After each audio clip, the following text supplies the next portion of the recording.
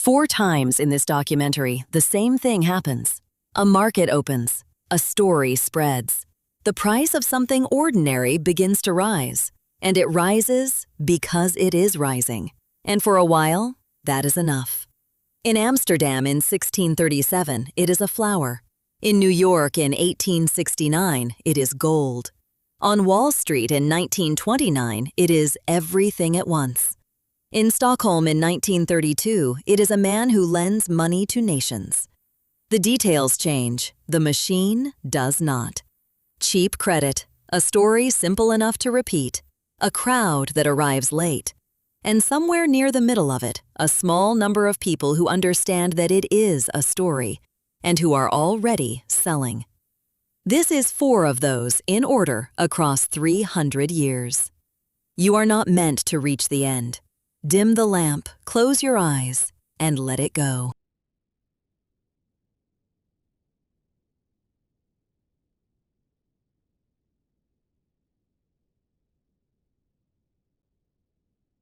The ledger lies open on the desk, candlelight catching the edge of its spine. We are in a merchant's study in the Dutch Golden Age, sometime in the winter of 1636. Outside, the wind moves through Haarlem and Amsterdam and Alkmaar, towns built on water and commerce, where tulips rest in dark soil and men gather in candlelit rooms to trade promises about flowers they cannot see. The rooms around us are filling with a particular kind of fever, not the fever of war or plague, but something quieter and more insidious. Something that moves in ledgers and on slate boards, in wine glasses and in whispered conversations that travel from tavern to tavern, city to city, merchant to merchant. Men are trading pieces of paper for flowers, not real flowers that they can hold in their hands or see bloom in a garden. Promises of flowers, bulbs sleeping 3 feet down in dark earth, waiting for the spring thaw, while the price of the invisible bloom climbs higher than anyone imagined possible. One man in particular sits at the center of this story. His name is Wouter Bartholomeus Winkel. He is not famous. History does not sing his praises. No paintings were made of him, no poetry was written in his honor. His own words have not survived. He speaks to us only through the aftermath of his death, through the records of what was left behind, through the great auction that will disperse his collection and cascade through the market like a stone dropped into still water. But in the hands of those who inherit what he leaves behind, his orphaned children, whom he will never see grow to adulthood, passes the single largest documented flower sale of the entire mania. 99 lots of tulip bulbs, some individual prized specimens, some collections of varieties, each lot described and examined and offered to the highest bidder. Nearly 90,000 guilders, more money than 100 skilled craftsmen could earn in their lifetimes, all converted into the promise of flowers, all hanging on the belief that the price of beauty will only ever rise. The sum that will drive our story forward and then backward into loss. The fever that builds, peaks, and then collapses into recrimination and ruin, and the quiet aftermath of disillusionment. Before we begin, if you'd like the ledger opened again next week, the subscribe button is just below. Best to press it now while the lamp is still lit. Dim the lamp. I'll keep the ledger. The story does not begin in Holland. It begins in Constantinople, in the Ottoman court, where a diplomat named Ogier de Busbecq walks through gardens in the middle of the 16th century. He is watching the flowers, tulips the Turks call them, from the word for turban, because of the cup of their petals. They bloom in the spring meadows outside the city in colours that seem to have no name in Latin or Flemish, reds so deep they verge on black, yellows that catch light like polished brass, stripes and flames and variegations that no European gardener has ever seen. Busbeck writes about them in his letters home.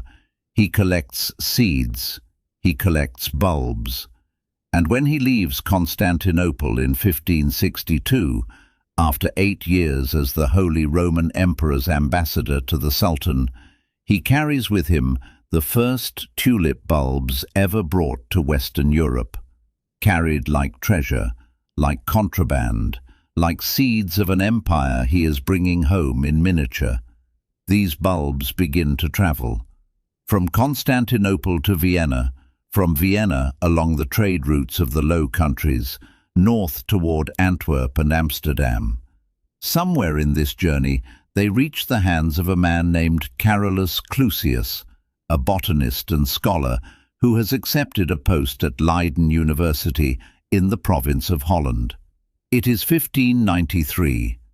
Clusius is in his 80s, and he has been given a small plot of land, a hortus botanicus, a botanical garden, where he can plant his collection. In the spring of 1594, the tulips bloom in Leiden for the first time north of the Alps, and Clusius sees something that will shape the entire history of this flower. Some of the blooms are broken, not broken in their structure, but broken in their appearance.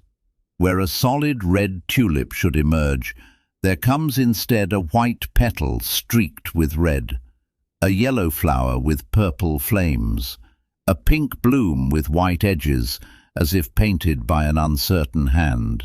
These broken tulips are weak. Clusius can see it. They are smaller, more fragile. They seem to live shorter lives. They will likely die. But they are also the most beautiful things he has ever seen. Clusius does not understand what is happening. He will never understand it. It will take science 3 more centuries to discover that the breaking is caused by a virus, tulip breaking virus. A microscopic thing passed through the soil and through the touch of hands and tools. It weakens the bulb and will eventually kill it. But in the moment of its viral corruption, before the death comes, the bulb produces a flower unlike anything nature has made before. It is as if the flower knows it is dying and paints itself one final time in colors of desperation and defiance. And this is the flower that Holland will desire above all others. Clusius begins to sell tulips from his garden. Not for much. They are novelties, expensive by the standards of the time, but not yet the objects of obsession. He sends them to other botanists, to wealthy collectors, to the merchants and nobles who can afford such things. The tulips travel again, from Leiden to Amsterdam, to Haarlem, to Alkmaar, to Utrecht. Wherever Dutch merchants gather and trade, the tulips begin to appear. In the gardens of wealthy men, in pots on windowsills, as objects to be owned and displayed and spoken of in low, reverent tones. A bulb that produces an ordinary red tulip might be worth a few stuvas, the loose change of the merchant class. A broken tulip, a truly beautiful one with the sought-after patterns and colors, begins to command different prices. 1 guilder, 2, 5. By the turn of the century, a single bulb of a particularly beautiful broken tulip, a variety called Semper Augustus, with its white flames on a background of deep crimson, is worth as much as a good house in Amsterdam. Not the house itself, you understand, only the bulb. Only the promise of a flower that will bloom once, and then, perhaps, never bloom exactly the same way again. And this, too, is something that Clusius, old, dying, his work nearly complete, has given to Holland. The knowledge that the rarest, the most broken, the most fragile flowers are the ones worth pursuing to the point of ruin. He dies in 1609. By then the trade is well established. By then the merchants of Holland have already begun to see the tulip not as a flower, but as an investment. Not as something to grow and admire in a garden, but as something to buy and sell and trade, hand to hand, in ledgers and promissory notes, in futures contracts written on pieces of paper and sealed with wine and the honour of a man's word.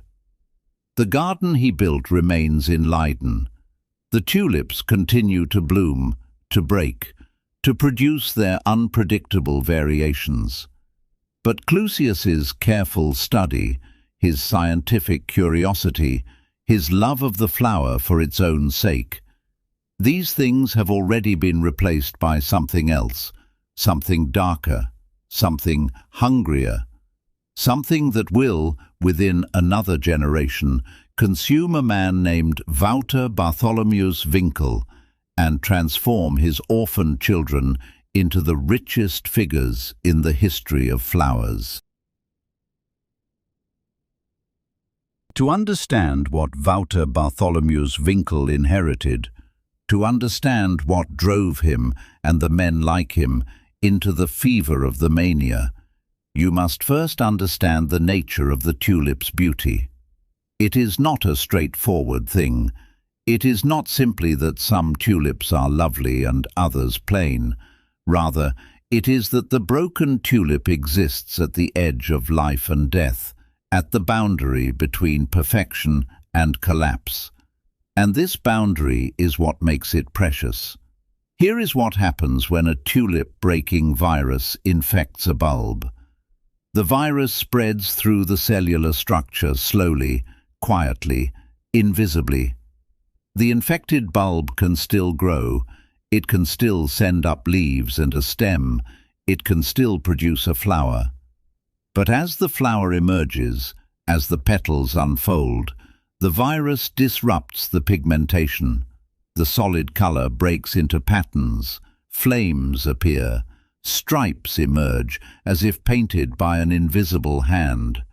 The bulb is weakened. It will eventually die, yes, sometimes within a year or two, but first, for this one brief moment, this one flowering, it produces something unprecedented.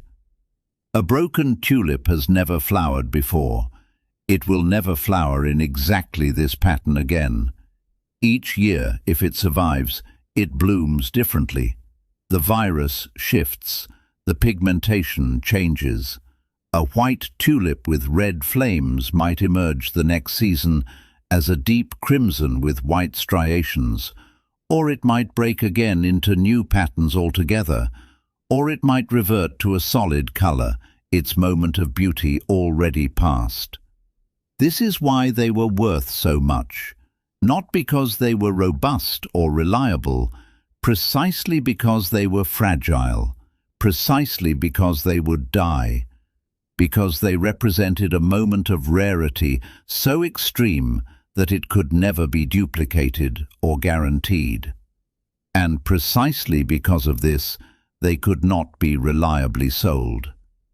Here is the practical problem that the merchants of Holland faced. In the springtime, a man might walk into a garden and purchase a bulb. The bulb will bloom. He will see the flower. He will decide whether to buy another bulb of the same variety. But a tulip bulb can only be safely uprooted and moved in the summer, when the bulb has gone dormant in the earth. In the winter, when the merchant class has the most time and inclination to sit in taverns and conduct business, the bulbs are buried. They are sleeping. They cannot be shown. They cannot be seen. So the Dutch traders invented a solution: windhandel, wind trade, trading in air. Buying and selling bulbs that they could not touch, could not see, promises written in ink on paper or scratched onto slates and passed hand to hand by candlelight, sealed with wine. A man might own a particularly beautiful broken tulip in his garden. When the bulb goes into the ground at the end of summer, he knows roughly how many offset bulbs, smaller bulbs growing from the mother bulb, it will produce come next summer. He might sell the promise of these offsets before they even exist. He might sell them to a dealer. The dealer might sell them to a merchant. The merchant might sell them to a collector, or to another merchant, or to a wealthy amateur who simply wants to have them, to own them, to speak of them at dinner parties. Each transaction involves a fee. Each transaction involves wine. Each transaction strengthens the belief that the bulb will be worth more next time, that the next purchase will be a better investment than the last.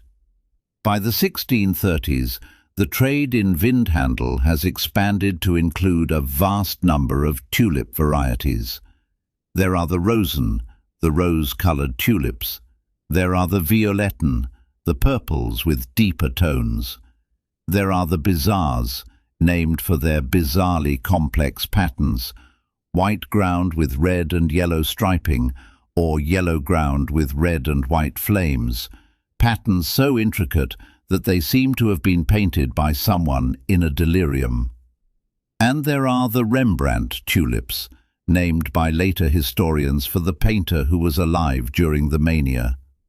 They were not called this at the time, but they are the ones that most resembled his paintings, dark reds and purples with gold or white striations, colours so deep they seem to have shadows in them, as if the tulip is not simply red, but is red the way a room is dark when there is only one candle burning in the corner.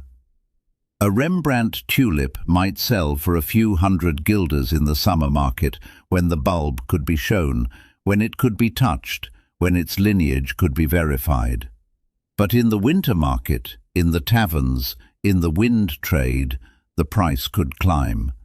A few hundred, then 1,000.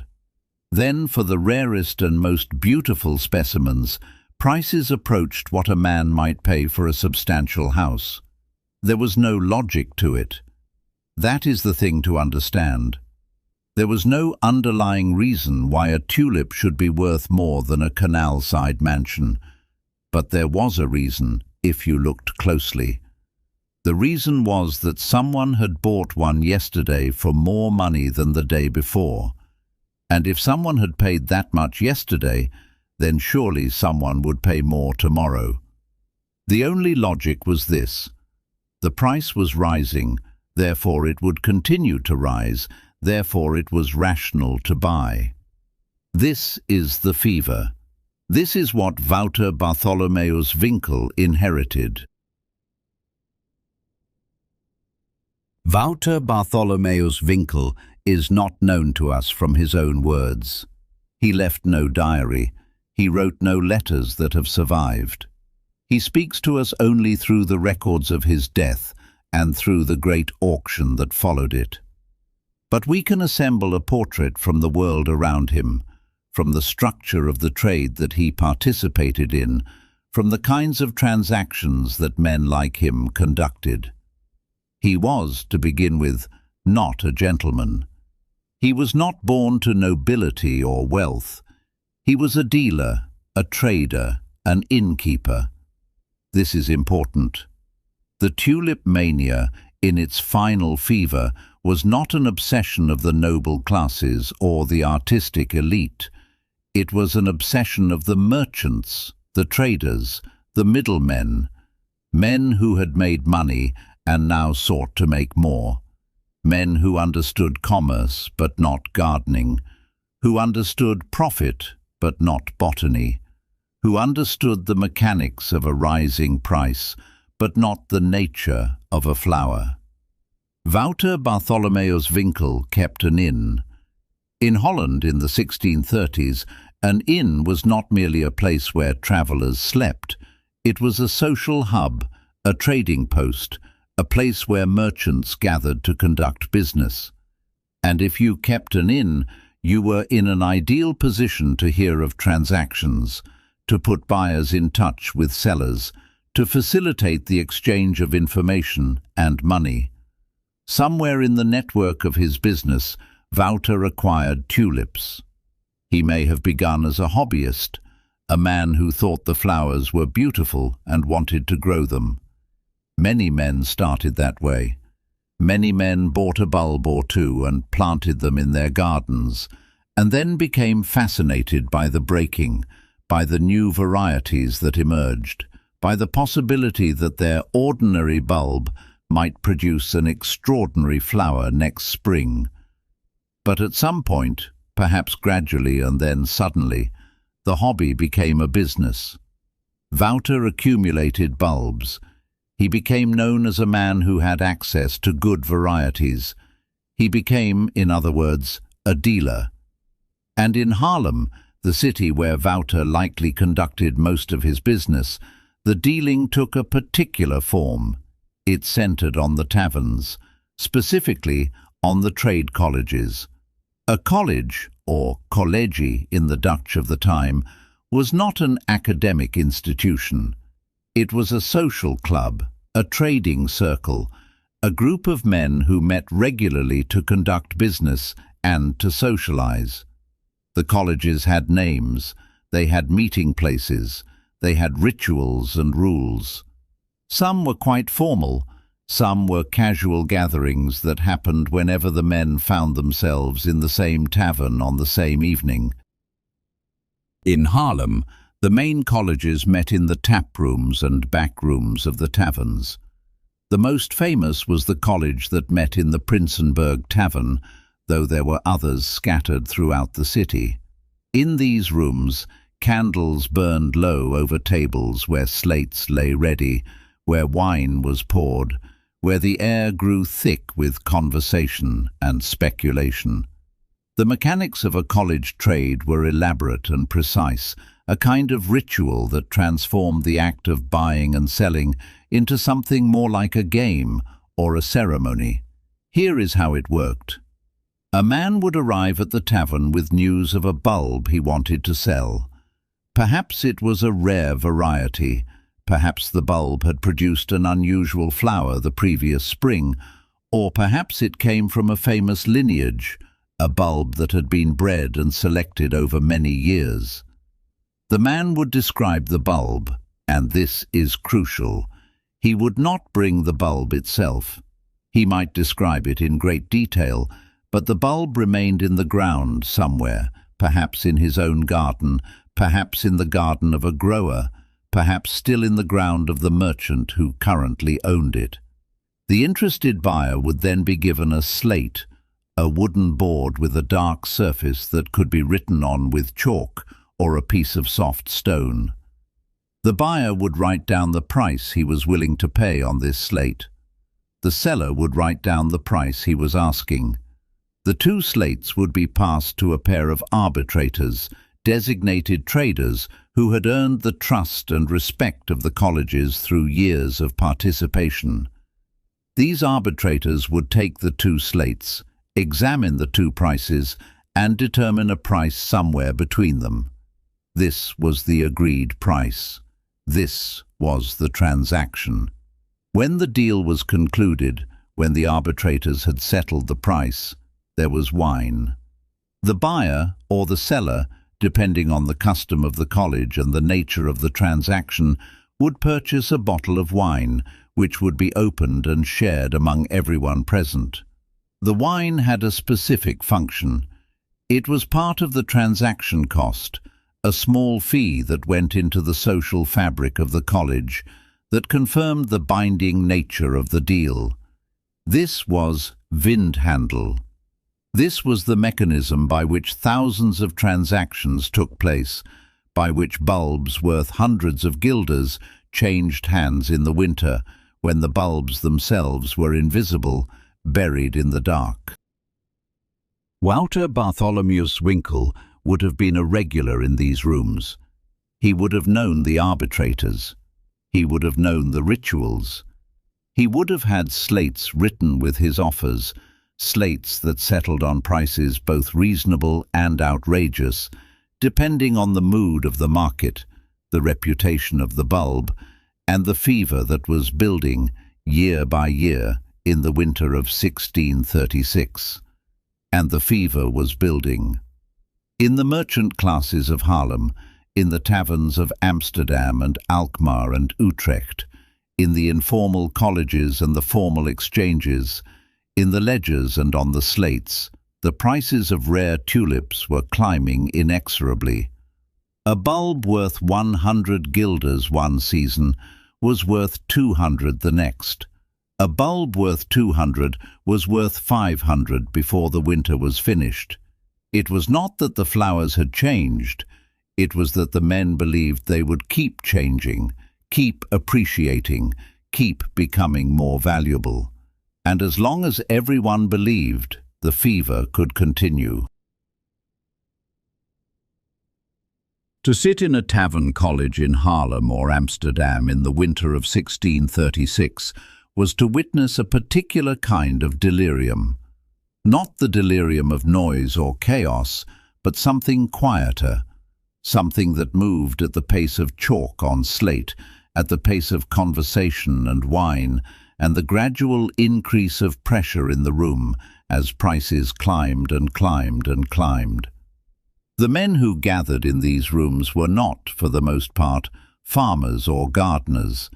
They were merchants and traders and dealers and wealthy amateurs, men who had made money in other ways, in the import and export trade, in banking, in the manufacture of cloth, and who had entered the tulip market as they might enter any investment opportunity.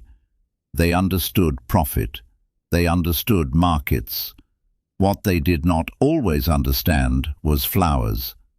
This distinction mattered because a farmer who understands flowers knows, at some level, that a bulb is fragile, that it can rot, that it can fail to bloom, that it can be worth very little. A merchant who understands only profit can persuade himself that fragility is actually rarity, that failure to bloom is actually opportunity, that the very weaknesses of the bulb are the things that make it valuable. The colleges had developed their own culture, their own language, their own rituals of exclusion and inclusion. To be a regular at a college was to be part of something, a brotherhood, a club, a group that met regularly and whose members came to know each other, to trust each other, or at least to believe they could trust each other, to develop relationships that extended beyond the simple buying and selling of flowers. There were formal rules. Each college had written statutes.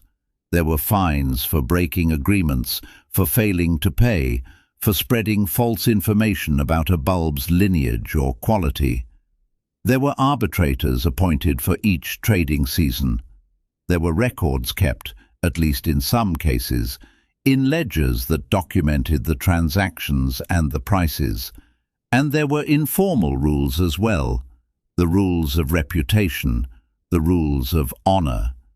A man who broke his word, who failed to pay for a bulb he had agreed to buy, who was caught spreading lies about the quality of a flower, such a man would find himself excluded from future transactions. His name would spread through the colleges. He would become a pariah. This was the mechanism that kept the market functioning, at least for a time. It was not formal law. The courts were uncertain whether they had authority over these transactions. The contracts were ambiguous. Many of them were not written at all, or were written in such vague terms that no one could be sure what had been agreed to. The enforcer was not a legal system, but reputation and social pressure. And so long as reputation mattered, the market held together. The transactions themselves followed certain patterns. There were the major auctions, held in the summer when bulbs could be sold and handled. There were the tavern trades of the winter, conducted in the wind trade, in which bulbs that might not even exist yet Offset bulbs that were still growing on mother bulbs in the ground were bought and sold. There were the great breeders and traders, men who had accumulated large collections and who sold from them regularly. And there were the speculators, men who bought with the intention not of growing the bulbs, but of selling them again, of profiting from the rising price. By 1636, the line between these categories had become blurred. A man might buy a bulb one week, intending to grow it, then decide the following week that the rising price meant he should sell it immediately, that the profit to be made by selling now outweighed the pleasure he might take in watching it bloom. A man might participate in a tavern college trade, purchasing a bulb at a high price, then panic and try to sell the same bulb the next evening at a loss, desperate to convert the paper promise into something tangible, something he could hold in his hand. The market had taken on a life of its own. It was no longer about flowers. It was about prices. It was about the momentum of rising numbers, about the belief that whatever had climbed yesterday would climb today, would climb tomorrow. It was about fear, fear of missing out, fear of being the man who sold too early and watched the price soar while his profits remained fixed. It was about greed, yes, but a greed that had become almost abstract.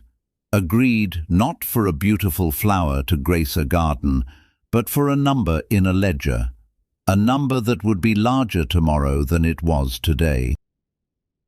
In the taverns, the wine flowed, the transactions multiplied. Merchants from different cities would gather, news would be exchanged.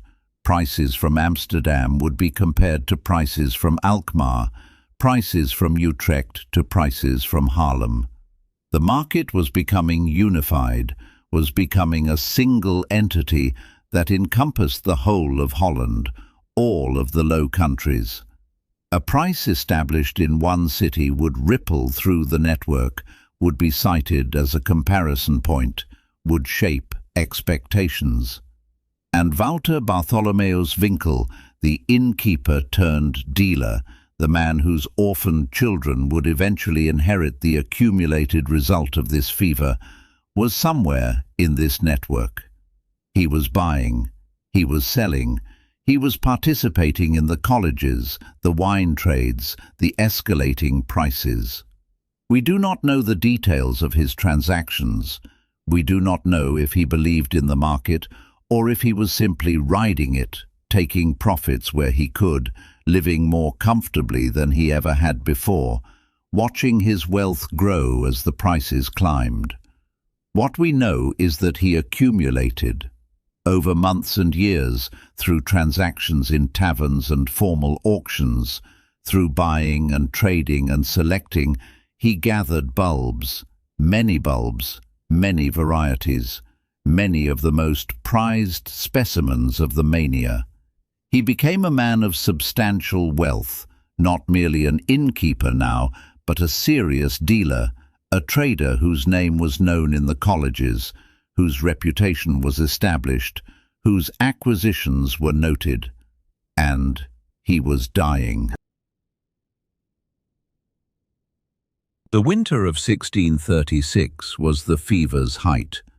The prices had climbed to levels that, even to the participants, seemed absurd, seemed impossible to sustain, seemed like something that would have to end. Yet, day by day, week by week, the prices continued to rise. There is something that happens at the peak of a market fever, at the moment when everyone knows the price is too high, but everyone also knows that everyone else knows this and is buying anyway. It is a strange psychological state, a state of simultaneous belief and disbelief. The price is crazy, yes. The price is too high, absolutely. The price cannot be sustained, certainly. And yet the price is rising. And if the price is rising, then the rational actor is the one who buys now, before it goes higher. In Haarlem, the colleges were running at their peak activity. The most famous college, the one that met in the Prinsenberg, was meeting multiple times per week. Dozens of transactions were taking place. The fees from the wine were increasing. The arbitrators were working late into the evenings, settling prices, documenting deals. The air in the taverns was thick with anticipation and anxiety, and a kind of electricity that comes from money being made, from wealth being created, or, though no one wanted to think about this, from illusions of wealth being sustained by a collective agreement not to look too closely. A single bulb of the rarest varieties, a Semper Augustus or a Viceroy, or one of the most prized Rembrandt tulips, might command a price of 600, 800, 1,000 guilders. These figures need context to be understood. A skilled craftsman, a carpenter or a mason, might earn 300 to 400 guilders in a year if he worked steadily. A substantial house in Amsterdam, the kind that a merchant might own, might sell for 2,000 to 3,000 guilders. So a single bulb was worth what a master craftsman earned in 2 or 3 years. A few bulbs could be worth a house.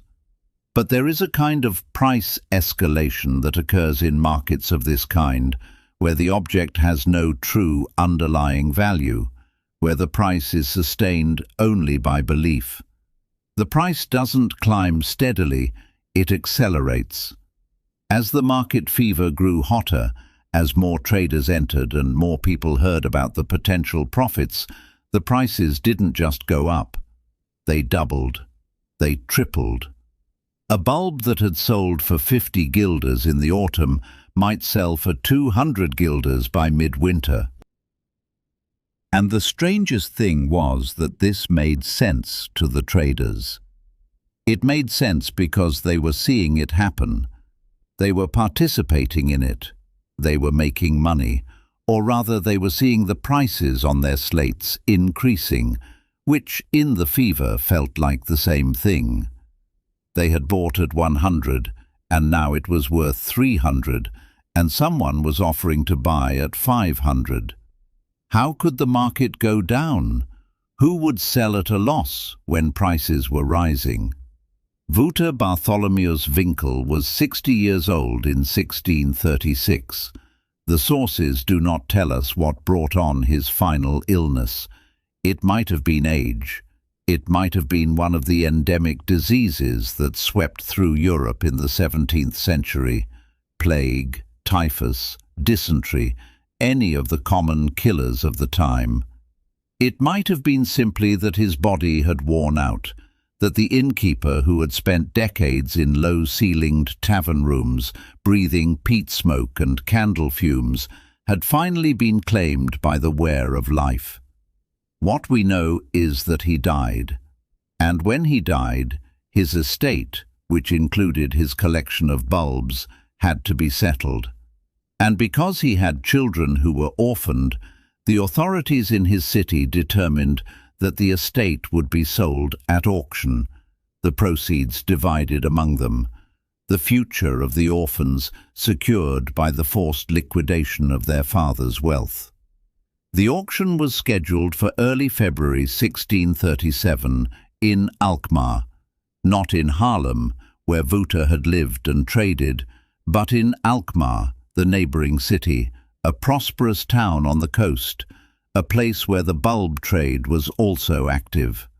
The auction was to be held at the Nieuwe Schuttersdoelen, a civic building, a place of some ceremony and formality. And between Wouter's death and the date of the auction, something happened to the market. The news spread through the colleges, through the taverns, through the network of dealers and traders.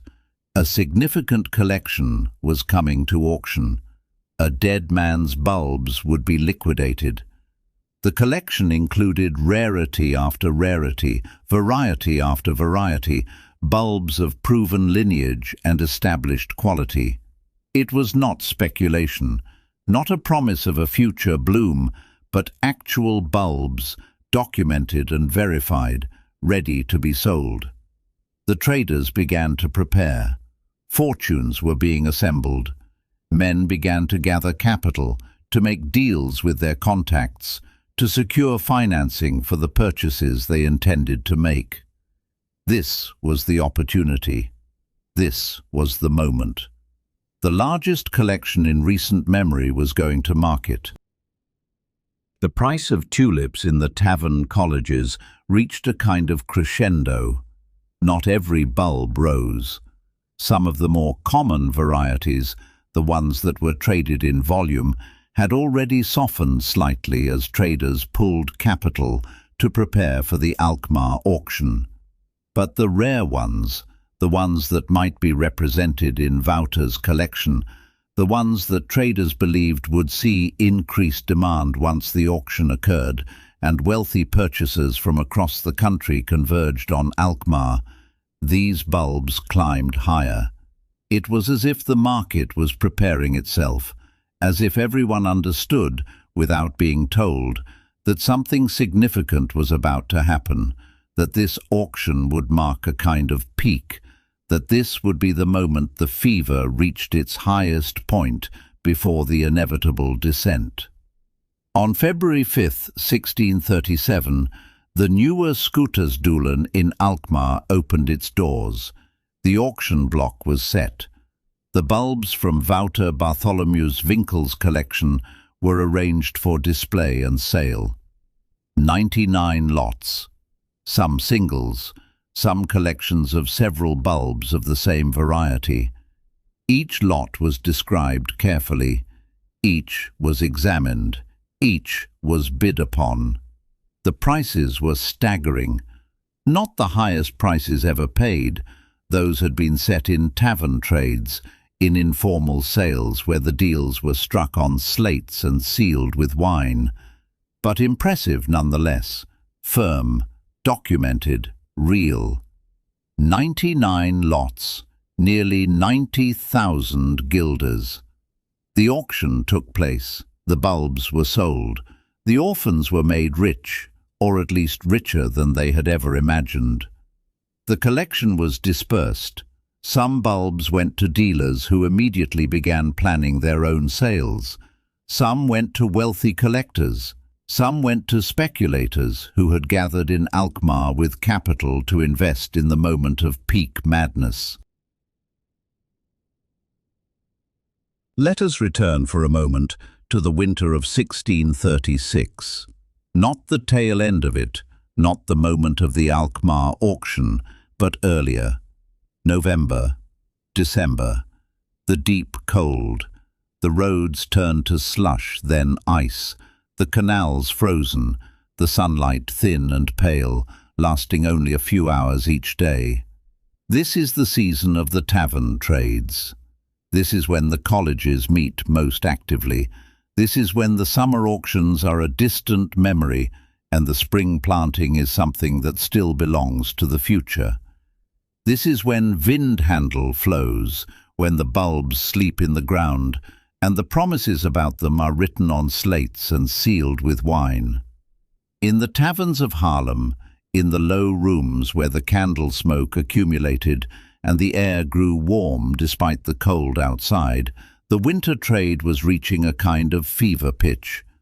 Prices had been climbing for months, for years really. The tulip trade had grown consistently from the early decades of the century, but the final climbing, the acceleration, had begun in 1634 and was reaching its peak in this winter of 1636. There were more traders than ever before, more amateurs entering the market, more speculation, more faith that the prices could only go up. The history of the tulip in Holland was short enough that there was no one alive who had seen a true crash, a sustained decline in prices. The Tulip Mania was new. The certainty that prices rose was the only certainty anyone had. A dealer in Haarlem, a man working in the colleges, would have seen a procession of transactions. A white tulip with red streaks, called an incomparable, offered at 60 guilders. 4 days later, the same variety, offered by someone else, 90 guilders. A week later, 150. A few days later, 180. The numbers climbing not because the bulb had changed, but because each seller wanted more than the last seller had gotten, because each buyer believed that the price would be higher still when it was his turn to sell. The wine flowed. The arbitrators grew rich from the transactions. The reputation of certain traders climbed as they made successful sales, as they picked the right moments to sell, as they demonstrated an ability to read the market. The reputation of others declined as they sold too early, as they found themselves holding bulbs that seemed to have reached their peak and could only decline. Wouter Bartholomeus Winkel was dying through this winter. Or perhaps not dying in the immediate sense, but aging, slowing, aware perhaps that his time in the colleges, his time as an active trader, might be growing short. He would have been accumulating his final pieces, his last acquisitions. He would have been aware that he was assembling something significant, a collection of substance and quality. And in other parts of Holland, in Amsterdam and in Utrecht, in the smaller towns and villages where the wealthy merchants lived, men were preparing for the spring. They were setting aside capital. They were making plans for which lots they would bid on at the great auctions. They were comparing prices, noting which varieties had risen most sharply, which bulbs were most sought after, which collections were rumoured to be coming to market. The winter of 1636 was a winter of anticipation. It was a winter when the market believed in itself, when prices seemed unassailable, when the idea that the tulip craze would ever end seemed impossible to contemplate. There is a quality to the peak of a fever that is very particular. It is not wild or chaotic. It is often quite orderly, quite businesslike. Prices climb steadily. Transactions are conducted with decorum. Men arrive at their regular meeting places and conduct business according to established procedures. From the outside, from the perspective of someone observing the structure of the trades, everything appears to be functioning normally. But there is a brittleness to this orderliness. There is a fragility beneath the surface. The prices have climbed so high, so fast, that there is very little margin for error. A piece of news, a shift in sentiment, a buyer or a seller who panics, any of these things could cause the structure to shudder. And once it shudders, once the certainty cracks even slightly, the cascade can begin. In the winter of 1636, the certainty had not yet cracked. The cascade had not yet begun. The market continued to function, to believe in itself, to climb higher. The tavern colleges continued to meet.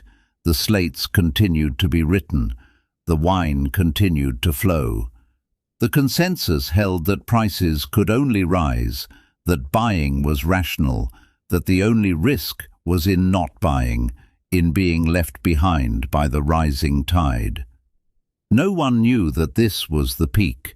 No one understood, in those cold months, that they were at the highest point, that the descent was beginning, not in price, not yet, but in sentiment, in belief, in the conviction that sustained the entire structure. Wouter Bartholomeus Winkel was preparing to leave the market, not voluntarily, not by choice, but by the only means that was final, by ceasing to exist. His collection, accumulated through these fever winters, through the rising prices, through years of dealing and trading and participating in the colleges, was about to be liquidated, And the market, still climbing but already beginning to fracture, was about to receive the largest shock it had yet sustained. Proof positive that the rarest, most valuable bulbs could change hands, could be owned and then not owned, could have a price and then a different price, could be subject to the same mortality, the same contingency, the same risk as anything else. The Nieuwe Schuttersdoelen is a substantial building, a civic chamber where the militia of Alkmaar had met, where important events were conducted, where community business of significance was transacted. It is a building designed for ceremony, for formal proceedings, for events of weight and consequence. On February 5th, 1637, it became something more than that. It became a temple to the fever. It became the stage on which the final act of the mania would be performed. The bulbs from Wouter Bartholomew's Winkel's collection had been prepared carefully over the preceding weeks. The estate executors had arranged them by variety and quality, had organized them into lots that would appeal to different buyers, had attempted to maximize value through strategic grouping. Each lot had been described in detail, each had been examined by experts, men who knew tulips, who could assess quality, who could verify lineage and history. The reputation of the collection was established. These were not dubious bulbs, not unproven specimens, not the kinds of bulbs that might prove disappointing when they bloomed. These were known quantities. Bulbs whose qualities had been verified by years of observation, whose lineages were documented, whose beauty had been confirmed by previous blooming, whose rarity was accepted and understood. The traders and dealers and wealthy collectors began arriving in Alkmaar from across Holland in the days leading up to the auction. From Amsterdam, that great maritime city where money flowed like water. From Haarlem, home of the tavern colleges, where the winter trade had just begun to turn uncertain. From Utrecht and Leiden and Hoorn and the smaller towns scattered throughout the Low Countries. They came by road and by canal, carrying letters of credit, carrying coin, carrying the fever in their eyes and the conviction in their hearts that this auction was the opportunity, the moment, the chance to acquire bulbs that would only increase in value. The auctioneer had prepared his ledgers. The lots had been numbered. The bulbs themselves, in their pots or in careful containers, had been arranged for display. The room had been arranged with tables where the lots could be examined, where buyers could walk from specimen to specimen, where experts could look closely at the bulbs and confirm for themselves the quality of what was being offered. The auction began. Lot by lot, bulb by bulb, Wouter Bartholomew's Winkel's collection was offered to the assembled company, and lot by lot the bidding was spirited, was intense, was driven by the conviction that these bulbs, these particular specimens from this particular collection, at this particular moment, when the market had reached its peak, when the prices were climbing almost daily, were worth whatever price could be extracted from the assembled buyers. The auctioneer would present a lot. He would describe it. He would invite opening bids. The bids would come quickly, climbing steadily, each bidder attempting to outbid the last, each bidder convinced that the price would be higher when he was forced to sell, that the bulb would be worth more 3 months hence, 6 months hence, a year hence. The gavel would come down, the lot would be sold, the price would be recorded in the ledger, and the next lot would be presented. The prices that were reached at Alkmaar are now history. They are documented. They are what give the auction its legendary status, what make it the single most detailed record of the Tulip Mania that we possess. These are not rumors or estimates or reconstructions. These are actual prices, recorded at the time, in ledgers that have survived to the present day. A Semper Augustus, the most famous and most prized of all broken tulips, the one with its deep red flames on a white ground, the one that had become the symbol of the entire mania, the one that had been spoken of in reverent tones in taverns across Holland, sold for 6,000 guilders. 6,000. That is the price of a substantial Amsterdam mansion, the price of 2 or 3 large houses, the price of a year's income for an entire city block's worth of merchant families. For a bulb. For a living thing that would rest in the ground for months, that would bloom for perhaps a week or 2 in the spring, that would then fade and die, that might or might not survive to bloom again in subsequent years, that carried the virus that was slowly killing it even as it grew. But that was the rarest lot, the finest specimen. Most bulbs went for less, though still for sums that seem astonishing when viewed from the distance of centuries. The viceroys, the regal tulips with their purple and white colouring, the tulips that had been named after royalty and seemed to carry some echo of that nobility in their appearance, these might sell for a few hundred guilders. An incomparable might sell for 75 or 80 guilders. A collection of smaller bulbs, less renowned varieties, the ones that were beautiful but not supremely rare, might go for 20 or 30 guilders each. 99 lots. That was the total number. 99 separate transactions. 99 separate moments when the auctioneer's gavel came down with a sharp crack, when a buyer's name was declared, when the price was recorded in the ledger, when the bulb changed hands from the estate of a dead man to a living buyer, a buyer with capital and hope and the fever in his eyes. The total sum, nearly 90,000 guilders. The exact figure fluctuated in the sources, but all contemporary accounts agree on the approximate total, 90,000 guilders, or very close to it. Some estimates say 87,000, some say 90,000, some even higher. But all agree that it was in this range, a sum of extraordinary magnitude. To put this figure in context, to make it comprehensible to a listener separated by nearly 400 years, you must understand that it represents an enormous sum by the standards of 1637 Holland. It is more than 100 times the annual income of a skilled craftsman, a master carpenter or mason who was at the top of his trade. It is enough to support a small town for a year. It is enough to build a substantial mansion, to outfit a trading expedition, to establish a merchant's business on a scale that would ensure stability and prosperity for a lifetime. It is wealth on a scale that most people in Holland would never see in a lifetime, let alone accumulate.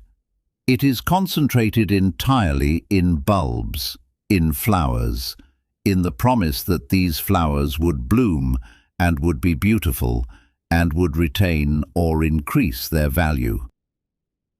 And the strange thing, the almost unbearably strange thing, is that at the moment of the auction, this seemed reasonable. This seemed appropriate. This seemed like a fair price for bulbs of such quality, such rarity, such beauty. The market at that moment believed in these prices. The buyers who bid these sums were not drunk or insane. They were doing what they believed to be rational, what they believed was prudent, what they believed would profit them. They were buying assets that they believed would continue to appreciate in value, that would be worth more in a month, more in 3 months, more in 6 months, more a year hence. The orphans of Wouter Bartholomeus Winkel were now, by the standards of Holland, wealthy beyond imagination.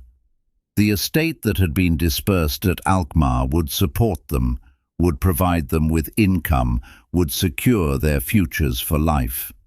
The death of their father, tragic as it was, had been transformed by the market into a stroke of good fortune. They were orphans, yes, but they were wealthy orphans. They would never want for anything. They would never struggle. They would rise in society, would make advantageous marriages, would establish themselves as people of substance and means. The death of their father, tragic as it was, had been transformed by the market into a stroke of good fortune, or so it seemed. The collapse did not happen all at once. That is what makes it so difficult to identify the precise moment when the market turned. There was no single transaction, no single moment of rupture, but there were cracks. 2 nights after the Alkmaar auction, in Haarlem, at one of the regular college meetings, something shifted. The prices that had been climbing for months, that had reached their apex at the auction, that had seemed unassailable, these prices began to hesitate. A dealer offered to sell a bulb at a price that would have been eagerly bought just days before. The offer met silence. Another offer, more silence. Then, finally, a bid, but at a lower price. Less than what the bulb had sold for at Alkmaar. Less than what similar bulbs had commanded in the tavern trades. It was nothing.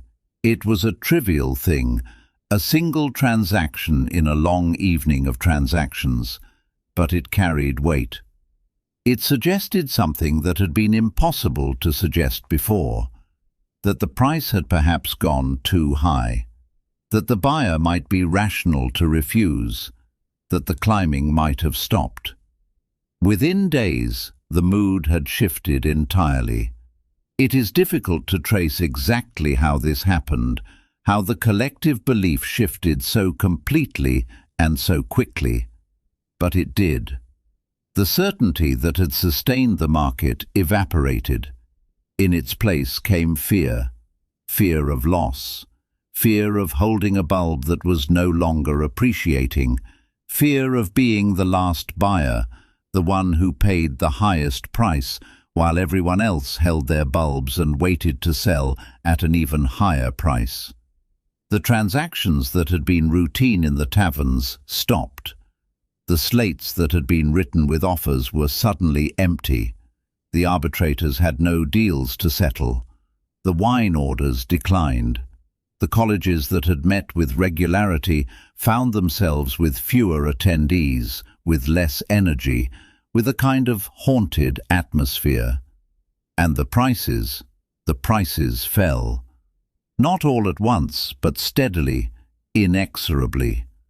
A bulb that had been worth 200 guilders was offered at 150 and found no buyer. A bulb worth 150 was offered at 100. The offers continued downward, at 75, at 50, at 25.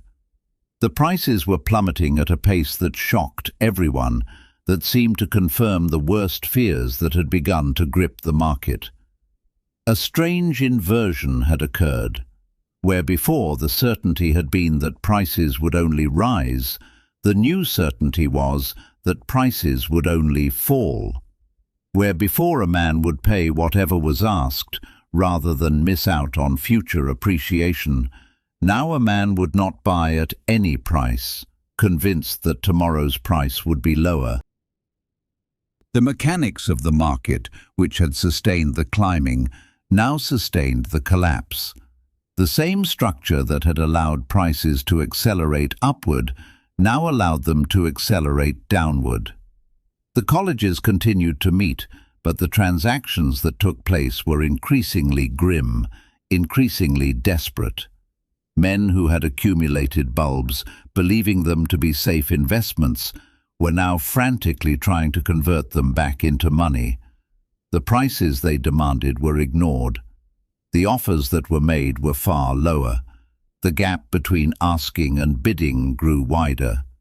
Within weeks of the Alkmaar auction, within weeks of the moment when nearly 90,000 guilders had been paid for Wouter Bartholomeus Winkel's collection, the market had turned catastrophically. Bulbs that had sold at Alkmaar for hundreds of guilders were now offered for tens. Bulbs that had commanded thousands were offered for hundreds.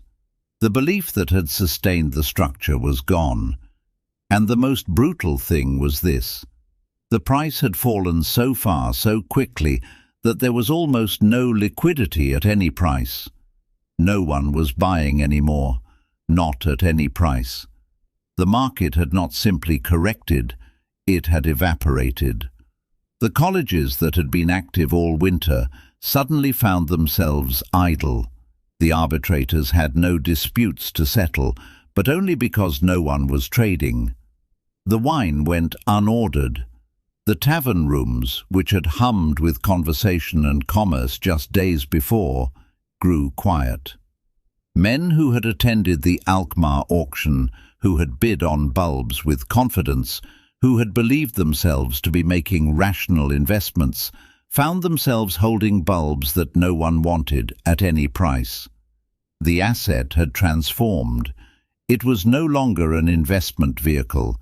It was no longer a way to generate profit through rising prices. It was simply a bulb, a living thing in the ground, something that would bloom once and might be beautiful, and would then die, as all things die. The collapse of the market created an unprecedented legal crisis. There were contracts, there were agreements, there were debts, and they had to be settled somehow through some mechanism because the structure of commerce required it. But the problem was that the courts did not know how to handle these cases. Were the tavern college trades binding? Were they contracts or gentlemen's agreements? What happened when a man had agreed to pay 500 guilders for a bulb, and the bulb was now worth 50 guilders? Was he obligated to pay the agreed price? Could he refuse, arguing that the circumstances had changed, that no rational person would fulfill such a contract? The cases began to arrive at the courts in February and March of 1637. At first, there were not many. But as it became clear that the market was not recovering, as it became clear that the prices were not going to climb again tomorrow, or next week, or next year, the cases accumulated. A buyer refusing to pay, a seller suing for payment, a debt that could not be satisfied because the collateral was gone. A man facing ruin because he had agreed to pay for bulbs that were now worth nothing. The courts struggled. The magistrates, the judges, the lawyers, none of them had authority over these matters. The tulip trade was too new, the contracts were too ambiguous, the law was unclear. Some judges refused to hear the cases at all, declaring that such matters were not properly within their jurisdiction. Some judges heard the cases, but did not know how to rule. In Amsterdam, an important meeting was held in February 1638, almost exactly a year after the Alkmaar auction, a year into the collapse. Florists and bulb dealers came together to try to establish a new basis for contracts, to try to create some kind of legal framework that might prevent future disasters. They proposed something radical, that contracts for bulbs could be settled for a fee. If a buyer could not pay or did not want to pay the full agreed price, he could settle the debt by paying a small percentage of the original sum. The proposal was for about 3.5%. This would allow people to walk away from contracts without complete ruin. It would also acknowledge that the market had collapsed, that the prices that had been agreed to were no longer valid, that some accommodation between the past and the present was necessary. But even this solution was incomplete. Many courts refused to enforce it. Many traders rejected it. Many debts were simply abandoned, left unresolved, creating a residue of bitterness and broken relationships that would persist for years. In Haarlem, in May of 1638, more than a year after the collapse, the burgomaster issued a resolution. It acknowledged the crisis. It attempted to establish some kind of legal framework for settling disputes. But by this time, much of the damage had been done. The men who had traded in bulbs, who had believed themselves to be rational investors, who had accumulated debt because they believed they were making profitable trades, these men now faced ruin. Not ruin in the sense of complete destitution. The wealthy men who had lost money could absorb the loss. But ruin in the sense of shattered expectations, ruin in the sense of debts that could not be paid, that would hang over them for years. Ruin in the sense of reputation lost, of judgment questioned, of having been part of something foolish and having to live with that knowledge. Some men simply refused to pay. The courts, uncertain of their authority and reluctant to force enforcement, allowed them to refuse. Some debts were forgiven or forgotten. Some were pursued through the courts for years. Some were settled at dramatically reduced prices. Some hung over estates and families long after the original traders had died. There were suicides. There is no statistical evidence for this, no records of large numbers of men taking their own lives in despair over tulip losses. But there were reports. There were stories, some documented in contemporary accounts, of men who could not bear the loss, who could not face the ruin, who chose not to survive the collapse. Whether these stories are true, whether there were suicides, or whether this is legend added by later moralizers, we cannot now say with certainty. But the stories speak to something real, to the genuine distress that the collapse caused, to the genuine pain of watching wealth evaporate, of watching investments turn to nothing, of having to face creditors and courts, and the question, how did I allow this to happen? Wouter Bartholomeus Winkel did not live to see the collapse. He died with his reputation intact, with his collection intact, with the market still climbing. In that sense, he was fortunate. His death freed him from the consequences of the mania. His orphaned children, made wealthy by the Alkmaar auction, were also spared. At least they had the proceeds of the auction documented and received before the market collapsed. But other men were not so fortunate. Men who had traded actively in the final fever months, who had accumulated bulbs believing they were safe investments, who had borrowed money to buy more bulbs because the price was rising. These men faced consequences that ranged from merely severe to genuinely catastrophic. The truth, which Anne Goldgar's research has established, is that most of them survived. The wealthy men who lost the most money were wealthy enough to absorb the loss. No great merchant houses collapsed. The economy of Holland continued. The trade in cloth and spices and banking continued unimpeded. The Tulip Mania, for all its intensity and drama, did not wreck the economy. But it wrecked something else. It wrecked confidence. It wrecked reputation. It created a residue of bitterness and recrimination that persisted for years. And it created a permanent record, proof that the market could be mad, that prices could climb to absurdity, that rational people could be swept up in collective delusion, that the structure of commerce could be turned against itself.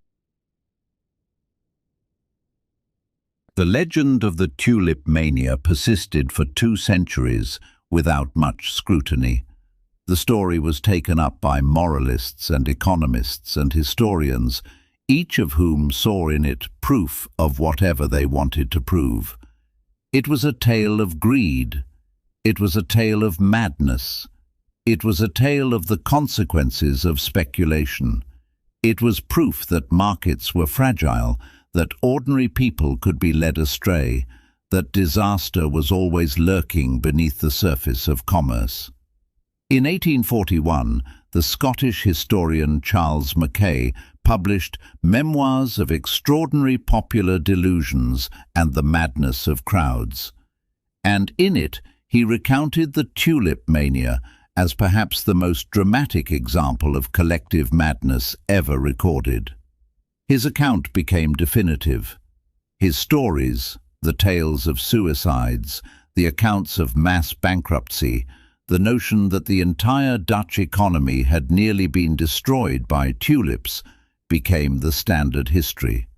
And for generations, this was how the mania was remembered. As a cautionary tale, as proof of something about human nature, about greed, about the fragility of markets. Then, in 2007, a historian named Anne Goldgar published a book called Tulip Mania, Money, Honor and Knowledge in the Dutch Golden Age. And she did something that historians had not done before. She examined the original sources carefully. She read the court records. She traced the actual transactions. She attempted to determine as precisely as possible what had actually happened. And what she found was more interesting than the legend because it was more complex. The mania had been real. The prices had climbed dramatically. The market had indeed collapsed. But the economic damage had been far more limited than the legend suggested. The wealthy merchants who lost the most money could absorb the loss. The economy of Holland continued to thrive. There were no mass bankruptcies. There were no waves of suicides. There was no economic catastrophe. What there was, instead, was something more subtle and in some ways more revealing. A social crisis, a crisis of reputation, a crisis of honor. When a man in 1637 agreed to pay 500 guilders for a bulb, and the price collapsed to 50 guilders, he faced a choice. He could pay the agreed price, at a loss of 450 guilders, an enormous sum, or he could refuse to pay. If he paid, he would fulfill his obligation and preserve his honor, but he would face financial harm. If he refused, he would preserve his wealth but damage his reputation. If word spread that he had broken his agreement, if he became known as a man who did not honor his commitments, then he would find himself excluded from future transactions, distrusted by his peers, marked as someone who could not be relied upon. This was the crisis that the Tulip Mania created.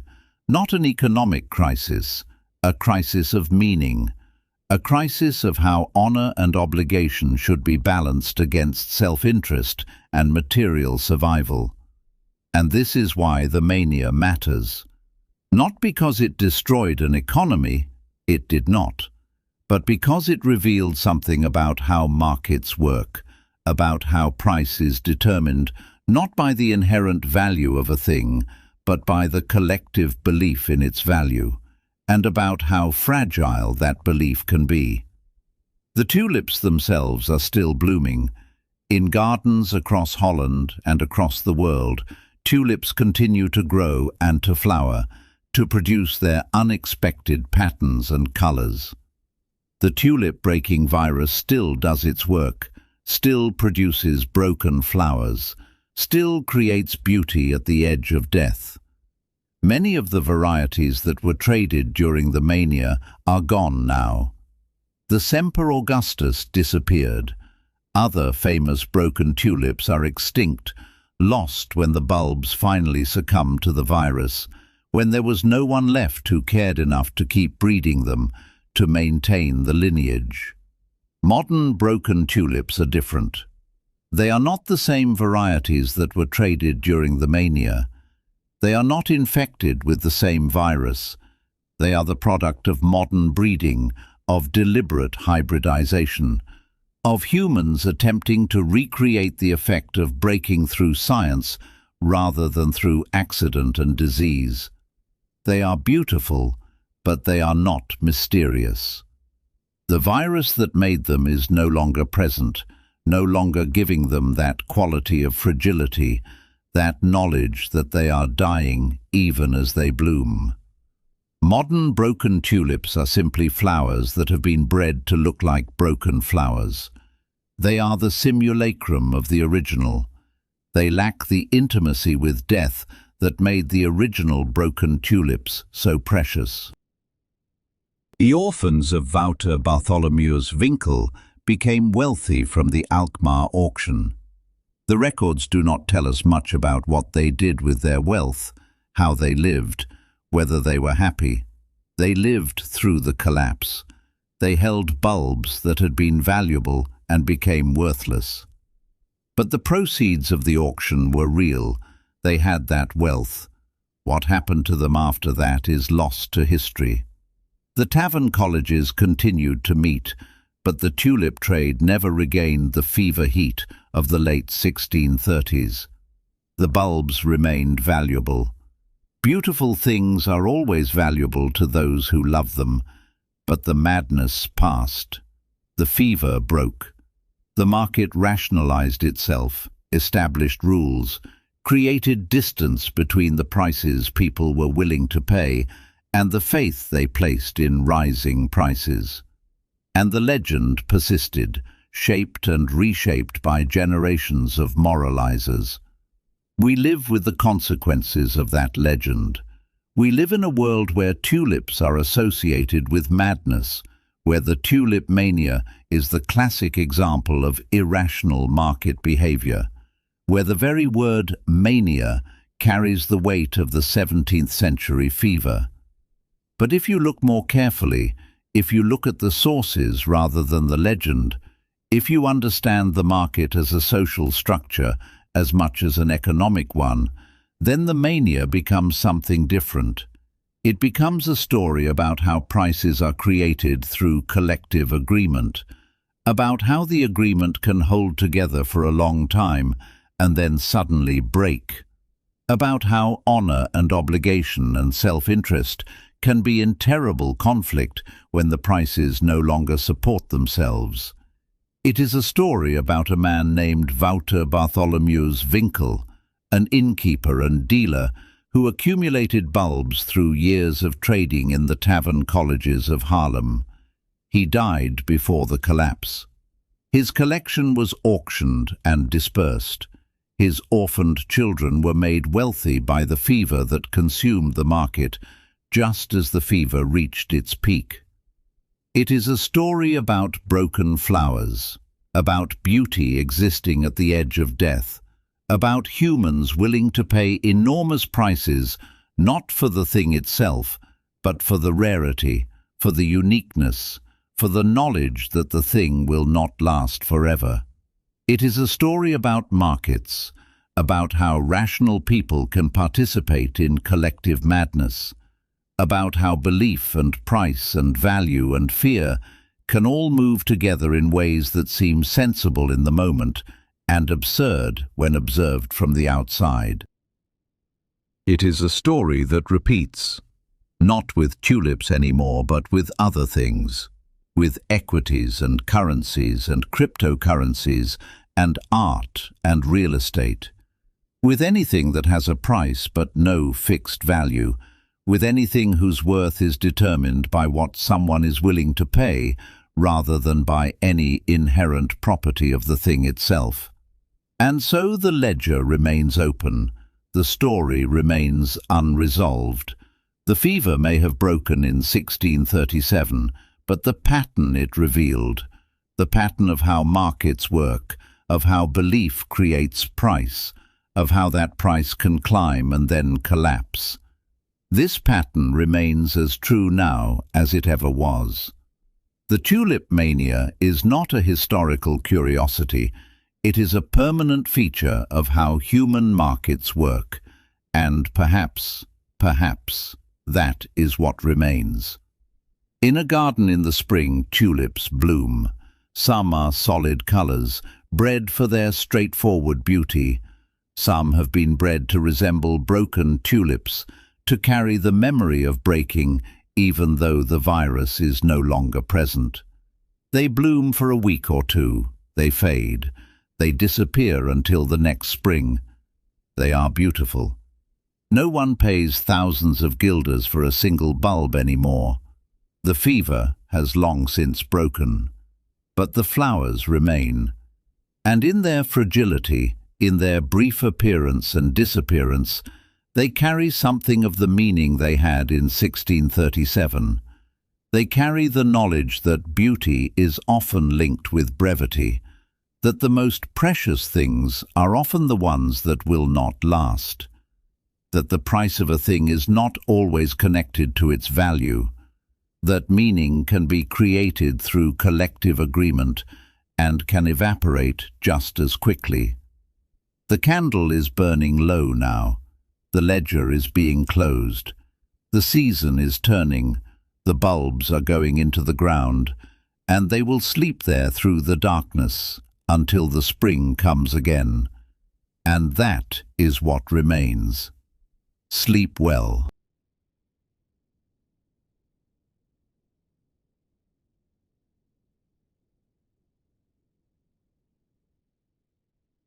$230 pass. The flower market in Haarlem closes and is forgotten, and the lesson closes with it. What replaces it is larger and far better documented, and it runs on a metal rather than a bulb. In New York, a man named Jay Gould works out that if you buy enough of something the whole country needs, you do not have to guess the price. You can set it.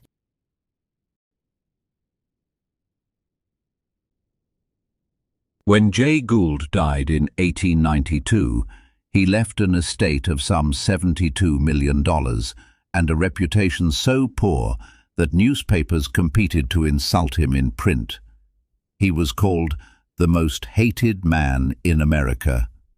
He had also, quietly, built a great deal of it.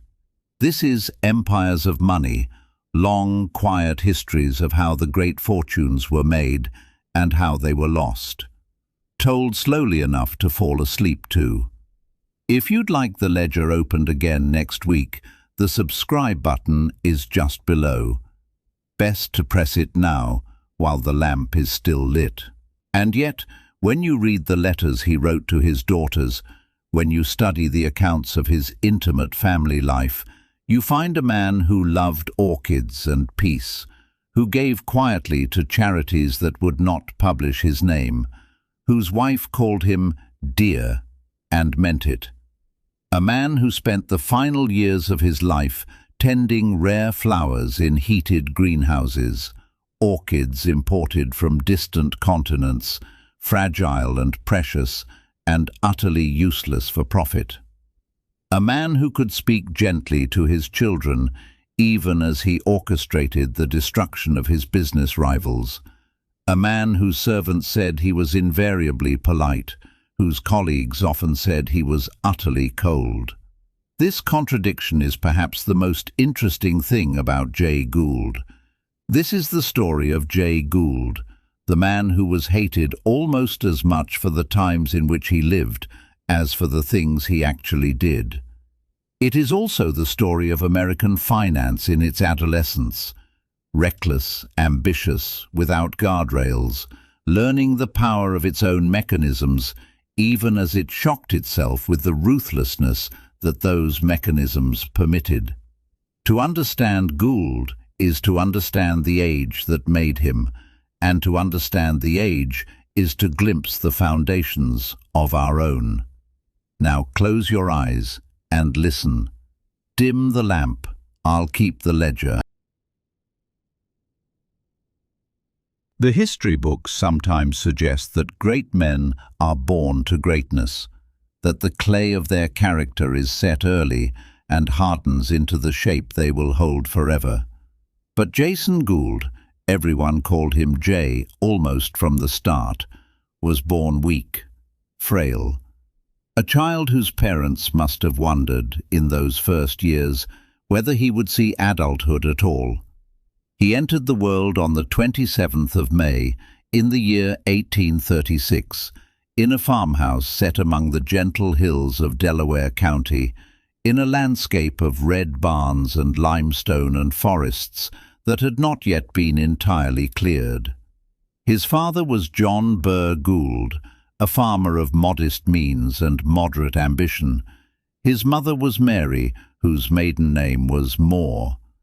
The family line traced back to England, solid yeoman stock, people who worked the land and lived quietly within the rhythms of agricultural seasons.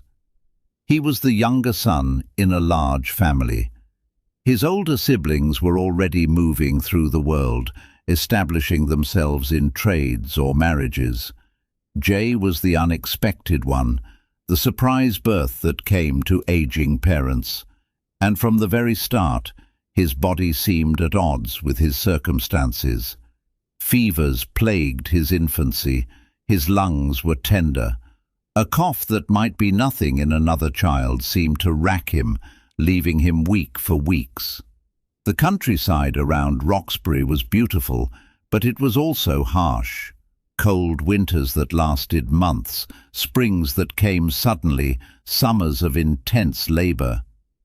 For a child of frail constitution, the demands of rural life were considerable. His mother died when Jay was only 4 years old. The cause, by the standards of the time, was ordinary enough, an infection perhaps, or a sudden fever. But for a young boy, losing his mother was a rupture in the world. He spent the rest of his childhood in the company of a stepmother, as was common enough in those days. The stepmother appears to have been kind enough, though the surviving records give little sense of the relationship. What we know is that the boy was left largely to himself, with books and his own thoughts. The valley where he grew up was not poor exactly, but it was rural and it was small. The world was somewhere else. For a sick boy, and Jay remained sickly throughout his youth, subject to fevers and weakness that kept him indoors for weeks at a stretch, books became portals. He read obsessively, with the hunger of someone trying to escape his own skin. Mathematics especially called to him, geometry, trigonometry, the clean beauty of numbers and angles, their predictability and order. The body might betray you, numbers never would. By the time he was old enough to be apprenticed out, as was customary, his father arranged for him to work as a bookkeeper for a blacksmith in the village. This would have been when he was 14 or 15 years old. He kept the books with precision. He studied at night. He taught himself surveying, the measurement of land, the translation of territory into maps, the mathematics of ownership itself. When he was 16, he was offered a partnership in the blacksmith's shop. But Gould had already begun to understand something fundamental about himself. He was not a man for physical labor. His hands were delicate. His strength lay elsewhere. He sold his interest in the shop, and with capital he had saved or borrowed, the sources differ in various accounts, he moved to New York City to establish a surveying business. He was in his late teens. He had never lived in a city. He had barely lived outside Delaware County. What we know is that within a few years, this young man had taught himself enough to publish, in the year 1856, a volume titled History of Delaware County and Border Wars of New York. It is a learned work, careful in its research, attentive to detail. He had written it in the margins of his surveying work, in rented rooms, by candlelight. The book was not a commercial success, but it established him as something more than merely a boy with an eye for figures. It established him as a person who could think, who could research, who could organize knowledge into a coherent form. Some who knew him in those early years said that he was ambitious. Others said he was merely careful. Perhaps both are true. Ambition without method is usually short-lived. Method without ambition leads nowhere. Gould, even as a young man, seemed to possess both. The newspapers of the time, when they mentioned him at all, noted his youth, his unusual learning, his bookish manner. None of them predicted that he would become rich.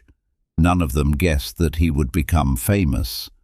The sickly boy from Roxbury seemed set for a respectable but modest career, a small-town surveyor perhaps, or a clerk in some government office. That he would one day control entire railroad networks, that he would manipulate commodity markets, that he would be simultaneously loved by his family and despised by almost everyone else in the country, this was impossible to imagine. And yet the seeds were already being sown. The habits of mind were already forming, the ability to see a system, whether it was a ledger, a map, a railroad network, or a financial market, and understand instantly where its weaknesses lay, where its strengths could be leveraged, where the levers of control actually rested. This capacity, in a man with the nerve to act upon it, is the capacity to reshape the world. Gould had it. The question was only, what would he do with it? In the middle years of the 1850s, a man named Zadok Pratt was one of the most successful businessmen in New York. Not in the city, in the state. Pratt had built his fortune in tanning. He owned what was, at the time, the largest tannery in the world. It sprawled across a valley in the Catskill Mountains, a complex of vats and sheds and drying houses that could process hundreds of hides each day. The work was filthy and dangerous and essential. Every boot that marched, every saddle that was cinched, every glove that was worn, came from leather that had been tanned in such places, treated with tannic acid extracted from the bark of hemlock and oak, then worked and worked again until it became supple enough for use. Zadok Pratt was 45 years older than Jay Gould. He was successful, established, a man of property and reputation. Yet somehow he and this young surveyor, this thin, bookish young man in his early 20s, formed a partnership. The exact details of how this came about are obscure. Perhaps Pratt saw something in Gould that others missed. Perhaps Gould simply made himself useful, began by surveying Pratt's property or assisting with some calculation, and gradually became indispensable. What is certain is that by 1856, Gould had become Pratt's junior partner in the tanning business. The partnership took its name from the location, Gouldsborough. It survives to this day. For a time it seemed as though Gould might become a great manufacturer. He brought to the business the same methodical approach he brought to everything. He studied the chemistry of tanning. He improved the processes. He reduced waste. He introduced new efficiencies that Pratt, despite his decades of experience, had not thought to implement. A man who knew Gould during these years recalled later that he was tireless, that he seemed to work without sleep, that his mind was constantly turning over problems and arriving at solutions. Perhaps it was the tannery itself that didn't suit him. Perhaps it was the limitations of partnership with an aging man. Perhaps Gould simply began to see further than the Catskill Mountains. By the early 1860s, Gould had begun to invest in railroads. This was perhaps inevitable. The railroad boom was transforming America. Every entrepreneur with capital was investing in rail. A man with vision could see that the railroads were reshaping the economy, creating new towns, making fortunes. Gould began to accumulate shares. He began to study railroad finances as carefully as he had studied the chemistry of leather. In 1862, the Civil War was raging. The economy was turbulent. Stock prices swung wildly.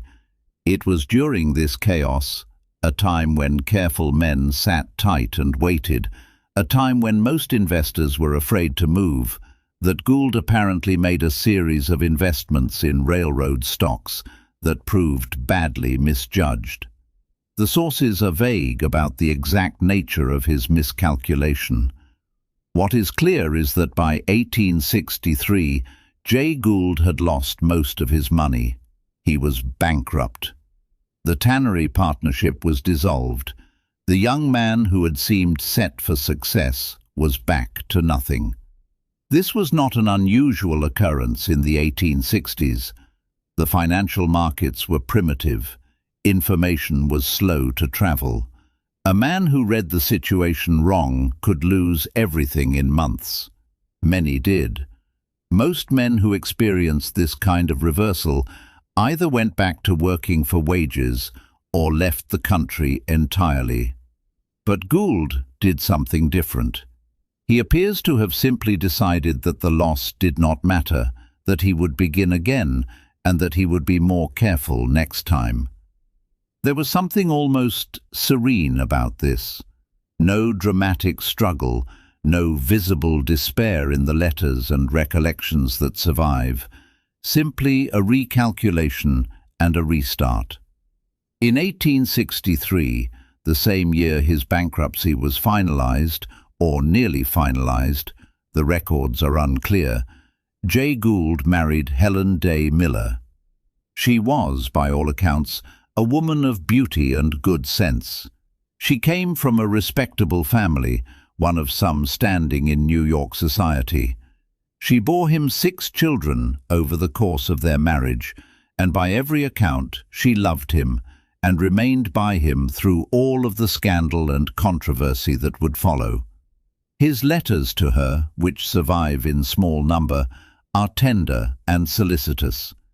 He called her "My dear Helen," and in one letter, written from some distant city where he was pursuing business, he confessed that he missed her and the children, that the work of building fortune was tiresome, that he would prefer to be home.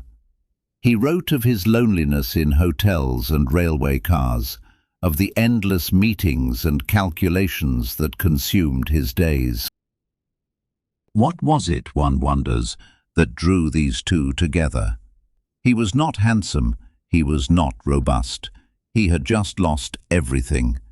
He was a slight man of 30 years, thin as a rail, plagued by coughs and fevers, with nothing to his name but his intellect and his determination. Yet Helen said yes. She kept saying yes, through decades of controversy and suspicion and newspaper attacks on his character. Perhaps she saw something in him that the rest of the world did not see. Perhaps she was able to discern, beneath the careful exterior, a core of genuine feeling. Perhaps she saw only the man he was at home, in the privacy of their rooms, and believed that person more real than the figure who moved through the financial newspapers and the courtrooms and the railway offices of America. Whatever her reasons, she remained loyal to him, bore his children, managed his households, and gave him, perhaps, the only kind of peace and belonging he ever really knew. Their marriage lasted until his death. By all accounts, she never wavered in her devotion. After his bankruptcy, Gould needed capital. He was not a man of means. He could not simply wait for his fortune to rebuild slowly through prudent investment. He needed a way to leverage what remained of his ability and knowledge into something larger. Wall Street provided it. In New York in the 1860s, the stock market operated on principles that would seem almost absurd to a modern investor. Information asymmetry was extreme. A railroad might issue stock whose value bore only the most tenuous relationship to the actual earnings of the company. A man with inside knowledge could make fortunes simply by timing his purchases and sales correctly. Gould appears to have understood this almost instinctively. He began to move in circles where such information was trafficked. He became friends with a speculator named Daniel Drew, an older man who had made his fortune in cattle drives and railroad speculation.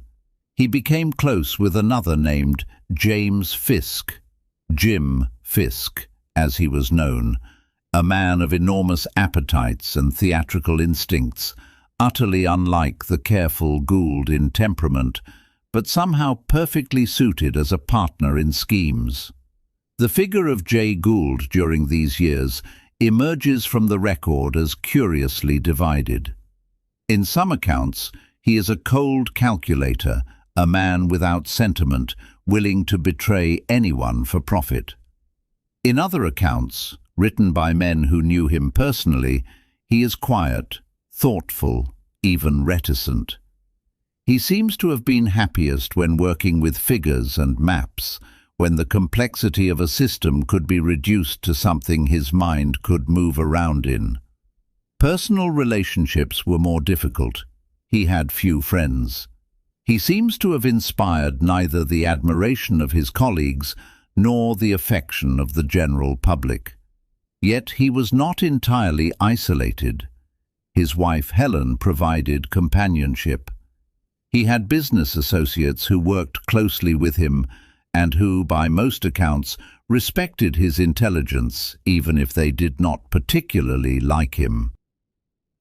It was around 1868 that Gould, working with Daniel Drew and James Fisk, began to acquire shares in the Erie Railway. The Erie was one of the great railroads of America, an important line connecting the East to the Great Lakes and beyond. It ran through some of the richest territory in the country. A man who controlled the Erie controlled the flow of goods and people across one of the most important corridors of commerce in North America. At the time, the Erie was controlled by a man named Cornelius Vanderbilt. Vanderbilt was in his 70s, the richest man in the country, a railroad magnate who had seemed almost invincible in his acquisitions. He had built the New York Central Railroad into a vast system.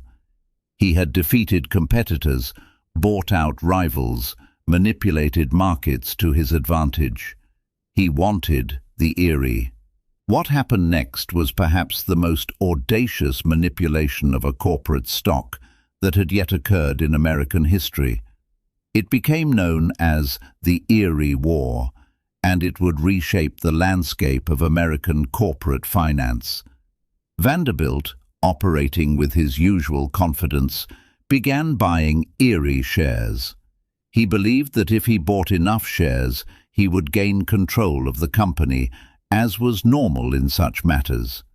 He had the capital, the influence, and the audacity to do it.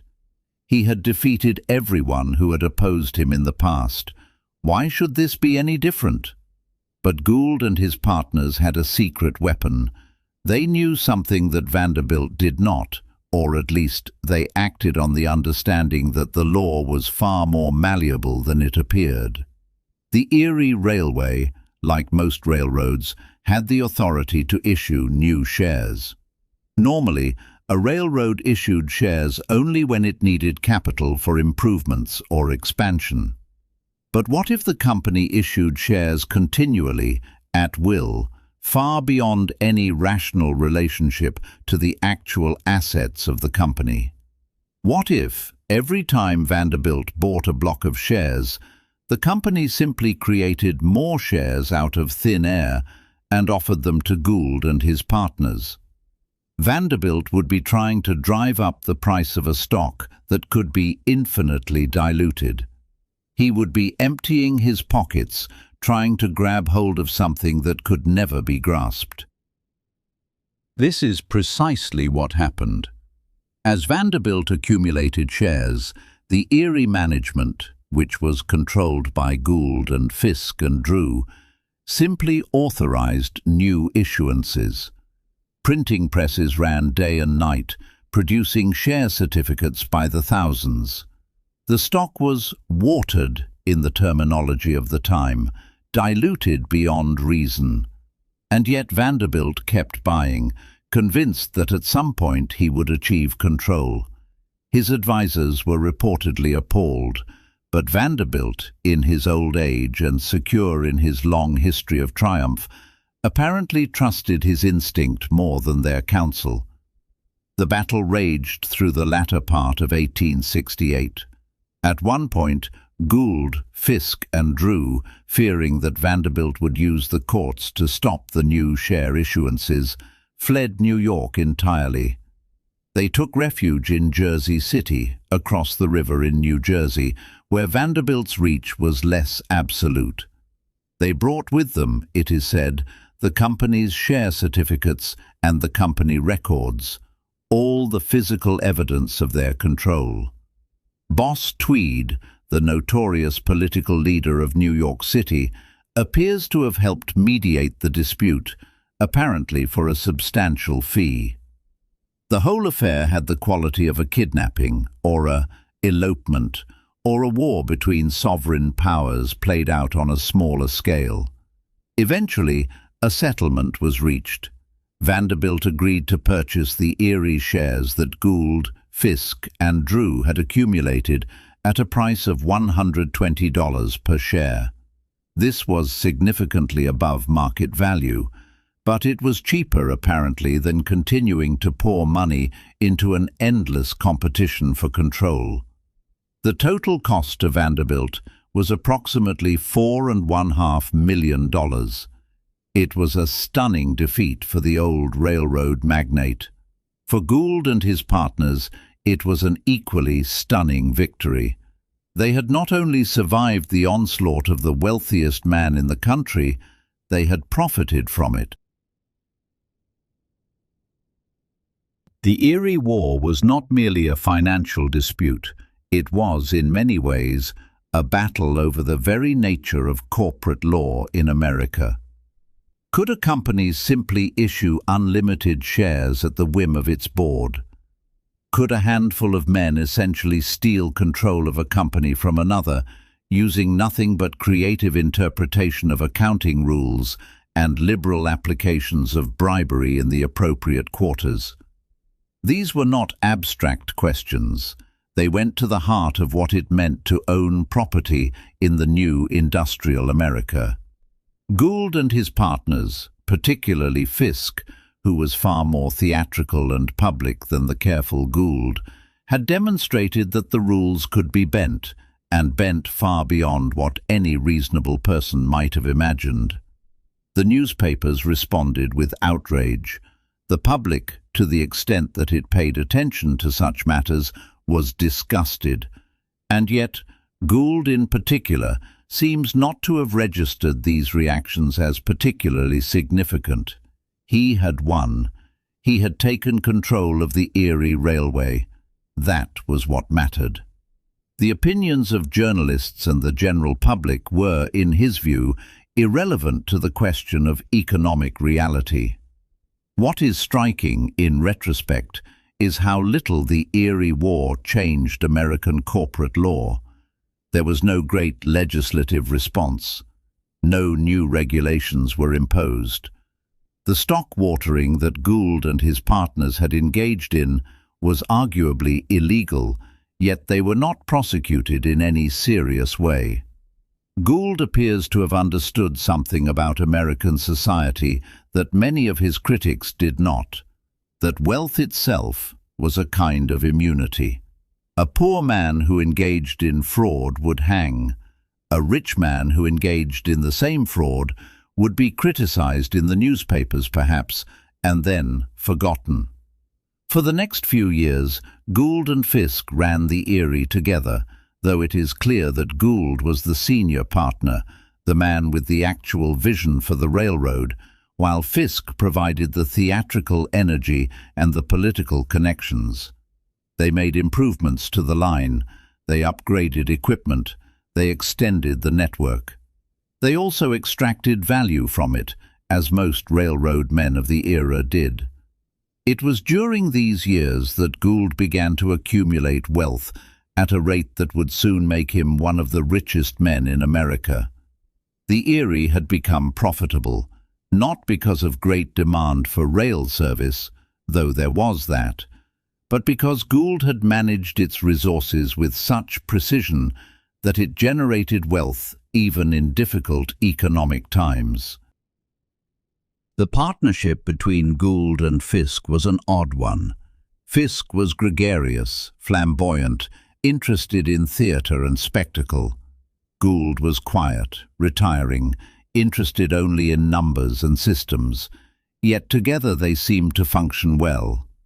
Fisk would provide the visible face of the railroad, giving interviews to the press, attending social functions, becoming known to the public. Gould would work behind the scenes, moving pieces on the board with mathematical precision. It was a division of labor that worked, at least for a time. But his time with Fisk was not infinite. On January 22nd, in the year 1872, James Fisk was murdered. He was shot by a man named Edward Stiles Stokes over a matter involving a woman and a hotel. The shooting took place in a New York hotel in broad daylight, in a manner almost theatrical enough to have been orchestrated by Fisk himself. Fisk was 40 years old. He died within hours. His funeral was spectacular. The entire city seemed to mourn him, or at least to pause to watch his passing. It was the kind of dramatic exit that Fisk himself would have appreciated. Gould's response to Fisk's death, according to those who knew him, was relatively muted. He did not speak extensively about it. He did not rage or despair. He simply moved on to the next thing. This was the quality that distinguished him most sharply from Fisk and from many other men of the era. Sentiment was a luxury. Gould could not afford it. Whether this was a strength or a deficiency is perhaps a matter of opinion.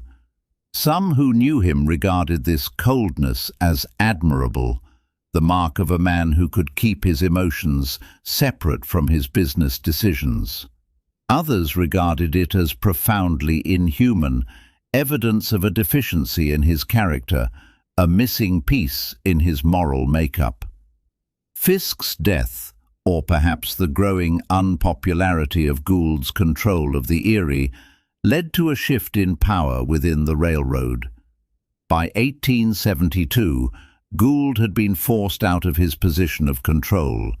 He no longer ran the Erie. This was presented in some accounts as a defeat, as evidence that even Gould could be removed if enough pressure was brought to bear. But Gould, as was so often the case, had already moved on to other things. He had made his profits from the Erie.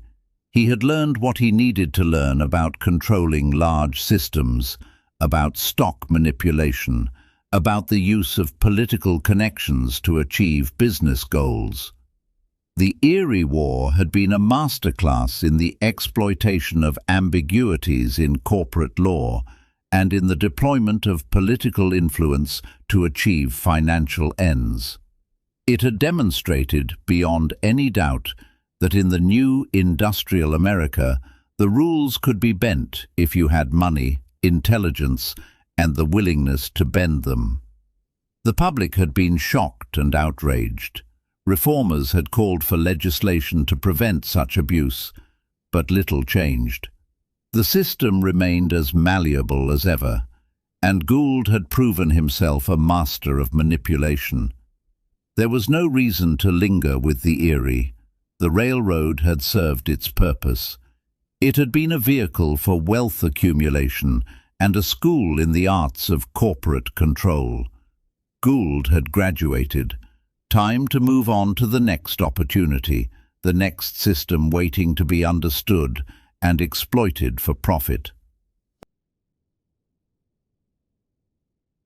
In the autumn of 1869, Gould conceived of another scheme, one that would demonstrate both the brilliance of his financial understanding and, to many observers, the depths of his moral indifference. The scheme involved the gold market. In the years after the Civil War, the United States Treasury held large quantities of gold. This gold was the ultimate store of value. Most economic activity in America depended, in one way or another, on the gold standard. The price of gold was allowed to fluctuate in the free market, creating opportunities for those who could correctly predict where the price would move. If Gould could corner the gold market, that is, if he could accumulate enough gold so that he controlled the supply, he could drive up the price to whatever he wished.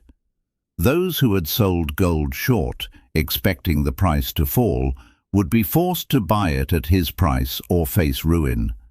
To accomplish this, Gould needed three things: capital, inside information, and an absence of moral scruple. He had the first two in abundance. As for the third, well, that had never been a problem for him. The inside information came through a man named Abel Corbin. Corbin had married Virginia Grant, the younger sister of President Ulysses S. Grant. Through Corbin, Gould believed he could influence the president to keep government gold off the market, thus restricting supply and driving up the price. Whether Corbin was a willing participant in the scheme or was simply unaware of the use to which his access to the president was being put remains unclear. It is possible that Gould simply cultivated a relationship with Corbin, shared a vision of the future price of gold, and allowed Corbin to draw his own conclusions. Gould was talented at creating situations where other people's interests aligned with his own. In the summer and early autumn of 1869, Gould and his partners, particularly James Fisk, began quietly accumulating gold. They moved carefully, trying not to drive up the price too quickly or too obviously. But as their holdings grew, and as word began to spread through the financial markets that someone was accumulating gold in unusual quantities, other speculators began to join in, betting that the price would rise further. The gold price climbed day by day, week by week. By mid-September, the price was rising sharply. Newspapers began to investigate. Rumors of a gold corner spread through Wall Street. The entire market was becoming focused on the question, who was behind the accumulation? Then on September 20th, Gould and Fisk began buying aggressively. They wanted to corner the market entirely, to own so much gold that no one else could move the price without their permission. For several days it seemed as though the scheme would work perfectly. The gold price soared. Speculators who had bet on a rising price were making fortunes. The newspaper headlines screamed about the gold corner, about the conspiracy to corner the market, about the sinister machinations of Wall Street. Some papers even hinted at scandals involving the president's brother-in-law. The city was in uproar. But on September 23rd or 24th, something happened. Corbin, according to the accounts that survive, warned Gould that President Grant had become suspicious of the gold accumulation. Grant, it appeared, was about to order the Treasury to release large quantities of gold onto the market. This would flood the market, destroy the corner, and ruin everyone who had accumulated large positions. Gould had perhaps 48 hours to act. What Gould did in response reveals something essential about him. He did not panic. He did not try to hold the line. Instead, he appears to have quietly sold his entire position, exiting the market at prices that were near the peak. When the Treasury gold hit the market on September 24th, prices collapsed. Fisk and other speculators lost enormous sums.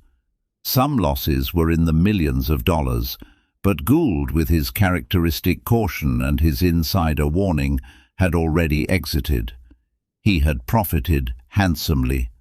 Once again, he had made money while others lost it. The day that gold prices crashed, September 24th, 1869, became known as Black Friday.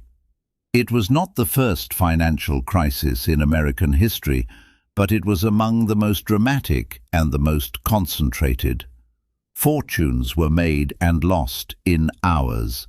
Suicide rates among speculators are said to have spiked in the days that followed. The press was apoplectic. They blamed Gould, they blamed Fisk, they blamed President Grant for his mishandling of the situation. And yet, once again, Gould was relatively insulated from serious legal consequence. He had not technically done anything illegal. He had manipulated the market, certainly. He had used inside information, certainly. But these were not yet defined as crimes in the 1869 legal code. The Gold Corner scheme revealed a terrible truth about financial markets, one that remains pertinent to this day. It is possible for an intelligent person with access to information and sufficient capital to move markets in ways that harm ordinary people. And while the consequences might be painful, the penalties for the schemer are often minimal. Gould had demonstrated this with crystal clarity. He was now one of the richest men in America, and he was now, it would seem, universally despised. In the years following the Gold Corner scheme, Gould's reputation did not improve. If anything, it darkened. The press had turned entirely against him. Every business deal he made was examined with suspicion. Every profit he took was portrayed as evidence of his rapacity. When workers went on strike on a railroad he owned, it was automatically assumed that Gould's actions had been the cause. When prices rose, it was attributed to his manipulation. When prices fell, it was his fault for failing to maintain the market. Much of this was surely unjust.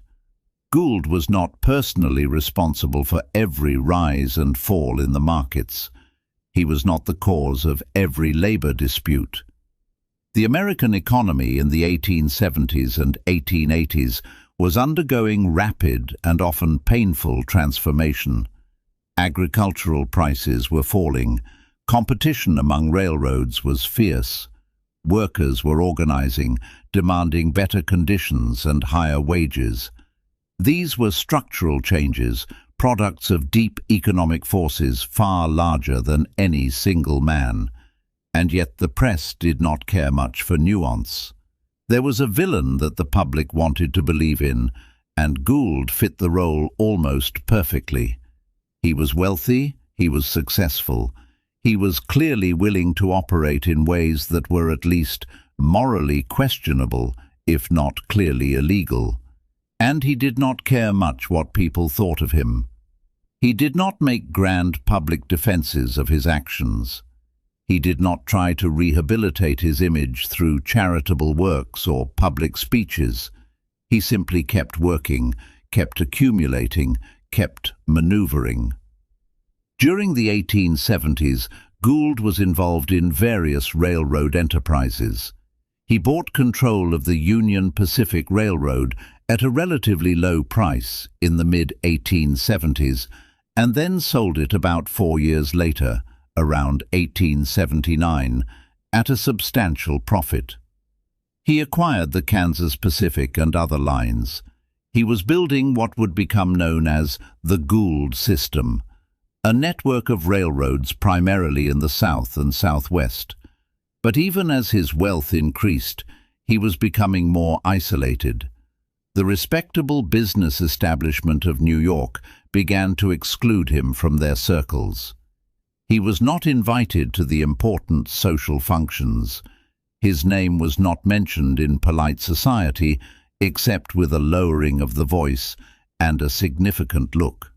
His own family, his wife was loyal, but even some of his children seemed to regard him with a mixture of love and exasperation, understood that association with him carried a social cost. In 1881, Gould acquired a controlling interest in Western Union Telegraph Company. This was yet another demonstration of his ability to identify valuable assets and move quickly to consolidate control. Western Union was essential infrastructure, the network through which nearly all business communication flowed. For a man who understood systems as deeply as Gould did, controlling Western Union was almost as important as controlling railroads.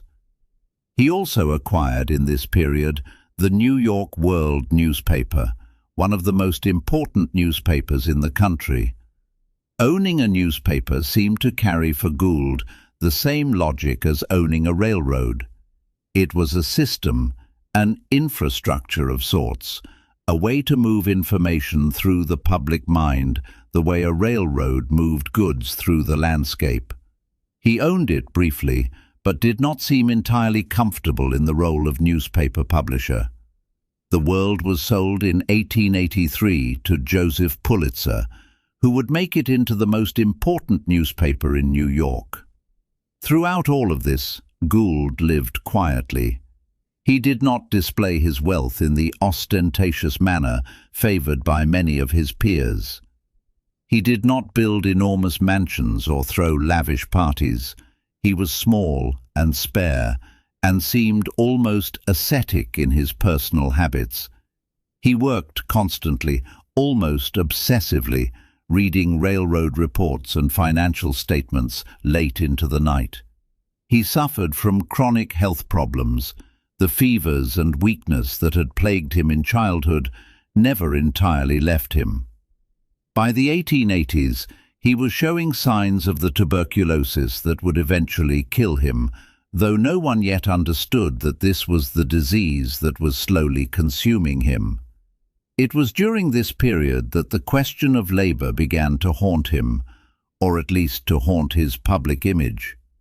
The workers on the railroads Gould controlled were among the most overworked and underpaid in the country. Conditions in railroad shops were terrible, hours were long, wages were inadequate, safety provisions were minimal. When men were injured or killed, their families received no compensation. When workers attempted to organize, they were often fired summarily. In 1886, a major strike broke out on the Gould system, centered on the southwestern railroads. It was organized by the Knights of Labor, one of the first serious attempts to create a national labor organization. The strike was long, bitter, and ultimately unsuccessful. But the violence and suffering it caused became, in the public mind, associated permanently with Gould's name. Whether he was directly responsible for the brutal suppression of the strike is debatable, but he owned the railroads. His workers were striking. His reputation was not improved by their suffering. It was during this period, or shortly thereafter, that a quotation began to circulate, a quotation attributed to Gould, in which he supposedly said that he could hire one half of the working class to kill the other half. The quotation was widely repeated, and it became one of the most damning of all the accusations leveled against him. The problem is that there is no clear contemporary documentation of Gould ever actually saying this. The quotation appears in various forms in labor publications from the 1890s, but the original source is unclear and possibly fabricated. Whether Gould said it or not, it became true enough in the public imagination. It became the perfect expression of how people understood him, as a man so utterly indifferent to human suffering that he would regard working people as interchangeable counters in his games of profit and loss. The Union Pacific Railroad held a special place in the American imagination. It was the railroad that had, in 1869, finally linked the east and west coasts of the United States. The moment when the Golden Spike was driven at Promontory Summit in Utah, joining the rails coming from east and west, had been treated as almost a spiritual event. Senators and generals and railroad executives had gathered in the wilderness to watch history being made, to see the moment when America became truly whole, when the continent was stitched together by iron rails. The Union Pacific was not merely a business enterprise, it was a symbol of American progress, of the country's ability to transform its vast landscape into an integrated whole. The railroad ran through deserts and mountains, through territories that had recently been battlegrounds in wars between settlers and native peoples. It was a monument to American expansion, American confidence, American faith in progress and industry. When Gould acquired control of the Union Pacific, he therefore became the keeper of an American icon. The public was not pleased about this.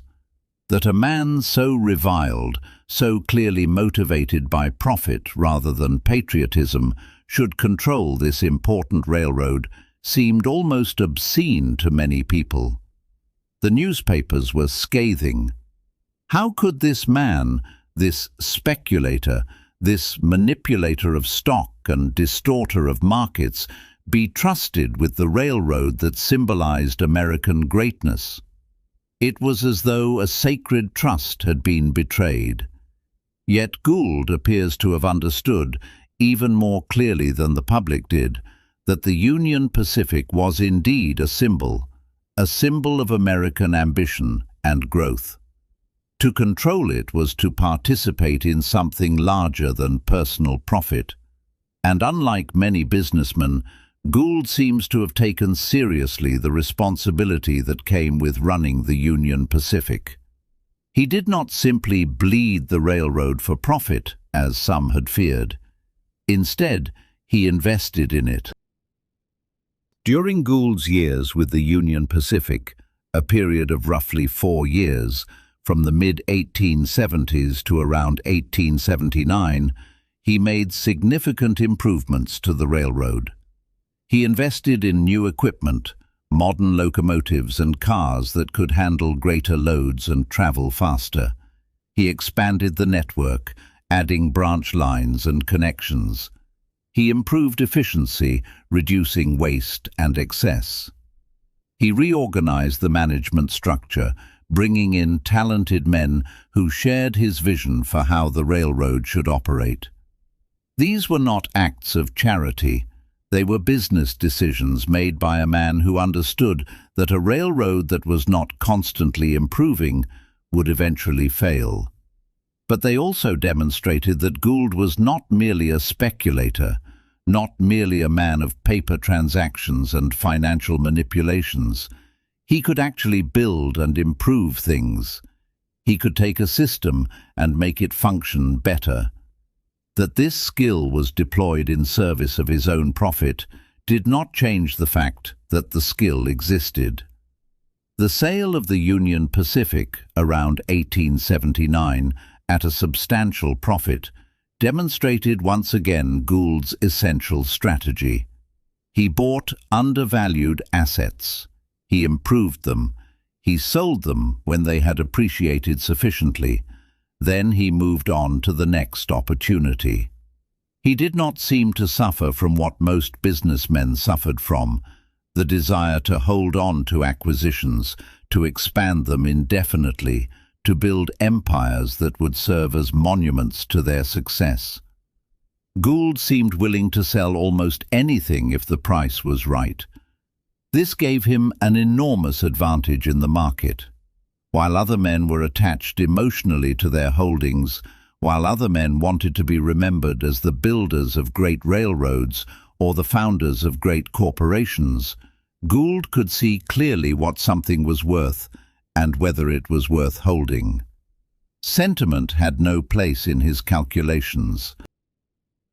The money he made from the Union Pacific and his other railroad ventures during the 1870s and 1880s was enormous. By some careful estimates, by the end of his life, his wealth was somewhere in the region of $70 to $100 million. By other estimates, it was less. By some accounts, it was more. The exact figure was difficult to determine, in part because the value of railroad holdings could fluctuate wildly depending on market conditions and business prospects. But what was not in doubt was that he was among the wealthiest individuals in America. Only a handful of men had accumulated comparable fortunes. Perhaps 5 or 6 men in the entire country could rival him. He had achieved a level of wealth that placed him among the most powerful economic actors in human history. What is less clear is what he did with this wealth. The standard narrative suggests that he simply accumulated it, that he was motivated purely by the desire for accumulation itself, that the profit motive had completely consumed any other human interest. But this narrative does not entirely hold up to scrutiny. Gould gave to charity, though he did so quietly, and without the publicity that other wealthy men craved. He supported art and culture. He had a passion for orchids, and he built an orchid house on his property that was filled with rare specimens from around the world. He was a devoted husband to Helen, and later, when she died, he appears to have been genuinely grief-stricken. He was attached to his children and wanted them to be educated properly and to enter respectable society, which they did for the most part. None of this erases the reality of his ruthlessness or his indifference to the suffering he caused, but it does complicate the picture. Gould was not a one-dimensional villain. He was a man divided between different impulses: the drive for power and wealth, the desire for peace and beauty, the love of family, the hunger for respect from his peers. These impulses did not always point in the same direction, and the world he had to navigate did not accommodate the kind of person who wanted both to be a ruthless businessman and a cultivated gentleman. He was forced to choose again and again between these aspects of himself. More often than not, he chose ruthlessness. A man in control of a telegraph network is, in a real sense, a man in control of the flow of information through society. Every message sent, every transaction recorded, every communication between distant points passes through the infrastructure he owns. In the 1880s, when Gould acquired Western Union, he came into control of perhaps the most important communications infrastructure in America. This was, for him, even more significant than his railroads. A railroad moved goods and people across space. A telegraph network moved information, the lifeblood of commerce. In the modern economy that was emerging, information was perhaps more valuable than physical goods themselves. Gould understood, with an acuity that most of his contemporaries did not, that control of communications infrastructure was fundamentally different from control of other kinds of property. A railroad moved goods. It was important, but it was limited to the movement of physical objects. A telegraph network moved information. In the modern world, information is value. Whoever controls the wires controls, in some sense, the flows of capital and decision-making that move through the economy. When Gould acquired Western Union, The company had been in existence for decades. Samuel Morse, the inventor of the telegraph, had been instrumental in founding it. But by the 1880s, it was simply an infrastructure company, essential but not glamorous, required but not exciting. Gould saw something else. He saw a system that could be improved, that could be made more efficient, that could be extended. He invested in new technology.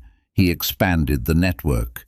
He made Western Union more powerful, more reliable, more central to American business. There were competitors, of course. There were men and companies that wanted to break Western Union's monopoly on telegraph services. But Gould was not interested in competing on those terms. He was more subtle. He simply made sure that Western Union controlled the key routes, the critical junctions, the infrastructure that competitors would need to access if they wanted to offer service at all. He made himself indispensable. Around the same time, in 1881, Gould made a bid to acquire the New York World, the newspaper founded by Alexander Hamilton's son, James Gordon Bennett. No, that is not quite right. Gordon Bennett was not Hamilton's son. Gordon Bennett founded the Herald. The World was founded by Manton Marble, a politician and journalist. The point is that the New York World was one of the 2 or 3 most important newspapers in the country. It was the paper of record for New York. Whatever appeared in the World shaped how New Yorkers understood their world. Why Gould wanted to own a newspaper is unclear. Perhaps he wanted to control the narrative about himself and his businesses. Perhaps he saw the newspaper as simply another infrastructure business, another system to acquire and improve. Perhaps he wanted to participate in the shaping of public opinion, to mold it in ways that benefited his interests. Or perhaps, and this is possible, he wanted a newspaper simply because he liked the idea of owning one, because it seemed like the kind of thing a great man should do. But Gould proved to be a terrible newspaper editor. He does not seem to have understood, or perhaps he simply did not care about, the culture of journalism. A newspaper requires editors and reporters who have at least some independence from the ownership. It requires a kind of intellectual freedom that a controlling businessman often finds difficult to permit. Gould acquired the World in 1881, but by 1883 he had sold it to Joseph Pulitzer, a newspaperman of genuine talent and ambition. Pulitzer would make the World into the most important newspaper in America, but that transformation happened after Gould had sold it. The sale of the World was not presented as a failure, but it was revealing. It showed that Gould, despite his undoubted genius for acquiring and improving business systems, was not a man of the media, not a man interested in the subtle game of shaping public opinion through editorial choices. He was more comfortable with systems that were purely economic: railroads, telegraph networks, commodity markets. When the system became more cultural, more dependent on judgment and creativity and persuasion, Gould retreated. During the 1880s, as his wealth increased and as he approached middle age, Gould began to spend more time on his personal interests. He maintained his passion for orchids. He collected orchids from around the world and maintained them in carefully controlled greenhouses on his property. Visitors noted that he would spend hours among his orchids, apparently finding in them a kind of peace or beauty that he could not find elsewhere. The flowers were fragile, ephemeral, beautiful. They could not be bought or sold in the way that railroad shares could be bought or sold. They simply existed, and they could be admired or not. In a life devoted entirely to acquisition and control, The orchids represented something else, something closer to acceptance. His main residence during these years was a large house on Fifth Avenue in Manhattan, where he lived with his wife and children. The house was imposing, but not ostentatious. He did not decorate it lavishly or throw enormous parties. Instead, it was a kind of fortress, a place where he could retreat from the world and its demands, where he could be with his family and his books and his various business enterprises. The front rooms looked out onto the avenue, watching the city move past, but the inner rooms were quiet and private. The greenhouse where he kept his orchids was separate, a world unto itself, a space devoted entirely to beauty and cultivation rather than to profit and calculation. The house on Fifth Avenue was neither small nor large by the standards of wealthy New Yorkers of the 1880s and 1890s. It was simply a house, a home, a place to live. But within its walls lived one of the most powerful and most hated men in America, and within those walls he attempted to create a kind of normalcy, a kind of domestic peace that the outside world would never grant him. Helen, his wife, was his anchor during these years. She had married him when he had nothing, when his bankruptcy had stripped him of everything. She had stayed with him through the Erie War, through the Gold Corner scandal, through all of the condemnation and contempt that the newspapers hurled at him.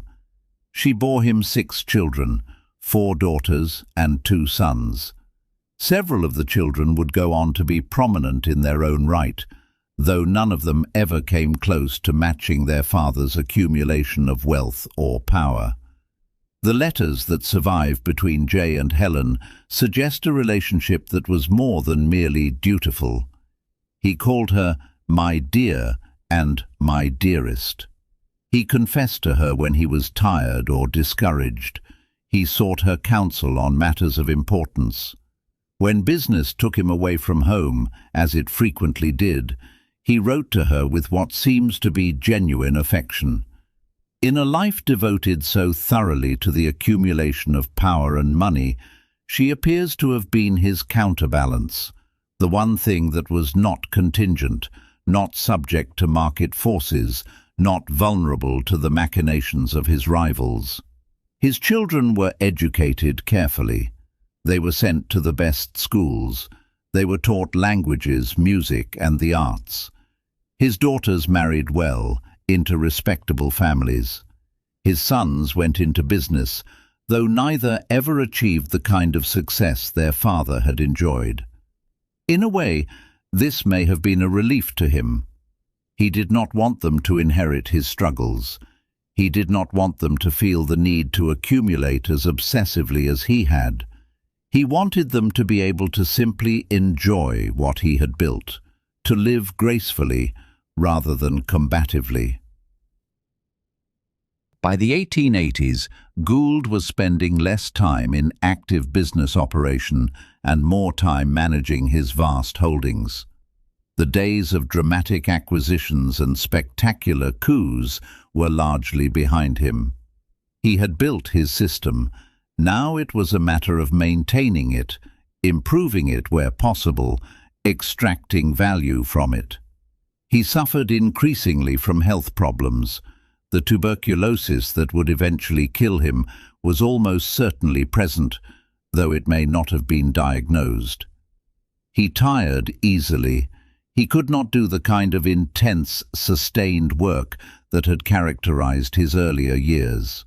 He also began to think increasingly about legacy, not in the grandiose sense that many of his contemporary magnates thought about it, commissioning enormous statues or endowing great public institutions with their names attached. Rather, he thought about what he would leave behind, what would become of his fortune, how his children and grandchildren would live in the world he had shaped.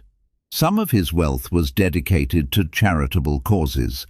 He gave money to hospitals, to educational institutions, to religious organizations. He did this quietly, without seeking recognition or publicity. It was one of his characteristics that when he wanted to do good, he did so without trumpeting it. Perhaps this was genuine philanthropy. Perhaps it was an attempt to balance the scales, to counteract the public perception of him as purely motivated by greed. Perhaps it was both. During the 1880s and 1890s, the economy of the United States underwent a series of severe disruptions. There were financial panics and recessions. There were industrial disputes and labor upheavals. Workers were organizing in ways they never had before. The Knights of Labor, the American Federation of Labor, and other organizations were pushing for better wages, shorter hours, safer working conditions. The old order of capital and labor was being challenged in fundamental ways. Gould's railroads were sites of conflict during this period. The workers on his lines went on strike repeatedly. Conditions remained poor. Wages remained low. The chasm between what railroad workers earned and what railroad owners accumulated grew wider. In Gould's mind, this was simply the market at work, workers and owners negotiating the terms of employment. If workers did not like the wages, they were free to work elsewhere. If they chose to strike, that was their choice, but they must accept the consequences of that choice. This was capitalism in its pure form, untouched by sentiment or sympathy. But the American public was beginning to develop a different view. They were beginning to believe that there were certain basic standards that should be guaranteed to workers, that capital should have some obligations to labor, that the accumulation of fortune should have some limits. These ideas were radical in the 1880s and 1890s. They were not widely accepted, but they were spreading, and they made men like Gould, men who embodied pure, unconstrained capitalism, increasingly unpopular. In his quiet house on Fifth Avenue, among his books and his orchids, separated from the workers whose labor made his wealth possible, Gould may or may not have understood how the world was beginning to change around him. He was 60 years old. He had perhaps a decade to live. The 19th century was entering its final years. The 20th century, with all of its different assumptions about capital and labor, about profit and ethics, about what a man owed to his society, that century was beginning to dawn. In the final years of his life, Jay Gould withdrew from business almost entirely. The tuberculosis that had haunted him, though we cannot say he was haunted by it because he seems not to have complained about it, was progressing. He spent time with his family. He read. He tended to his orchids.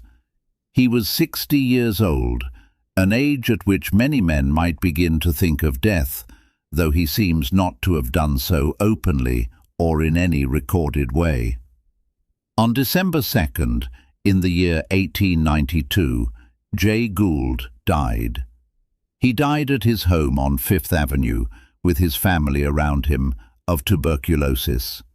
He was 56 years old, which is young by modern standards, but not uncommon for the era. His fortune was estimated at something between $70 and $100 million.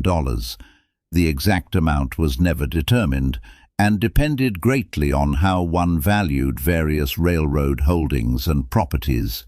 Adjusted for inflation, this would equal somewhere between $1.5 and $3 billion in the money of later centuries. It was an enormous fortune, the product of 50 years of relentless, brilliant acquisition and manipulation. His funeral was attended by many of the leading businessmen of the country, by politicians, by railroad magnates and financiers. The newspapers, of course, covered his death extensively. The tone of many of the obituaries was ambivalent. He had been a great man in his way. He had been ruthless. He had been corrupt, or at least had operated in ways that ethical people found troubling. He had accumulated an enormous fortune. He had also, by some accounts, improved the railroads he controlled. He had expanded the telegraph network. He had employed thousands of people. He had been a businessman of genuine talent and sophistication, and yet the dominant narrative, the story that emerged from the obituaries and the recollections of those who knew him, was of a cold, calculating man without sympathy or sentiment, a man who had used his intellect to dominate others, a man who had proven that in a capitalist society it was possible to accumulate wealth without regard to ethics or the suffering of others. He was a villain because he had proven something that Americans were beginning to understand, something that made them deeply uncomfortable, that the system they had built allowed for men like him to flourish, and that the system itself might be flawed. His will left his estate to his family. His eldest son, George, took over much of his railroad interests.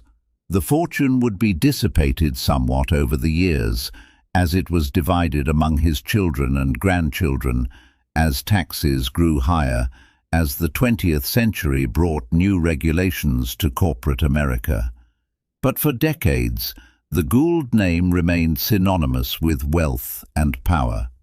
The orchids he had spent so much time tending, the ones that had brought him perhaps the only kind of peace he ever knew, were eventually scattered. Some were given to botanical institutions, some disappeared, some were sold. None of them outlived him by much longer than a human might outlive them. The flowers bloomed, faded, and died, as flowers do, indifferent to ownership. The railroad system he built, the system that ran through Texas and Kansas and Missouri and the Southwest, persisted for much longer. It was consolidated, reorganized, broken up, and reorganized again, as railroads always are.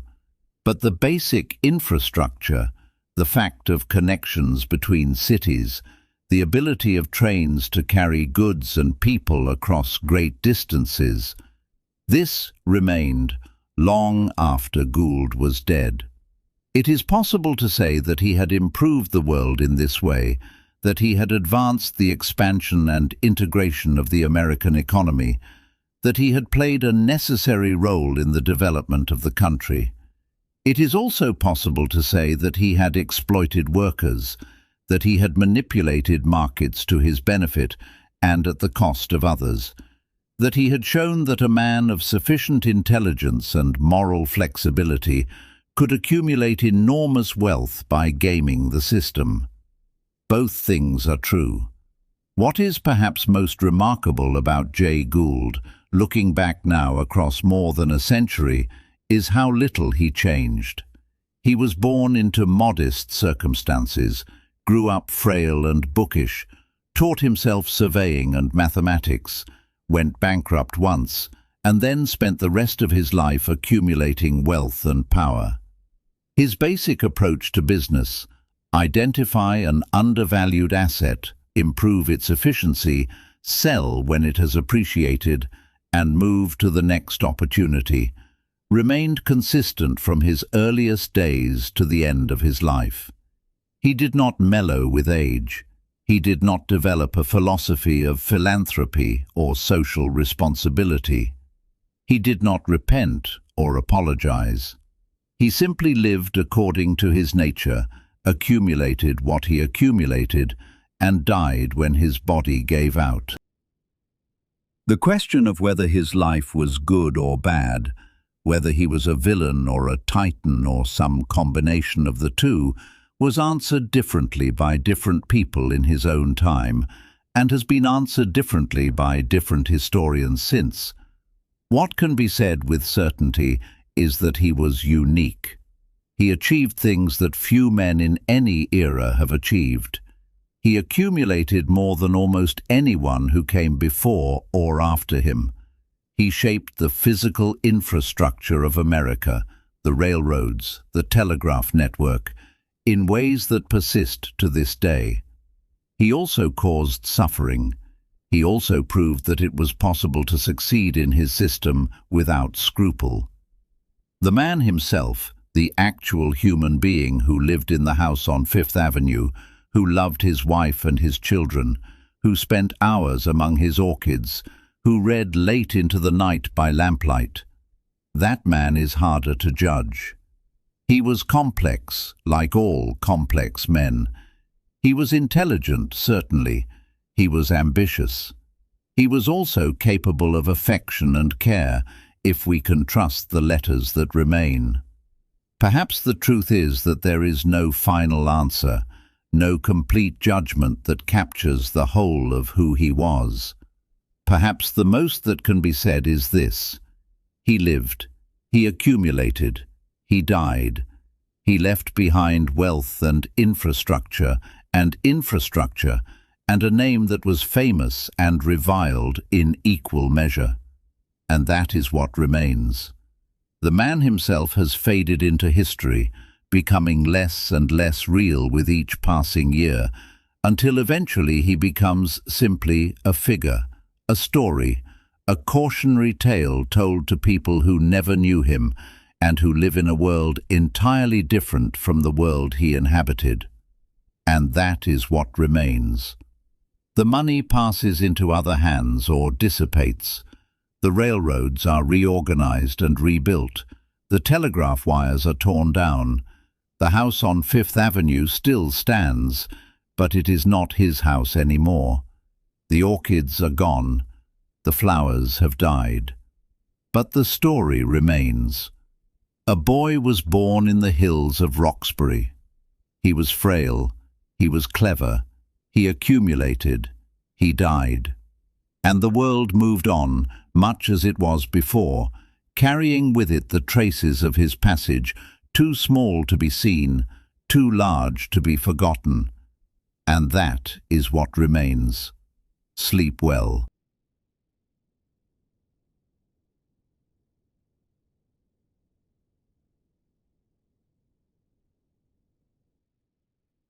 "60 years pass. The gold corner ends in a single morning, and the men who broke it are never punished for it. The market that grows up afterwards is wider, faster, and open to anybody with a telephone and a margin account. Which is the point. The next collapse does not need a Jay Gould. It only needs several million people, all certain of the same thing."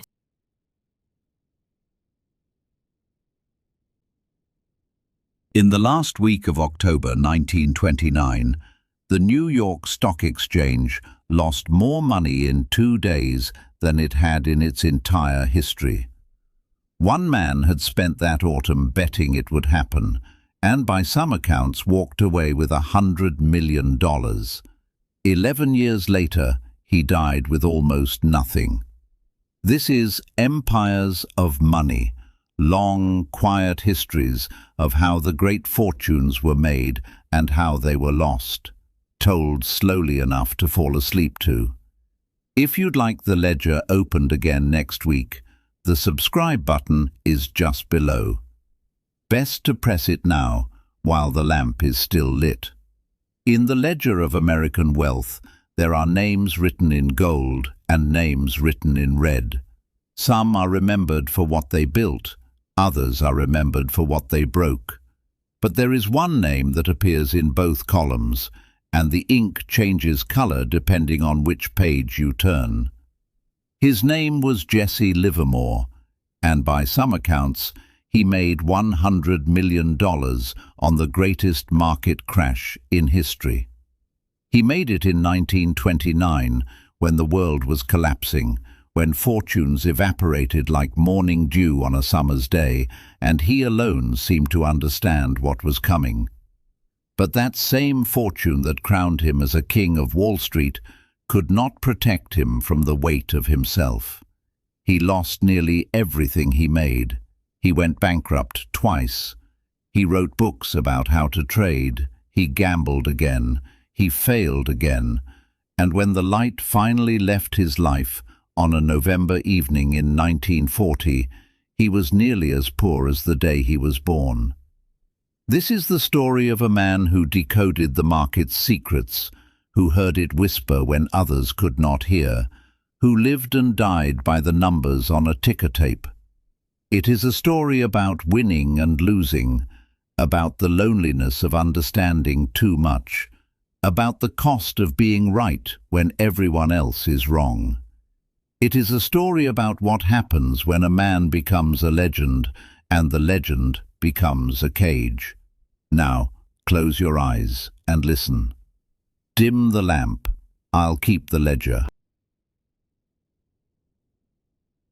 Jesse Lauriston Livermore came into the world on July 26, 1877, on a farm in Shrewsbury, Massachusetts. It was a place of modest means, of hard soil and harder seasons, the kind of place where a child learned early that survival meant reading the signs, the angle of the light at dawn, the color of the sky before a storm, the way animals moved when they sensed something shifting in the air. His father was a farmer and a man prone to the bottle. His mother saw something in her son that others did not yet recognize, the capacity to listen to what the world was trying to tell him, to make sense of numbers and patterns where others saw only chaos. The farm offered little hope for advancement. There were no libraries here, no schools that could teach the language of commerce. And so, at the age of 14, in the spring of 1891, Jesse left the fields and traveled to Boston, the nearest city large enough to hold his ambitions. He carried almost nothing with him but his own hunger to understand how money moved through the world, how wealth was made and lost and made again. Boston in 1891 was a city of clattering carriages and the new electricity creeping into the evening sky, transforming the night from absolute darkness into something that could be illuminated, controlled, mastered through human ingenuity. The telegraph offices chattered with the gossip of Wall Street, transmitted from New York in real time, carrying the news of stock movements and price changes faster than any messenger on horseback could ever hope to travel. Stock prices moved through this gossip like blood through veins, and in the spaces between the old order and the new technology, there existed a universe of opportunity for those who could read fast enough, think fast enough, and act with enough courage to back their convictions with money. Jesse found work in a stock brokerage office, the kind of place where the air was thick with cigar smoke and the sharp smell of lamp oil. His job was simple and unglamorous. He was a board boy, what they called the quotation boy, and his task was to chalk the stock prices onto a slate board as they arrived over the telegraph. Payne Weber employed him at $5 a week, enough to rent a room and buy meals, barely, but it was enough. More importantly, it was a window into the machinery of the market. For a boy with his particular genius, this was a better education than any university could provide. All day long, he stood before that board and wrote the numbers. Open prices, closing prices, the high and low of each hour. He watched the patterns. He saw how certain stocks moved together, how the railroads would shift in sympathy with the wheat harvest, how mining stocks responded to news from Colorado and Montana before the prices came through the telegraph. He began to understand that the market was not a collection of random events, but an organism with its own logic, its own rhythm, its own secrets. The other board boys were content to chalk the prices and forget them. Jesse was different. He memorized them. He began to keep his own records in a small notebook, tracking the movements of the stocks that most interested him. He did the mathematics in his head faster than seemed possible, calculating relationships and angles and probabilities. He understood, at some level he could not yet articulate, that the market was speaking to him, and that if he listened carefully enough, he could learn to speak back. By 16, he had saved enough money from his wages to begin making small trades. This was when the hunger became truly apparent. He was not interested in the stable growth of long-term investment, the patient accumulation of dividends and interest that occupied the mind of the conventional investor. He wanted the action, the pulse of it, the moment when you placed a bet, and the market either validated your judgment or exposed your blindness. He wanted to feel the current of money moving through his own hands, wanted to experience the rush of being right, the vindication of his way of seeing the world. He wanted the game, not its boring conclusion. The rules of the brokerage firms prevented young traders like him from operating directly through their main offices. A respectable brokerage house would not take positions from a teenage boy without connections, without capital, without the pedigree of a family name that could open doors. But Boston in the 1890s had a thriving ecosystem of establishments called bucket shops, places where the unwashed masses of the city could gamble on stock prices without the pretense of actually owning shares. They were dens of smoke and desperation, back rooms and basement offices where the working people of Boston could lose their wages on a turn of the tape. Clerks went there on their lunch breaks. Dock workers went there hoping to turn $5 into 50. Street sweepers went there with the eternal hope of the desperate, the belief that this time the pattern would hold. The numbers would come up right, and their lives would be transformed. They were, in short, perfect for a boy with his particular gift and his particular hunger.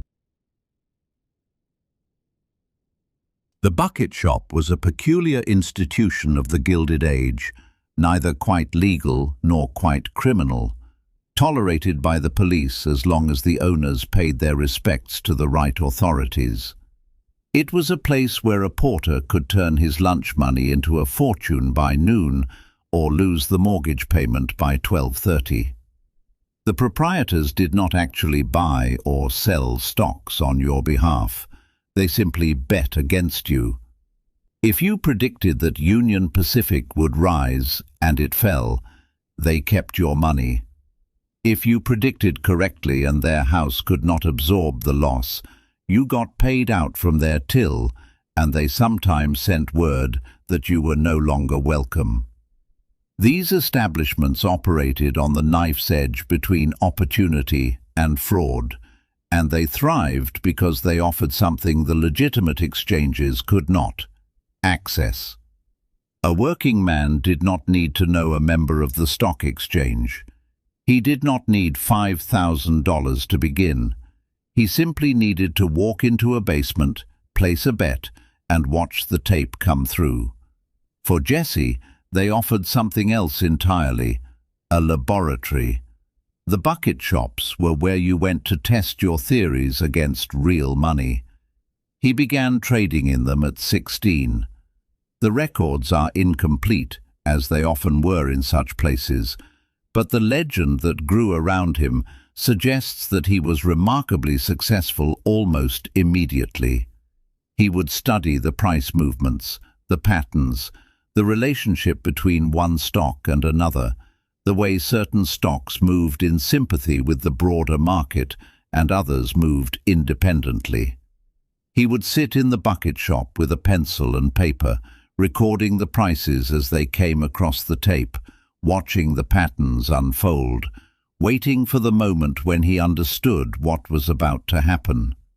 And then he would make his plays.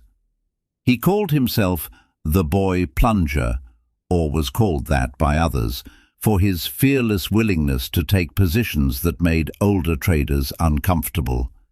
He would bet money that other people would not risk, would follow patterns that others dismissed as coincidence, would act on intuitions that others thought were madness.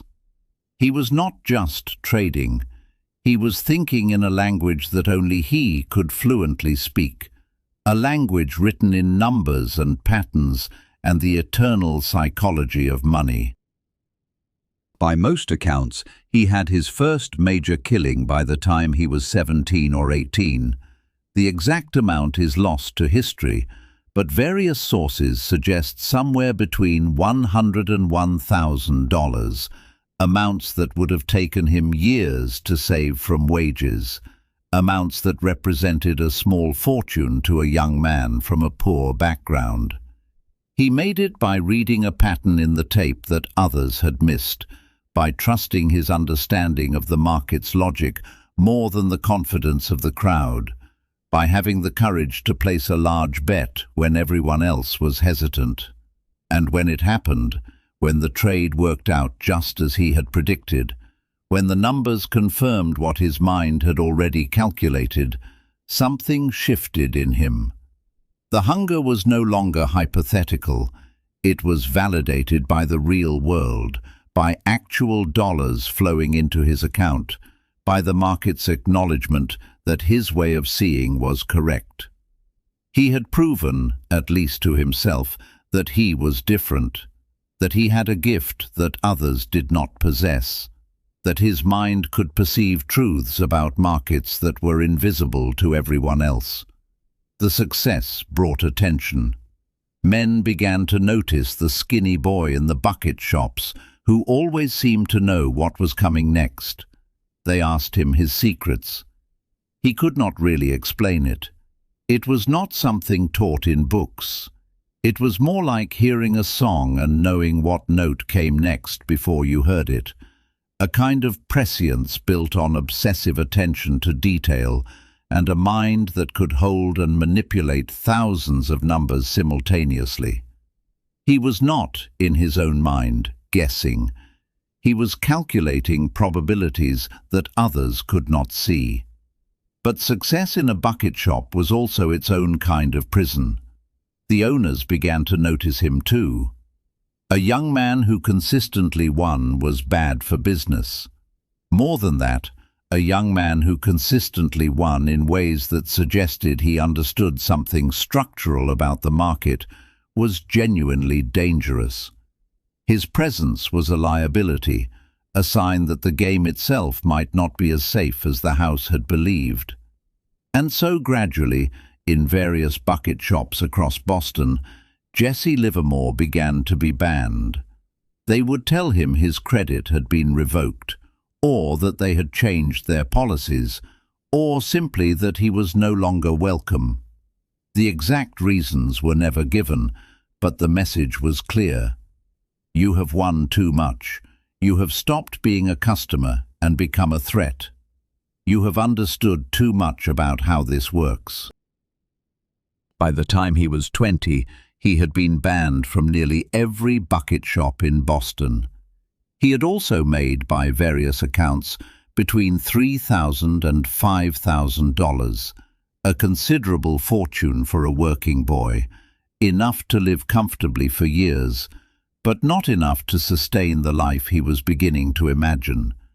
And he had begun to understand something crucial about himself and about the market.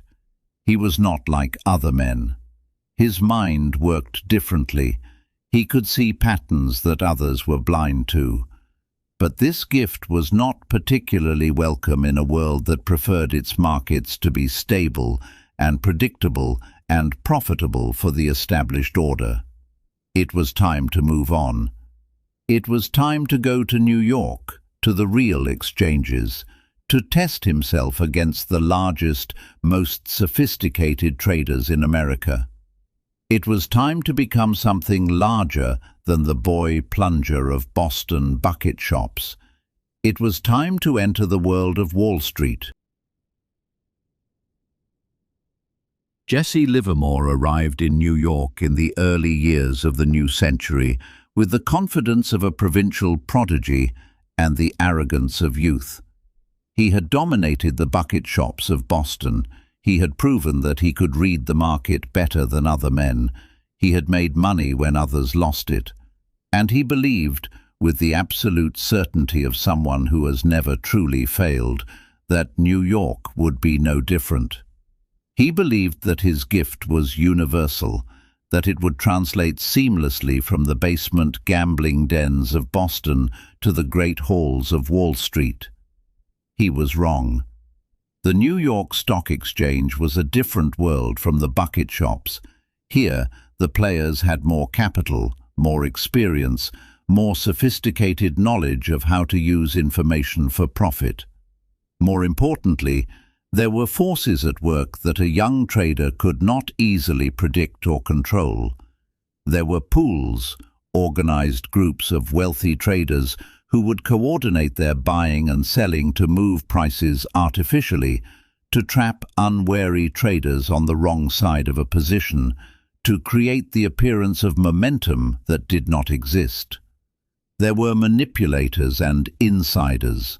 There were men who had spent decades learning to use psychology and money in concert to achieve their ends. For the first time, Jesse experienced significant losses. He would make a trade based on patterns he had learned to read in Boston, and the pattern would hold for a while, and then suddenly something would shift. A pool would pump a stock and then reverse, leaving him holding a losing position. Or information would arrive that contradicted everything the tape had seemed to be saying. Or he would be right about the direction, but the timing would be wrong, and his capital would be exhausted before the market confirmed his thesis. There was something else, too, something more difficult to name. In the bucket shops, he had been free. He had made his own decisions, trusted his own instincts, and lived with the consequences. On Wall Street, he began to be influenced by others. He would hear the opinions of older traders and doubt himself.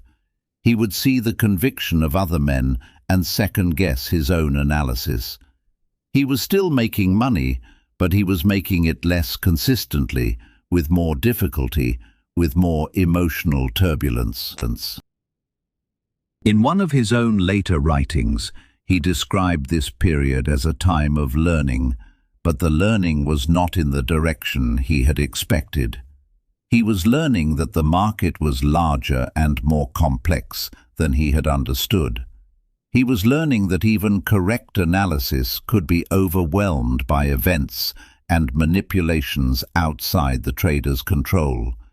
He was learning that a man needed not just intelligence, but something else. Patience, discipline, the ability to wait, the courage to admit when he was wrong and exit a position rather than averaging down into disaster. These were expensive lessons. Over the course of several years in the early 1900s, he lost most of the money he had made in Boston. This was a devastating blow for a man whose identity was built on success, whose self-image was tied entirely to his ability to read the market correctly. He was in his mid-20s and had nothing to show for the years except experience and a knowledge of his own fragility. For some men, this would have been the end of the story.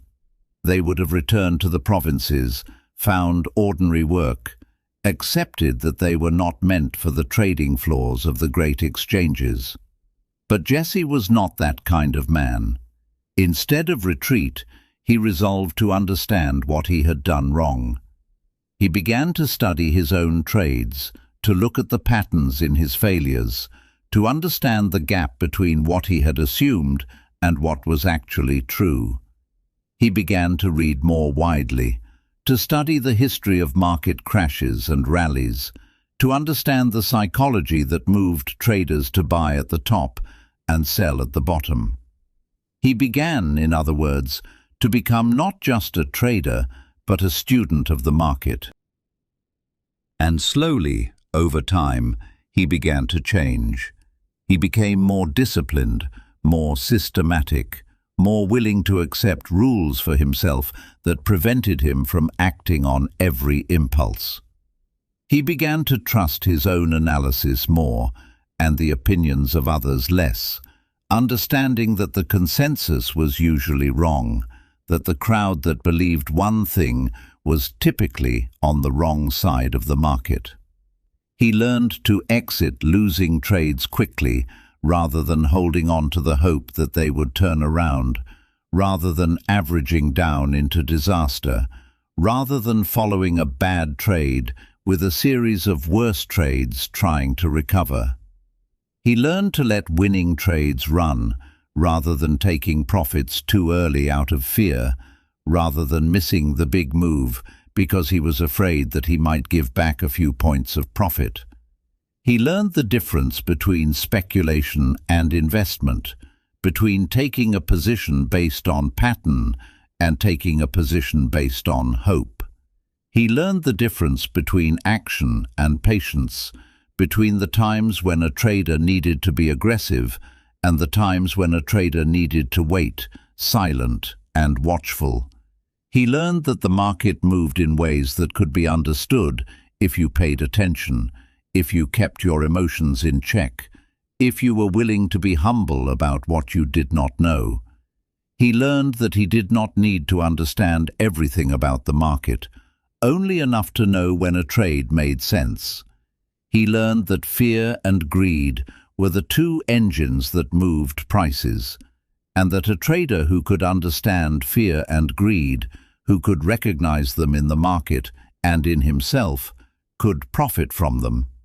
This period of loss and recovery was brutal, and it tested him in ways that success never had. A man could survive success. He could convince himself that he was invincible, that his way of seeing the world was correct, that he only needed to continue as he had been. But failure forced a different reckoning. Failure forced him to examine his assumptions, to question his methods, to wonder whether the gift that had seemed so evident was real or illusory. And he came through this crucible with a deeper understanding, with hard-won wisdom that no book could have taught him and no mentor could have transmitted. By 1906, Jesse Livermore was rebuilt, refocused, and dangerous in a way he had not been before. He had tasted defeat and learned that it was survivable. He had doubted himself and learned that sometimes doubting was wisdom, that questioning was not weakness but strength. He had lost his innocence, but he had gained something that was far more valuable to a trader: hard-won knowledge of how his own mind worked, of what he was capable of when greed overtook judgment, of what mistakes he was prone to making and how to avoid making them again.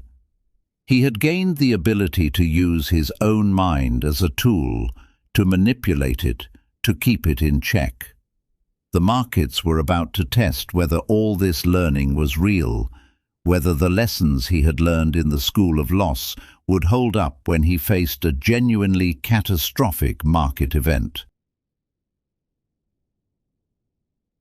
In April of 1906, at just after 5 o'clock on a Wednesday morning, the earth beneath San Francisco shifted. It was not a gentle movement. Entire blocks of the city were thrown into the air and came down as rubble.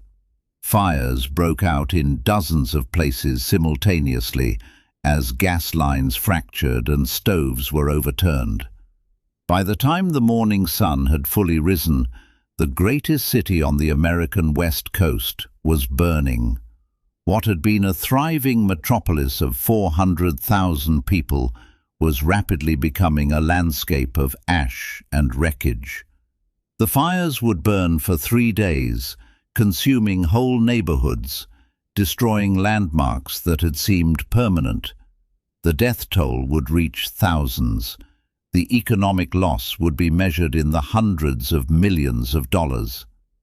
The financial consequences were immediate and staggering, rippling across the country and through the world's financial systems. San Francisco was an international port, a center of commerce, and the heart of the gold trade.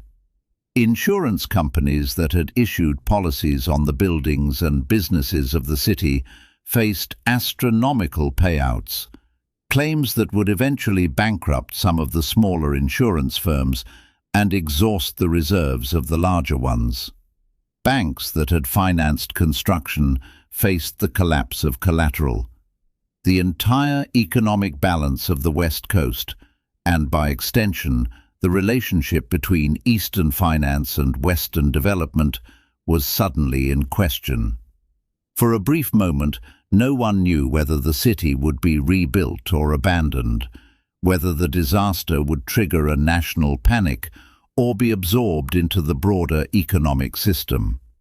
Jesse Livermore, now in his late 20s and again rebuilding his account after the early losses in New York, saw this coming before the stock market opened on the day of the earthquake. He did not have any magical prescience, no secret information that allowed him to predict the earthquake itself. He simply understood the implications faster than most people, and he began to position himself accordingly. He had been reading the tape obsessively, watching the way Union Pacific and Southern Pacific Railroad stocks were moving in response to rumors, hints, insider conversations that filtered through the market. He understood that railroads would be essential to rebuilding.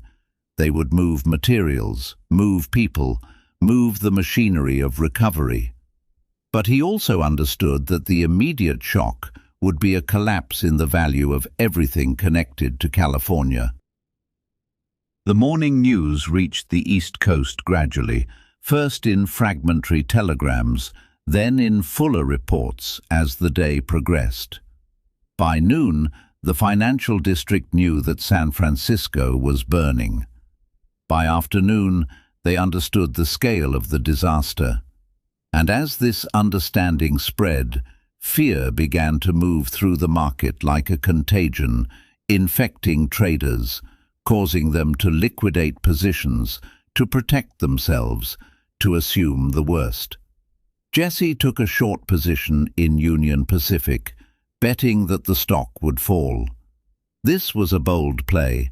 Railroads were understood as essential to American development and national expansion. Many traders believed that the San Francisco disaster would actually be good for railroad stocks in the long term, because rebuilding would require massive amounts of railroad transportation.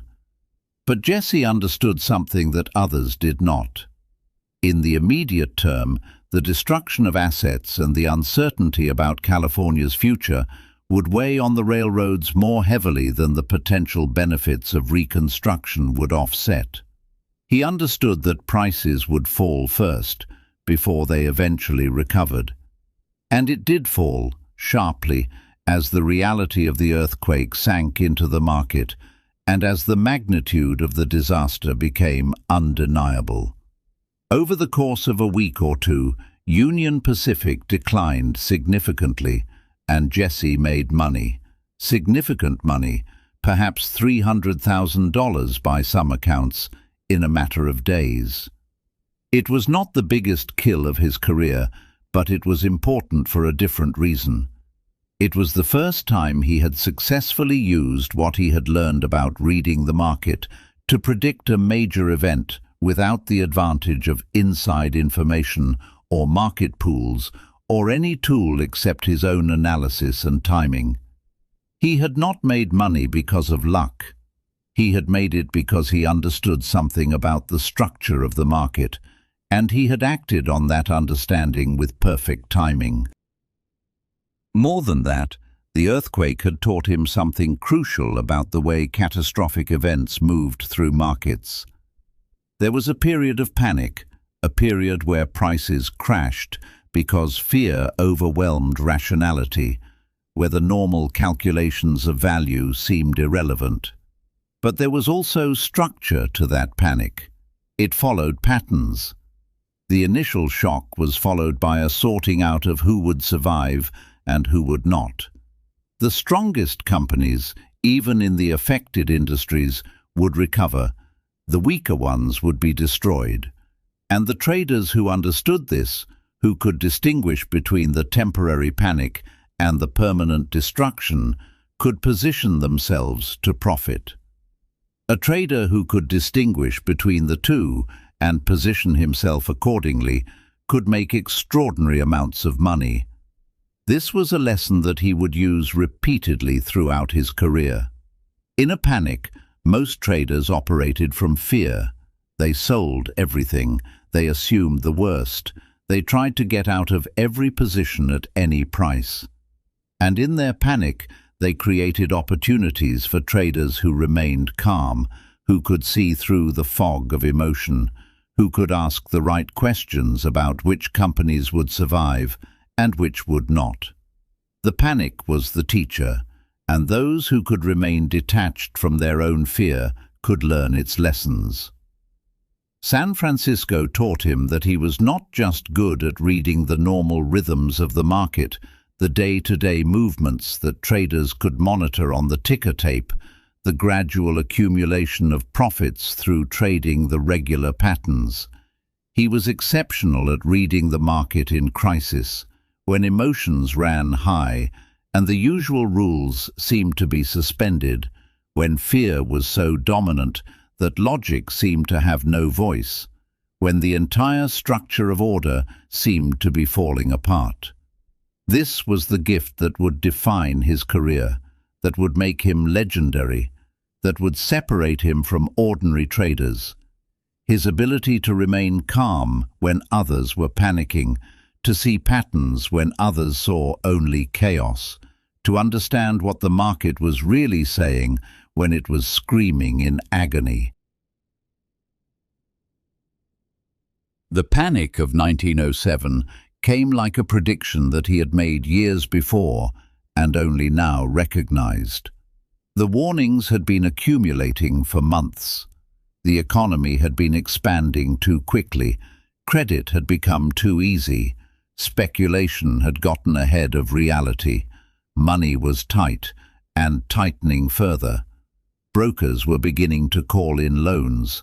The underlying sentiment had shifted, imperceptibly at first, from confidence to anxiety.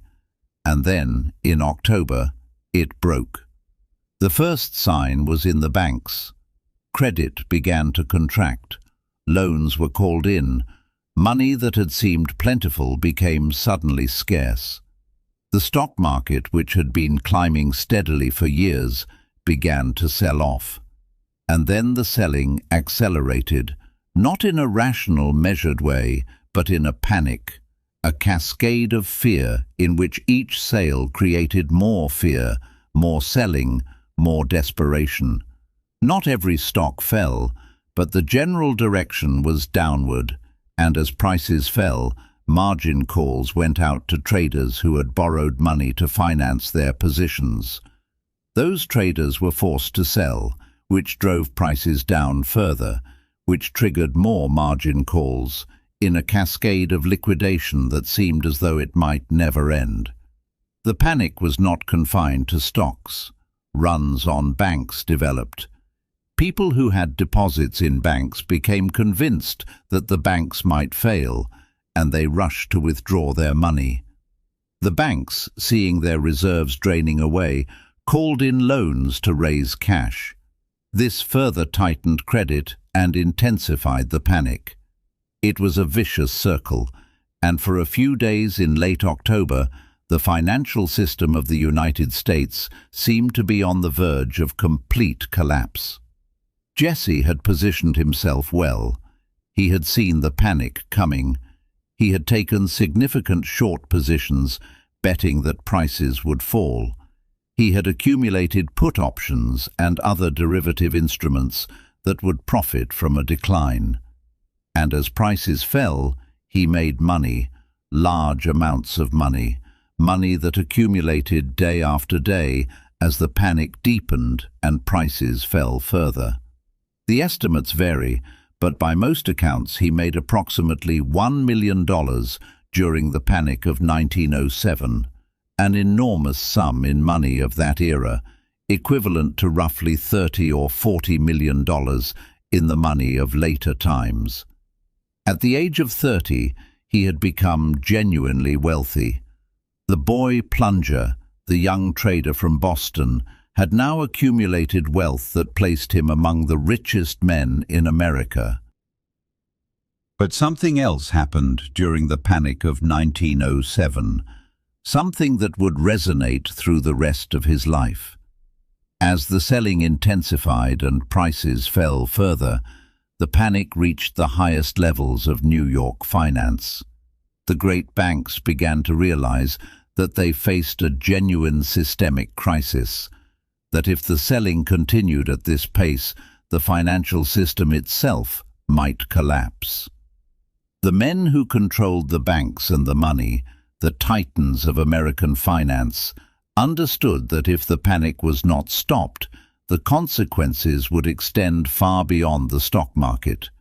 The entire economy could be dragged down, and so they acted. They coordinated buying. They announced that they would provide liquidity to sound institutions. They essentially put a floor under the stock market by declaring their willingness to buy. The Federal Reserve, which was still a new institution, stepped in. The greatest banks in New York pooled resources and made targeted purchases of key securities. By the end of October, the panic had begun to ease. By November, it was clear that the financial system would survive. The crisis had been averted through massive intervention from the highest levels of American finance.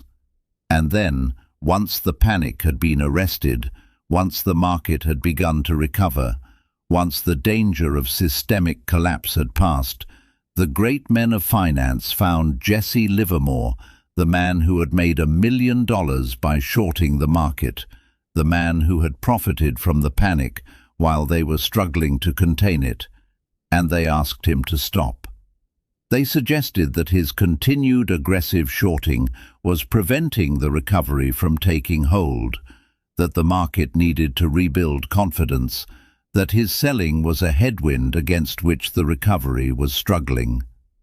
The story has taken on the quality of legend over the decades.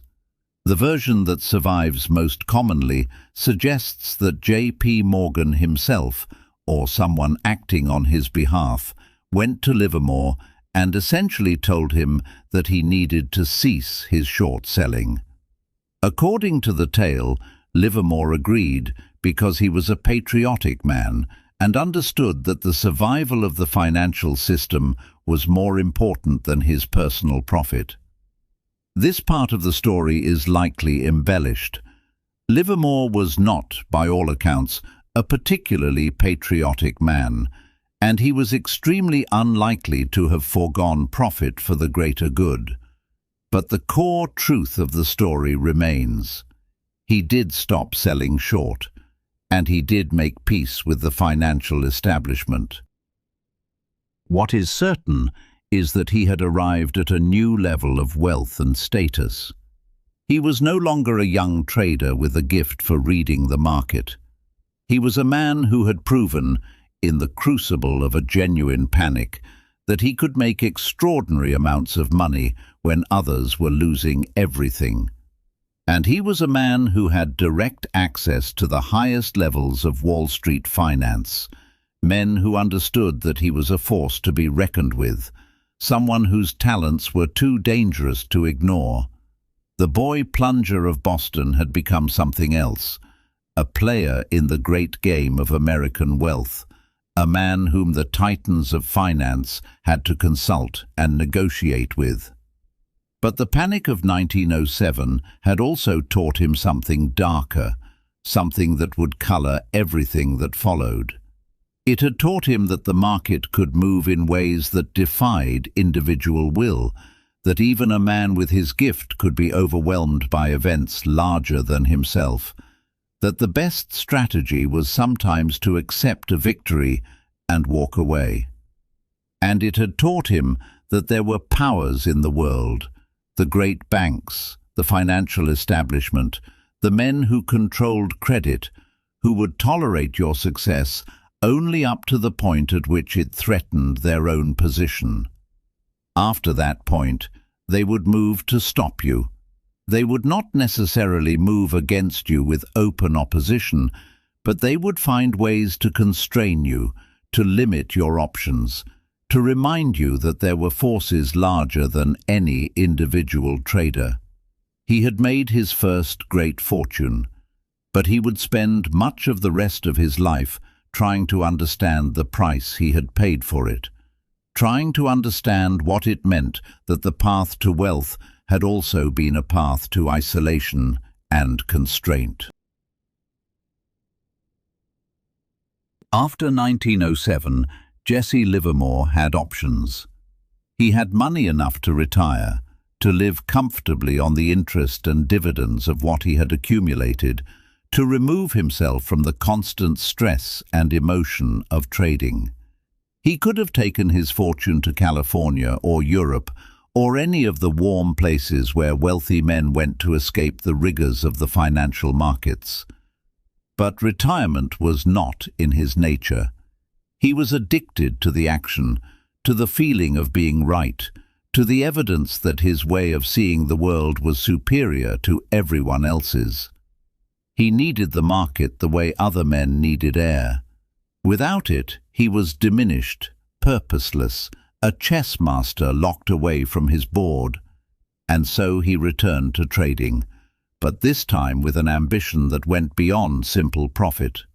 He wanted to move the market itself, to bend it to his will, to become not just a successful trader, but an actual power in the financial world. He wanted to be not someone who rode the waves that other men created, but someone who created the waves themselves. This desire was the expression of something deeper, a need to prove not just that he could predict markets, but that he could control them, that his will could impose order on the chaos. In the years between 1907 and 1915, he made and lost money repeatedly. He had successes and failures. He was involved in various market maneuvers and schemes, but none of this prepared him for what became known as the cotton corner. In the cotton market, he became convinced that he could accumulate a massive position and that by controlling the supply, he could force prices to rise. The market was relatively small compared to stocks, and the supply was somewhat fixed and knowable. A man with enough capital and nerve could potentially control it, could own enough of the actual commodity that any trader who wanted to buy or sell would have to pay his price. The plan seemed sound. Livermore began accumulating cotton futures and actual cotton contracts. He stored the cotton in warehouses, building up physical inventory. He worked with a man named Percy Thomas, who was involved in the actual cotton trade and who brought expertise in the practical details of cotton commerce.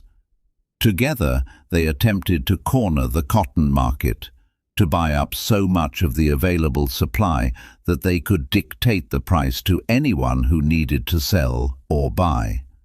It was the kind of play that appealed to Livermore's sense of grand strategy, his desire to move markets through force of will rather than simply reading the patterns others created. It appealed to his ambition to be not just brilliant, but powerful. But the cotton corner failed. The reasons are complex, involving issues of contract interpretation, the timing of harvests, and the actions of other traders who had guessed what Livermore was attempting and positioned themselves accordingly.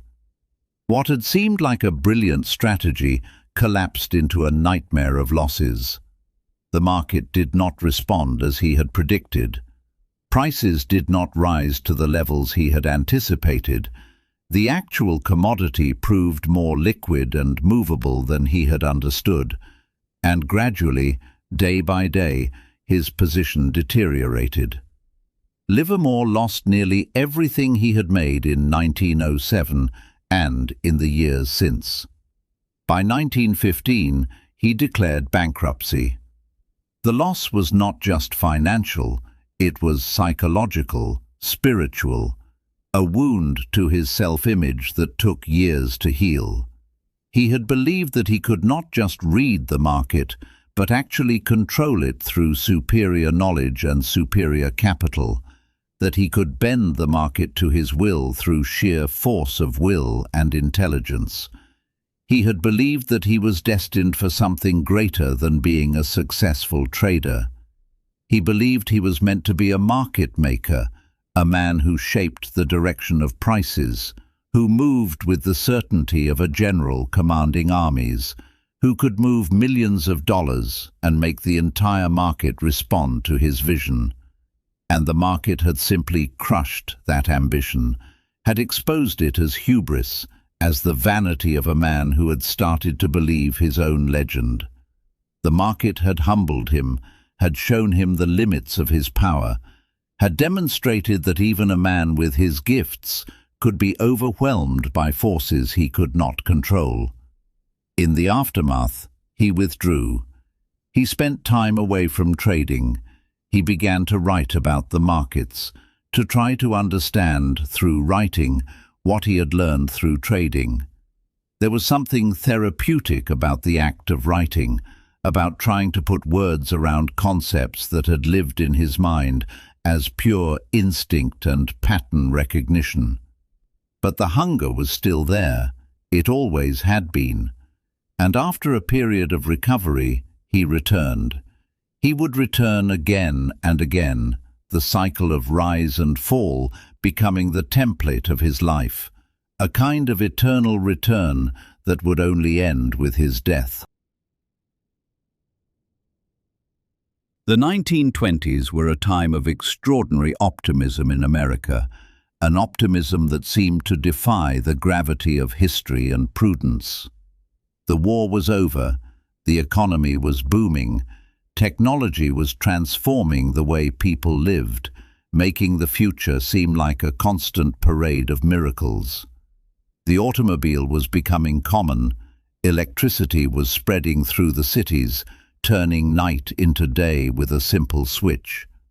Radio was bringing entertainment and news into the home. Moving pictures had become a dominant form of entertainment, and the stock market was rising, not just occasionally, but almost constantly, year after year, as if gravity had been suspended and prices would simply keep ascending into a sky of infinite wealth. Everyone could make money. The shoeshine boy could buy stocks. The maid could get rich. The doorman could become a capitalist. Jesse Livermore, by now in his 40s, found the 1920s more congenial to his talents than the previous decade had been. He had recovered from the cotton disaster, had slowly rebuilt his capital, had returned to the habit of trading. He was trading again, and he was successful. The market's relentless upward drift meant that almost anyone could make money by buying stocks and holding them. But Livermore was not interested in simply buying and holding, in becoming a passive investor watching dividends accumulate. He wanted to trade, to use leverage, to move in and out of positions with surgical precision, to capture the smaller moves within the larger trend. And the liquidity of the market in the 1920s made this possible. The markets were deep enough, active enough, that a man with capital and skill could find positions and exit them without moving the market against himself. He wrote during this period. His ideas, as related through conversations with the journalist and author Edwin Lefebvre, were published as a series of articles in the Saturday Evening Post, then one of the most widely read publications in America. These articles would later become a book, published in 1923, titled Reminiscences of a Stock Operator. The main character in the book was a thinly veiled portrait of Jesse himself, renamed Larry Livingston to preserve a fiction of anonymity that fooled no one who knew anything about the markets. Everyone in the financial world knew who the book was about. Everyone understood that Lefebvre had spent time with Livermore, had listened to his stories, had woven them into a narrative that was part confession, part instruction, part literature. The book became instantly popular and remains so today. It is perhaps the most widely read trading book in existence, and much of what people understand about stock market speculation in the early 20th century comes through the lens of Lefebvre's portrait of Livermore. But it is important to note, especially for accuracy, that Reminiscences is not a documentary account. It is a novel, a work of literature, written by someone else, based on conversations and observations, but shaped by narrative necessity and literary sensibility. When people read quotations from it and attribute them to Livermore, they are often quoting Lefebvre's words, not Livermore's actual utterances. The book is true in spirit, capturing something real about Livermore's methods and psychology, but not necessarily true in letter. Livermore lived this life, but he did not necessarily speak exactly as portrayed. The book is his life, filtered through another man's imagination. During the 1920s, Livermore continued to make money. He developed more refined techniques for reading the market, techniques that were closer to art than to science. He understood that there was a rhythm to the market's moves, that you could identify turning points if you paid attention to volume and to the way prices held or broke through certain levels. He understood that the market moved in waves, that these waves could be measured and predicted to some degree, that the psychology of crowds created patterns that could be exploited by a man who understood psychology. He understood that when the market was rising, the rise would continue until it didn't, and then it would fall, and fall hard. And he was successful at trading based on this understanding.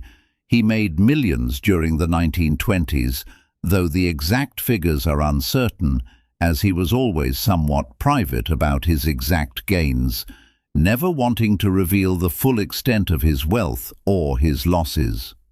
But the 1920s were also a time of increasing doubt. He was a man in his middle years now, with a sense that time was becoming finite, that the days were passing more quickly, that he could not trade forever. He had made fortunes and lost them. He had been right in his predictions and wrong, sometimes catastrophically wrong.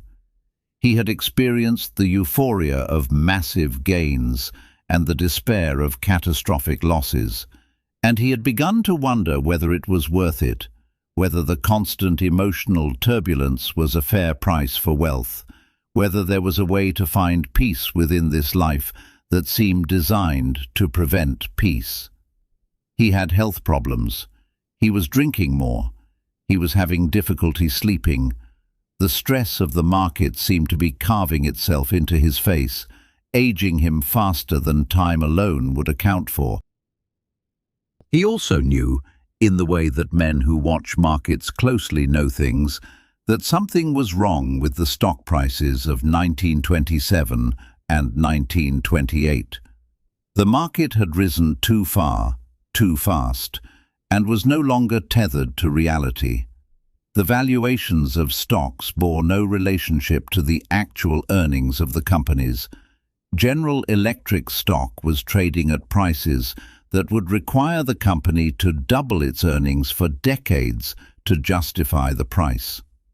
The entire edifice was built on the assumption that prices would keep rising forever, and this assumption was being reinforced by money that was too cheap and credit that was too easy.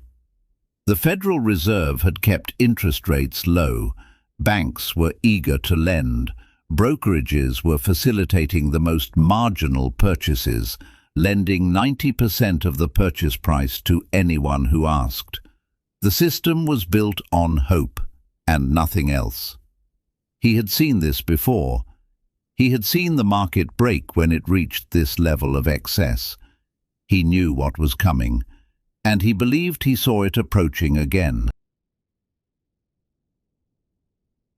October 1929 came in like a storm that had been gathering at the horizon for years. The first serious decline had occurred in early September, when the market fell sharply for several days.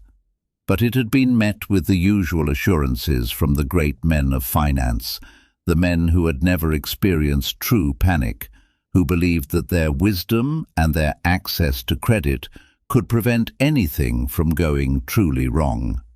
They declared that the fundamentals of the economy were sound, that the market was merely consolidating its gains, that this was a temporary pullback before prices resumed their rise.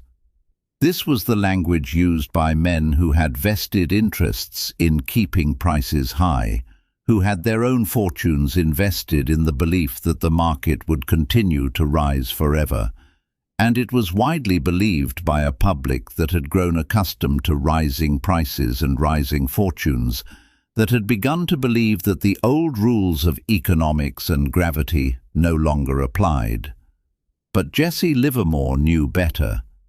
He had watched the market carefully, had read all the signs that others were ignoring or misinterpreting. He had positioned himself for the crash weeks before it came, accumulating put options, taking significant short positions, preparing his capital for the moment when the market would finally break. He had warned some people, had suggested that they reduce their exposure, but the warnings had gone unheeded. People did not want to hear warnings. They wanted to hear that they would continue to get rich. And when October arrived with full force, when the market opened on that Tuesday morning and began to fall and kept falling and would not stop falling, when panic began to set in as people realized that this was not a correction but something far more fundamental, when margin calls started cascading through the system and forced liquidation became the only option for millions of investors, Jesse Livermore was ready. He was calm, he was positioned correctly, and he was about to make a fortune. The market fell in the most dramatic way it had fallen since the panic of 1907, but this time the fall was more complete, more devastating, more absolute. It was not just a correction, it was a reckoning, a settling of accounts between the market and reality, between prices and value. Fortunes that had seemed permanent were revealed as mirages, as nothing more than pieces of paper that had gained value on the hope that they would continue to gain value. Businesses that had seemed solid turned out to be built on nothing but speculation and optimism, nothing but the belief that the future would be better, that technology would transform everything, that the old rules no longer applied. The great banks that had once stepped in to stop the panic in 1907, the institutions that had positioned themselves as the guardians of financial stability, watched this time as their own assets crumbled, as their careful holdings fell in value day after day, as their arrogance and confidence were punished by a market that had turned against them. Jesse made money. By some estimates, he made $100 million during the crash of 1929, though this figure is uncertain and has been disputed by various historians and biographers. It is likely that the actual figure was somewhat less, perhaps $50 or $75 million, perhaps even different from what anyone has claimed. The exact amount matters less than the fact that he made an enormous fortune while everyone else was being destroyed. He had predicted the crash with remarkable accuracy. He had positioned himself correctly in the weeks and days before the decline accelerated. He had bought put options and taken short positions that would profit from a market decline, and he had made a fortune of such magnitude that it seemed to elevate him beyond all other traders, to confirm him as a man of such exceptional insight that he could see what others could not, that he could read the market the way other men read a book. For a moment, in the depths of the crash, Jesse Livermore was the most envied man in America. He had made money when everyone else was losing it. He had been right when everyone else had been wrong. He had understood the market at the deepest level, had read its signals with perfect accuracy, and had acted accordingly. He was the living embodiment of the trader's dream, the man who had made the right call at the crucial moment, who had positioned himself on the right side of history. But he was also starting to experience something else, something harder to articulate. He was experiencing the isolation that comes from being right when everyone else is wrong. The wealth he had accumulated was beginning to feel not like liberation, but like constraint. He had proven what he needed to prove. He had achieved the goal he had set out to achieve. And now he was alone, with a fortune that he had not particularly wanted, that had come at the price of emotional turmoil that could not be assuaged by money, that had confirmed his genius, but also confirmed his separation from normal human life. The years after 1929 were the years when the truth of what he had achieved began to settle in. He had $100 million, or something close to it, and absolutely no idea what to do with it. He had spent his entire adult life pursuing wealth, and now that he had it in quantities that exceeded his ability to spend it, he found that it did not satisfy him.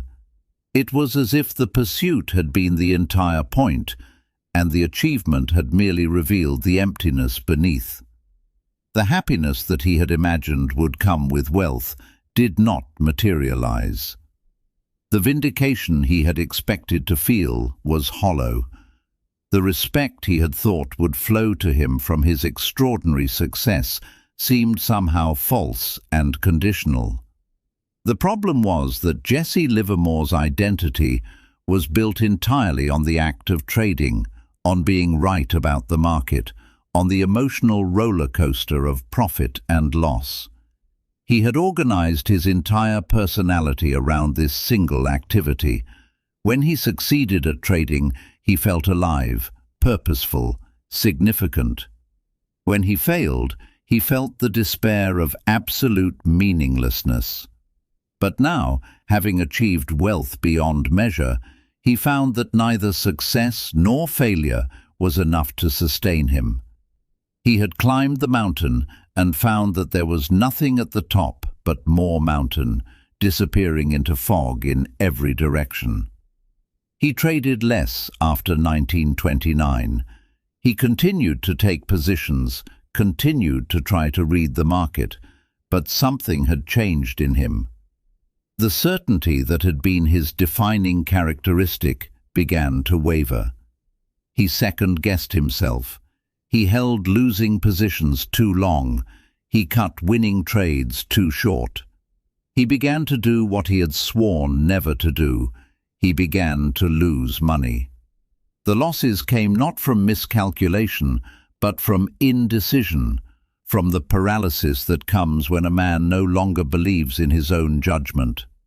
The market that had once seemed transparent to him now seemed opaque, filled with meanings he could not quite decode.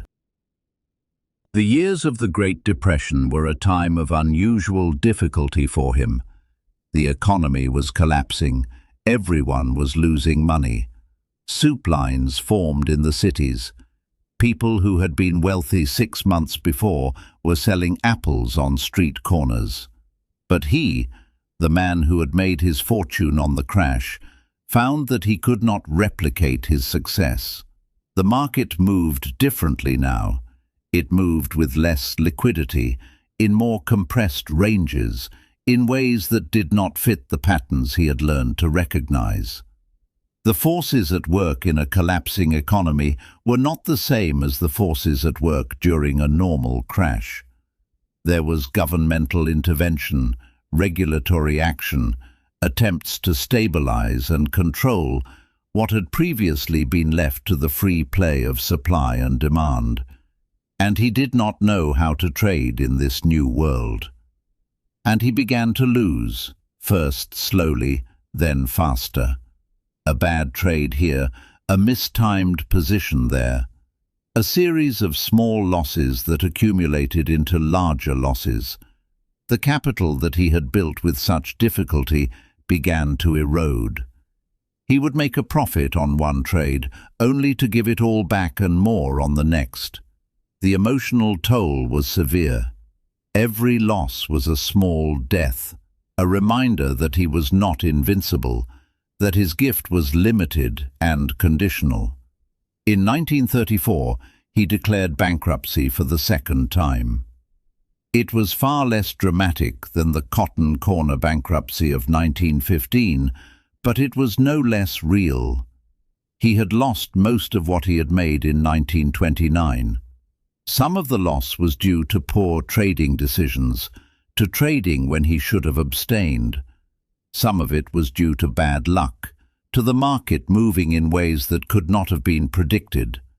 And some of it was simply due to the fact that he had become a man swimming against a tide that was too strong to overcome. The depression that had devastated the nation had also devastated his capital.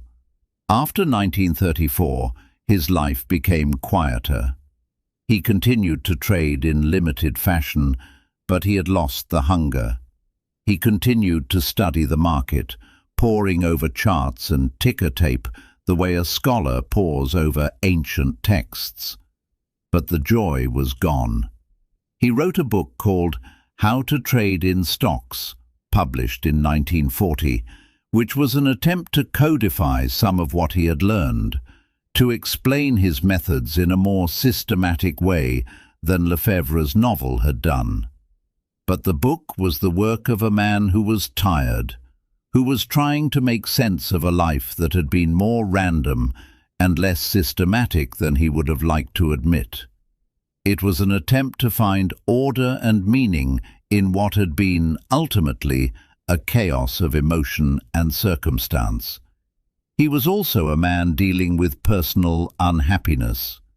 He had been married and divorced and remarried. He had children, but his relationships with them were strained. He had all the money in the world, but he could not buy peace of mind, could not purchase contentment, could not trade his accumulated wealth for simple happiness.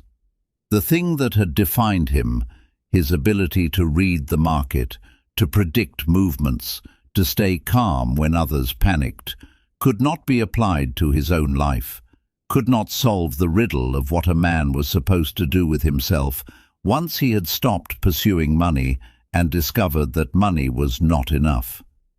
He was isolated by his own genius, separated from ordinary human experience by his exceptional abilities, unable to connect with others except through the medium of trading. On November 28, 1940, Jesse Livermore walked into the Sherry Netherland Hotel in Manhattan, a place he knew well, a place where he had spent countless evenings over the years. He had spent the afternoon, as he often did, watching the ticker tape, observing the movements of the market, the eternal song of numbers that had been the soundtrack to his life for more than 40 years. The market had continued without him, indifferent to his presence or his absence. The world had moved on. Wars were coming. The depression was slowly ending, dragged out of its depths by the machinery of an approaching conflict. But Jesse Livermore was not thinking about wars or depressions or the future. He was thinking about the fact that he had lost everything, that he had been wrong about the market he thought he understood, that the gift that had seemed so certain had proven to be unreliable. He went into a back room, a cloakroom of sorts, and he did what had been inevitable for some time. He ended his life with a single act of violence, a gunshot that would echo through the financial world long after he was gone. A reminder that even the greatest traders were ultimately human, ultimately fragile, ultimately capable of being broken. He left behind a note, 8 pages written in his own hand, addressed to his wife, the woman he had called Nina, the woman who had stood by him through his successes and failures. The note began with simple words, "My dear Nina, can't help it." In those 4 words lay the entire trajectory of his life, the compulsion that had driven him, the genius that had been inseparable from the torment, the inability to exist in any state other than the constant struggle with markets and with himself. He was unable to stop. He was unable to rest. He was unable to be satisfied. He was unable to simply live. The ledger is closed now. The man who decoded the market is no longer here to read it. What remains is the question that outlasts him, the question that his life posed but could not answer. What is the purpose of being right if it makes you profoundly unhappy? What is the meaning of wealth if it cannot purchase peace? What is the value of understanding the world if you cannot understand yourself? What is the point of decoding the market if the very act of doing so takes away your capacity to enjoy anything else? Jesse Livermore was a man of extraordinary gifts. He could read patterns that others could not see. He could remain calm in the face of chaos.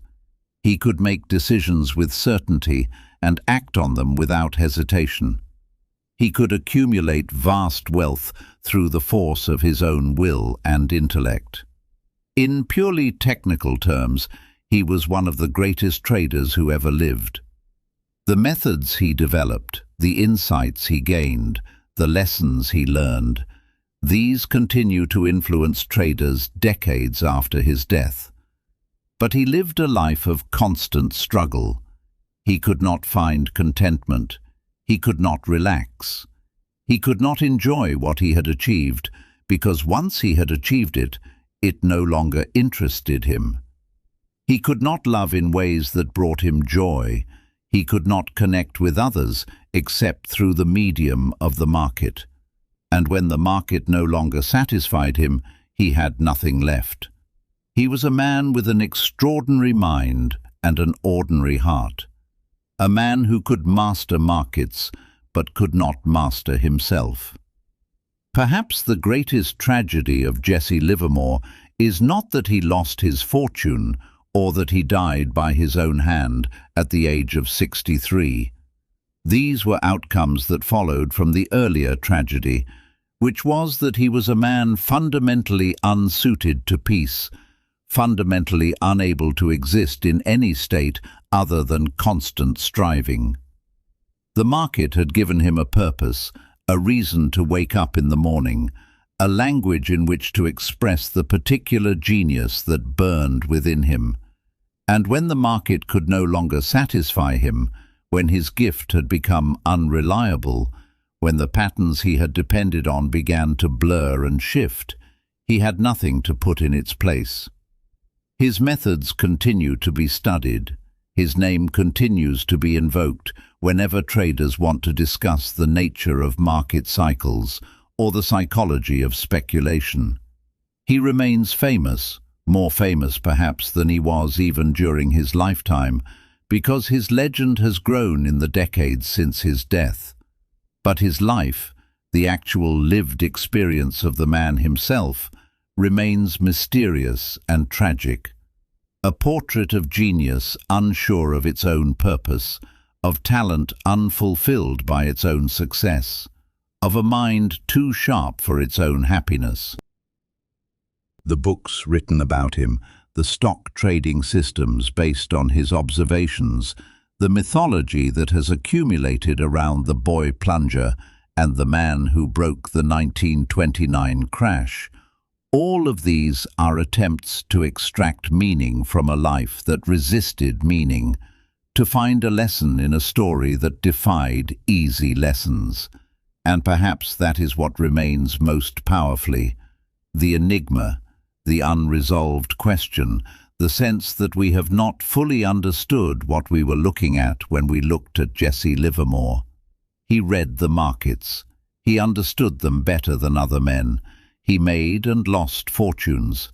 He left behind a name and a reputation and a handful of books. And on a cold evening in November, in a room on the edge of the city he had dominated, he closed the book on his own story. The ledger is complete now. The numbers are final. The market that once sang to him is silent. The market continues. It has always continued, and it will continue long after we are all gone, moving up and down, creating fortunes and destroying them, speaking in its eternal language to those who have the ears to hear it. And somewhere in the patterns of that market, if you listen carefully enough, if you are willing to sit in the darkness and wait and pay attention to the subtle movements of numbers, you might still hear the voice of a boy from Massachusetts, reading the numbers on a chalkboard, teaching himself the grammar of money and motion, learning lessons that would make him rich and would break him, all in the span of a single burning life.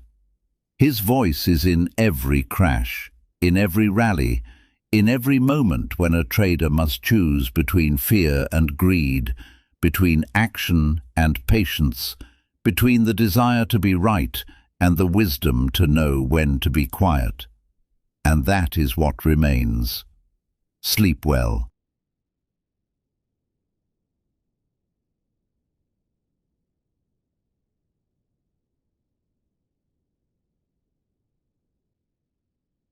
Three years pass. The crash empties out, and the men who sold it short are briefly the richest people in America. But the wreckage runs further than Wall Street, and it reaches a man in Stockholm who has spent a decade lending money to governments. His empire is real, his books are not, and the difference is about to become everybody's problem.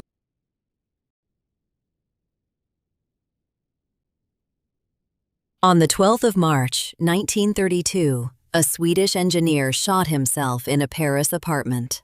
He was 52 years old.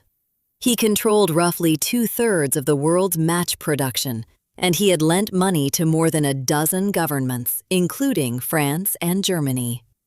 Within 6 weeks, accountants found that a very large part of what he owned had never existed at all. This is empires of money. Long, quiet histories of how the great fortunes were made and how they were lost, told slowly enough to fall asleep to. If you'd like the ledger opened again next week, the subscribe button is just below. Best to press it now while the lamp is still lit. His name was Ivar Kruger, and for most of the 1920s, he was among the most admired financiers alive. American investors bought his securities in enormous quantity. Newspapers called him a genius of organization. He met with Herbert Hoover. He appeared on the cover of Time magazine. Economists studied his methods. He had arrived at something that looked, from the outside, like a new kind of business altogether. He would lend a struggling government hard currency it desperately needed, and in exchange, that government would grant him the exclusive right to sell matches within its borders. The interest paid the dividend. The dividend attracted more investors. The investors funded the next loan. It worked for about 15 years. When it stopped working, Kruger began forging government bonds in hotel rooms with his own hand, and the collapse that followed was severe enough that the United States rewrote its financial laws in response. Almost every protection an ordinary investor now takes for granted, audited accounts, disclosed holdings, the requirement that a company tell you what it actually owns, traces back in part to the wreckage this one man left behind. Now close your eyes and listen. Dim the lamp. I'll keep the ledger. Ivar Kruger was born on the 2nd of March, 1880, in Kalmar, a small port town on the southeastern coast of Sweden, where the Baltic runs cold and gray for most of the year. His father, Ernst August Kruger, owned match factories. So had his grandfather. In Sweden, this was an unremarkable thing for a family to own, in the way that a family in Yorkshire might own a mill. Sweden had a particular claim on the match, and it is worth understanding why, because the whole of Ivar Kruger's career rests on it. The early friction match was a dangerous object. Its head carried white phosphorus, which ignited against almost any rough surface, which meant a box of them in a warm pocket could catch by itself. White phosphorus was also a poison. The women and children who worked in the match factories of Victorian Britain and Europe developed a condition called phosphorus necrosis of the jaw, known in the trade by a blunter name. The bone of the lower jaw would abscess and rot. The affected tissue glowed faintly in a dark room. Treatment meant surgical removal of the jaw, and a good many of the afflicted died. In the 1840s, a Swedish chemist named Gustav Erik Pasch worked out a way around it. He replaced the white phosphorus with red, which is not poisonous, and then did something more elegant. He took the reactive material off the match head entirely and put it on the side of the box. The match would only strike against its own container. It could not ignite by accident in a pocket, and it could not poison the person who made it. Pasch could not make it work commercially. 30 years later, in Jönköping, Johan Edvard Lundström and his brother Karl solved the manufacturing problem and began producing the thing at scale. They showed it at the Paris exhibition of 1855 and took a medal. The world called it the safety match. And for the rest of the century, the safety match was Swedish in the way that clocks were Swiss. By the time Ivar Kruger was born, his country's factories were exporting matches to Europe, to Asia, to South America. Jönköping alone employed thousands. The Kruger family of Kalmar sat inside this industry as one modest producer among many. There is a temptation, looking back at a life like this one, to find the child already formed. The surviving accounts do not support it very well. He was clever at school and finished early, entering the Royal Institute of Technology in Stockholm at 16. He took 2 degrees there, in mechanical engineering and in civil engineering, and completed both by the age of 20. That is a genuinely unusual pace. Beyond it, the record is thin. He was reserved. He was very good at mathematics. He is said to have had an exceptional memory for figures, which every later account emphasizes, and which may simply be the sort of thing people remember about a man once they know how he ended. There is one story from his school days that has followed him, and it should be treated with care because it appeared in print only after his death, when everyone in Sweden was looking backwards for signs. In the version usually told, the young Kruger obtained the examination questions in advance and sold them to his classmates. Whether that happened is not established. It has survived because it is the kind of story people want to be true about a man who forged Italian bonds 35 years later. What the family business did give him, and this is not in dispute, was an early education in a very specific commercial fact. Matches are cheap. Nobody ever buys one match. Everybody buys them constantly, forever, in small, unnoticed amounts, and then buys more. A household in 1890 went through matches the way a household now goes through electricity, without ever considering the supplier. The margin on a single box is almost nothing. The margin on every box sold in a country for 25 years is a fortune. And it arrives whether the economy is booming or in ruins, because people light lamps and stoves in a depression exactly as they do in a boom. Of all the commodities a man might corner, this was among the least glamorous and the most reliable. To collect that margin, you do not need a better match. Nobody has ever preferred one brand of match to another. You need to be the only person permitted to sell them. Ivar watched his father's factories compete with other Swedish factories, and watched those factories compete with German and Japanese ones, and watched the competition keep all of them poor. A price war in a commodity nobody cares about has no winner. It simply grinds the margin to nothing and leaves every producer exhausted. It is worth pausing on the family itself, because Ivar was not a poor boy who clawed his way up, and the story is sometimes told that way. The Krugers were established provincial industrialists. His grandfather had built the business. His father, Ernst August, ran it, and served on the boards and committees that a man of that standing served on in a small Swedish town. There was a comfortable house, there were servants, there was money for school, and then for the Royal Institute of Technology, which was not an expense every family could meet. Ivar's mother, Jenny, came from similar circumstances. What the family did not have was scale. They were one match producer among many in a country full of them, earning a decent living from a business with no growth in it, in a town of a few thousand people on a cold coast a long way from anywhere that mattered. His father was, by all accounts, a competent and unambitious man who ran what he had inherited. That is the specific thing Ivar Kruger spent his life refusing, not poverty, sufficiency. He graduated in 1900. He was 20 years old, formally qualified in 2 disciplines, and living in a country that offered a young engineer steady, modest, entirely predictable work for the next 40 years. His family expected him to take it. He left almost immediately, and for the next 8 years he was hardly in Sweden at all. Kruger sailed for the United States in 1900 with an engineering degree, and by most accounts, very little money. America in that decade was building upward. The steel frame had made height possible, and the elevator had made it useful, and New York was in the middle of the first skyscraper boom. For a young engineer, this was the most interesting construction site on Earth. It was also brutally competitive.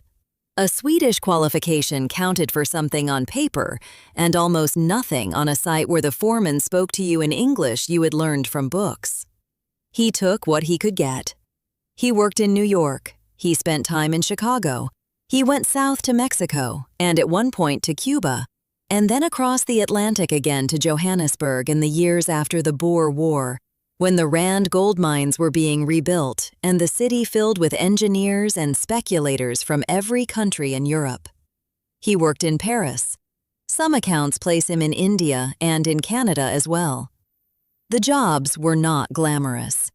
He was a site engineer, an estimator, an assistant to men more senior than himself. He caught malaria at least once and was seriously ill with it. He was, at more than one point, broke. He is said to have worked briefly as a waiter or in a restaurant in New York while between engineering positions, which he never mentioned afterwards. The details vary between the biographies. Kruger himself told the story of these years in several different shapes to several different audiences, adding and removing episodes depending on what the listener seemed to want. And that habit is worth noting this early, because it never left him. 2 things happened in that decade that mattered more than the rest. The first was technical. In America, he encountered the Kahn system, a method of reinforcing concrete developed by Julius Kahn in Detroit, in which steel bars were shaped and placed so that the concrete and the steel worked together under load. Reinforced concrete was not new in 1900, but it was new enough that most European builders regarded it as unproven, expensive, and faintly disreputable. Americans were already putting it into warehouses, factories, and grain elevators, and they were doing it fast. Kruger learned the method properly, on real sites, under men who used it every day and had no patience for a foreigner who slowed the pour. There was also something in the air of American business in those particular years that a watchful foreigner could hardly miss. Kruger arrived in the United States at the height of the trust movement. In 1899 and 1901, financiers were assembling entire industries into single corporations. John Pierpont Morgan put together United States Steel in 1901 by combining Carnegie's works with a dozen others, creating the first company in history capitalized at more than $1 billion. Standard Oil had already demonstrated what control of refining and transport could do to a market. Sugar, tobacco, beef, and railroads were all being consolidated by men who had grasped the same insight. The insight was that competition in a commodity destroys the profit of everyone producing it, and that the cure is not to compete better, but to stop competing altogether by owning the whole field. A young Swede whose family made matches, standing in New York in 1901 and reading about the formation of United States Steel, was looking at a demonstration of exactly the thing his father's business lacked. He would have understood it more immediately than most because he had grown up inside a price war. He also saw what happened when the structure was tested. The panic of 1907 came while he was still moving between continents, and it was stopped not by any government, but by Morgan personally locking bankers in his library until they agreed to support the system. Kruger would later cultivate, quite deliberately, the impression of being that sort of man in Europe, the private individual whose word steadied a market. The model was American, and he had watched it work. The second thing he learned was financial in a narrower sense, and it was the more immediately useful of the two. He watched how large American construction contracts were actually won, and it was not by tendering the lowest price. An American contractor of that period would offer a completion guarantee. The building would be finished on a stated date. If it was not, the contractor paid a penalty for every day of delay, and he backed that promise with a surety bond so that the client was not relying on his good intentions. The client was buying certainty, and certainty was worth paying above the lowest bid for. European builders did not do this. In Stockholm, in Berlin, in Paris, a construction timetable was understood by everyone involved to be a statement of intent. Buildings ran late. Everybody expected them to run late. Nobody had thought to sell the absence of that expectation as a product. Kruger saw the gap. A man who could actually build to a date and who was willing to stake money on it would be able to charge a premium in a market where nobody else would take the risk. Reinforced concrete was how you built fast enough to make the promise safe. The two things he had learned in America fitted together. He came back to Sweden in 1908, 28 years old, with a technique the local industry had not mastered and a commercial promise nobody there was making. He had almost no capital, and he had a very clear idea of what he intended to do with the first that he raised. He found a partner in Paul Toll, an engineer of his own age and a considerably more conventional temperament, and in 1908, the two of them founded Kruger and Toll. Toll ran the building, Kruger sold the work and handled the money. That division held for the rest of their association, and it was the arrangement that mattered. Their first substantial contract came for a building in Stockholm for the Nordiska Kompaniet, the department store on Hamngatan. Kruger won it by writing the American guarantee into his tender. The building would be finished on the stated date. If it was not, Kruger and Toll would pay a fixed penalty for every day of delay. Swedish clients had never been offered anything of the kind. The competing firms thought the promise reckless, and in their hands, it would have been. Kruger had two advantages they lacked. Reinforced concrete let him build faster than masonry allowed, and he drove the schedule with a discipline that men who worked under him described, without much affection, as relentless. He met the date. The firm grew very quickly after that because the guarantee was not a trick that worked once. Every client in Stockholm now knew that one contractor would put money behind his timetable and that a building from Kruger and Toll would open when he said it would open. In 1911, they took the contract for the Stockholm Olympic Stadium, built for the Games of 1912. It is a handsome thing in dark brick, with towers and arches and a horseshoe of terracing, and it still stands and is still in use, which cannot be said of most Olympic venues of any era. For a firm 3 years old, being handed the National Stadium was an extraordinary endorsement, and Kruger made certain everybody knew the date it would open. The stadium mattered for a second reason. It made him visible. Until then, he had been a contractor known to clients. Afterwards, he was a public figure in Stockholm, the man who had built the thing the country was about to show the world. He learned in 1912 how useful visibility was, and he never afterwards neglected it. They built factories, offices, bridges, apartment blocks, and hospitals. By the middle of the decade, Kruger and Toll was the leading construction business in Sweden and had begun taking work abroad, in Finland and in Russia, before the revolution closed that market. Ivar Kruger, in his mid-30s, was wealthy in the ordinary way that a successful contractor is wealthy. He had a good address, a reputation for competence, and an income that would have kept him comfortable for life. He had also begun doing something his partner did not entirely follow. A construction firm generates cash. Kruger started using that cash to buy shares in other companies, and then to borrow against those shares, and then to issue securities of his own, backed by the whole arrangement. The mechanism is worth understanding plainly because he would run the same one for the next 20 years at 100 times the scale. You take a business that earns money. You use the earnings to buy an interest in a second business.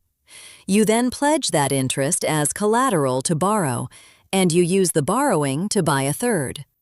Each acquisition supports further borrowing, provided every business you buy earns something, and provided the value of what you hold keeps rising, the structure grows on itself, and the man at the center controls assets worth many times what he ever put in.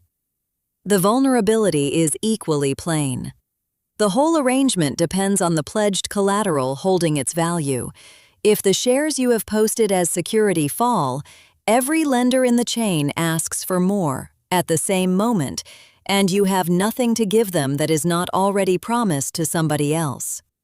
Kruger understood this in 1913.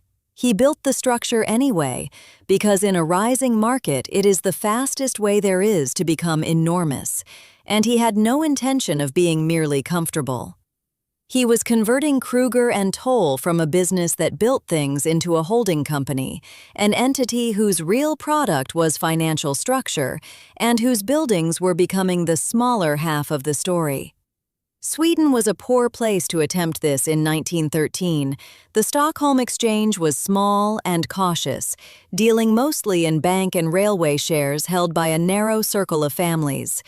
There was no appetite for elaborate financial instruments, and no tradition of the public buying industrial securities in quantity. Kruger's solution was to go outside, first to Germany, and then, after the war, decisively to the United States. Sweden would remain the legal home of his companies and the location of his desk. The money would come from somewhere else. That separation between where the empire was registered and where it was funded turned out to be extremely convenient.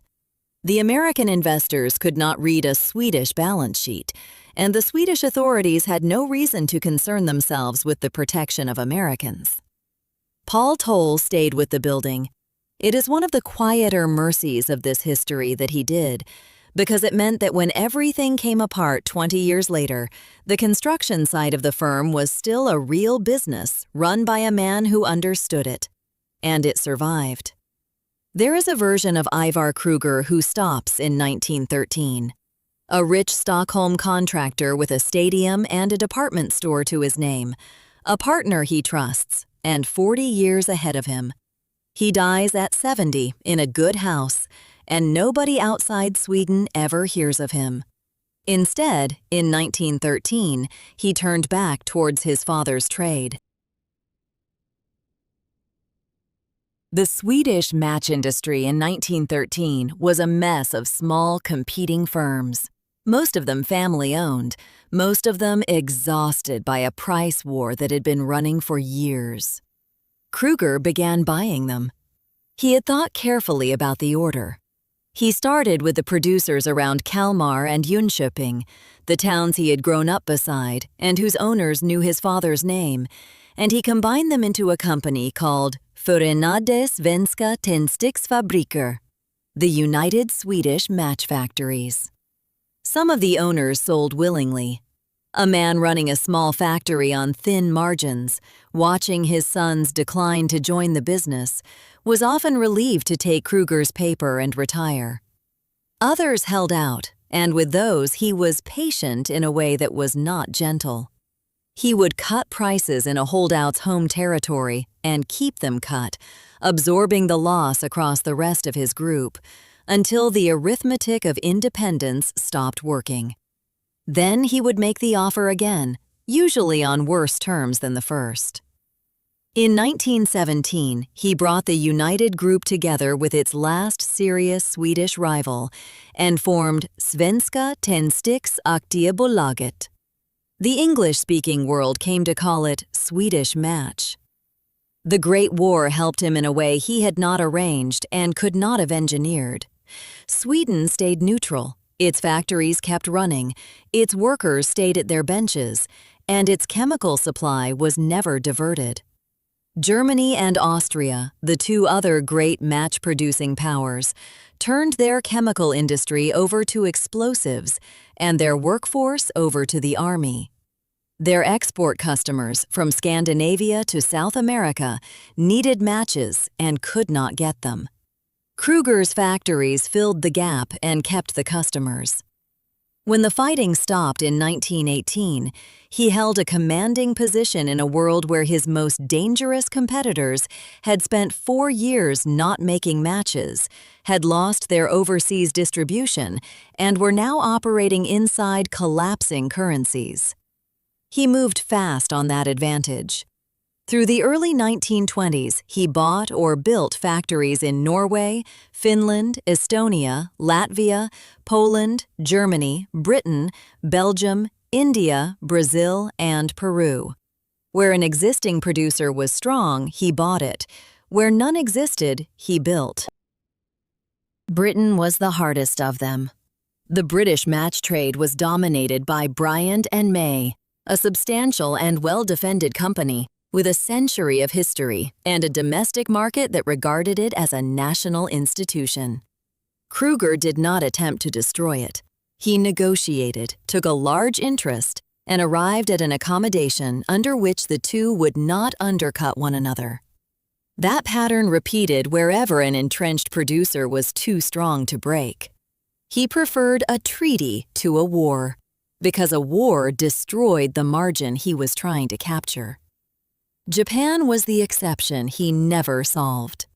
Japanese producers with low costs and their own supply of timber competed hard across Asian markets throughout the period, and Kruger's share in the Far East was always thinner than his figures suggested. He also bought the inputs, which is the part that made the position genuinely defensible. Swedish Match acquired aspen forests because the wood of the aspen splits cleanly and burns evenly, and is what a match is made of. It acquired potash and chlorate works for the chemistry of the head. It bought box-making plants and printing works, and in time, the machinery firms that built matchmaking equipment. A rival with capital could still start a factory. He could not easily buy the wood, the chemicals, or the machines, because Kruger owned a great deal of all three. There is one more feature of these acquisitions that mattered later, and almost nobody noticed it at the time. Kruger increasingly paid for companies with his own shares rather than with cash. A factory owner in Belgium would sell his works and receive Kruger and Toll certificates. The certificates paid a magnificent dividend and rose steadily on the exchange, so the seller was generally delighted. Kruger had acquired a real factory and parted with nothing but paper he had printed, whose value rested on the market's opinion of him. This is an excellent arrangement while confidence holds. It means the cost of expansion is a function of your own share price, and a rising share price makes expansion cheaper, which produces more expansion, which supports the share price. It also means that if confidence ever breaks, the currency you have been buying the world with becomes worthless in your hands at the precise moment you most need to spend it. By the middle of the decade, Swedish Match controlled something in the region of 250 factories across more than 40 countries, and produced, by most estimates, between 60 and 70% of the matches struck on Earth. The precise figure was never independently verified. That is a sentence which will recur in this story more than once. What Kruger had built to this point was a monopoly assembled by purchase, and purchase has limits. It is slow, it is expensive. In a country with an established domestic industry and a government willing to protect it behind a tariff, buying your way to control can cost more than the entire market is worth, and you may spend a decade and still not have it. There was a faster method. He found it in the wreckage the war had left behind, and it turned him from a large industrialist into something that had not really existed before. Europe after 1918 was broke, not in a figurative sense. The governments of Poland, Hungary, Greece, Yugoslavia, and Romania carried war debts they could not service, currencies that were losing value by the month, and central banks with nothing behind them. Several of these states had existed for less than 5 years. Some were still fighting over their own borders. They all needed the same thing, which was foreign currency, and none of them could get it. American banks would not lend to a new Balkan republic with no credit history and a disputed frontier. When they would lend, the rate amounted to a polite refusal. Kruger arrived with an offer that looked, at first reading, like a gift. He would lend the government hard currency, dollars in size, at a rate far below anything else on offer, 6% in some agreements, when the alternative was 12 or nothing at all. The term was long, 20 years or more. The sums were very large against the recipient's means. Tens of millions of dollars to a country whose entire annual budget might be a few $100 million. In return, the government would grant Swedish Match the exclusive right to manufacture and sell matches within its borders for a fixed period, commonly 20 to 25 years, and would set the tax on matches at an agreed level for the duration. Put yourself in the chair of a finance minister in Warsaw or Athens or Belgrade in 1925. Your treasury is empty. Your currency is under attack. You have soldiers and civil servants to pay, and a parliament that will remove you within the year if you fail. A courteous Swedish industrialist offers you $30 million at a rate no bank in the world will match, and he asks in exchange for control of the match trade. Matches, a commodity your cabinet has never once discussed. Perhaps 0.1% of national output, made in a handful of small factories employing a few thousand people. You will be out of office long before the concession expires. Almost every minister who was offered this arrangement took it. Poland signed in 1925. Greece followed. then Ecuador, Yugoslavia, Hungary, Latvia, Estonia, Romania, Bolivia, Guatemala, Peru, Turkey, Lithuania, Danzig. The list ran well past a dozen and kept growing through the decade. Take the Polish arrangement as the model, because it was among the earliest and it shows the shape clearly. Poland in 1925 had existed as a state for 7 years. Its currency, the mark, had been destroyed by inflation and replaced by the zloty the year before. It was in a tariff war with Germany. It needed foreign exchange to defend the new currency and had almost no way of obtaining it. Kruger provided a loan running to millions of dollars, and Poland granted Swedish Match the exclusive right to make and sell matches there. Both sides regarded themselves as having done well, and on the day it was signed, both were right. In 1927, he lent France $75 million. France was not a broken state in the sense the others were. France was a great power with a functioning treasury, an empire, and a seat at every table in Europe. And it was in the middle of stabilizing the franc under Raymond Poincaré. It borrowed from Ivar Kruger. That single transaction moved him into a different category of person altogether. A man who lends to Estonia is a shrewd industrialist with an unusual line of business. A man who lends $75 million to France is a factor in European finance, and every banker, minister, and journalist he met from that day forward treated him as one. The arithmetic was better than it first appears, and it is worth taking slowly. Kruger was not merely earning interest on these loans.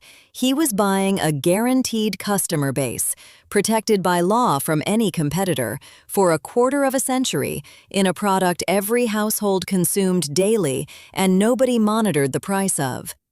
And he was being paid interest for the privilege of buying it. In a country where he held the monopoly, he could raise the price of a box of matches by a fraction of a penny. No individual household would notice. Across a nation of 20 million people, striking matches every day of every year, the fraction compounded into a very great deal of money. That was the return, and on paper it was excellent. He understood one further thing about these arrangements that his investors did not. A government monopoly concession is not an asset in any ordinary sense. You cannot sell it to anybody. You cannot market against a market price, because no market exists. Its entire worth rests on a foreign parliament continuing to honor a bargain struck by an administration that may since have fallen, in a country that may since have changed its constitution. If Poland decided in 1935 to nationalize its match industry, the concession was worth nothing, and there was no court in the world Kruger could take that to. On the balance sheet of Ivar Kruger's companies, these concessions were carried at very large numbers indeed. Nobody outside his office had any way of testing them, and nobody had the legal standing to insist. There was a further difficulty with monopolies of this kind, and Kruger's people spent a great deal of effort on it. A legal monopoly raises the price. A raised price invites smuggling. Across the Balkans and the Baltic, matches began moving over borders in quantity, brought in from countries where Kruger's writ did not run, and sold beneath the monopoly price. Swedish Match employed investigators and pressed governments to enforce their side of the bargain, with mixed success. The monopoly was worth precisely as much as the local customs service was willing to make it worth. And the concessions carried a political charge that grew heavier every year.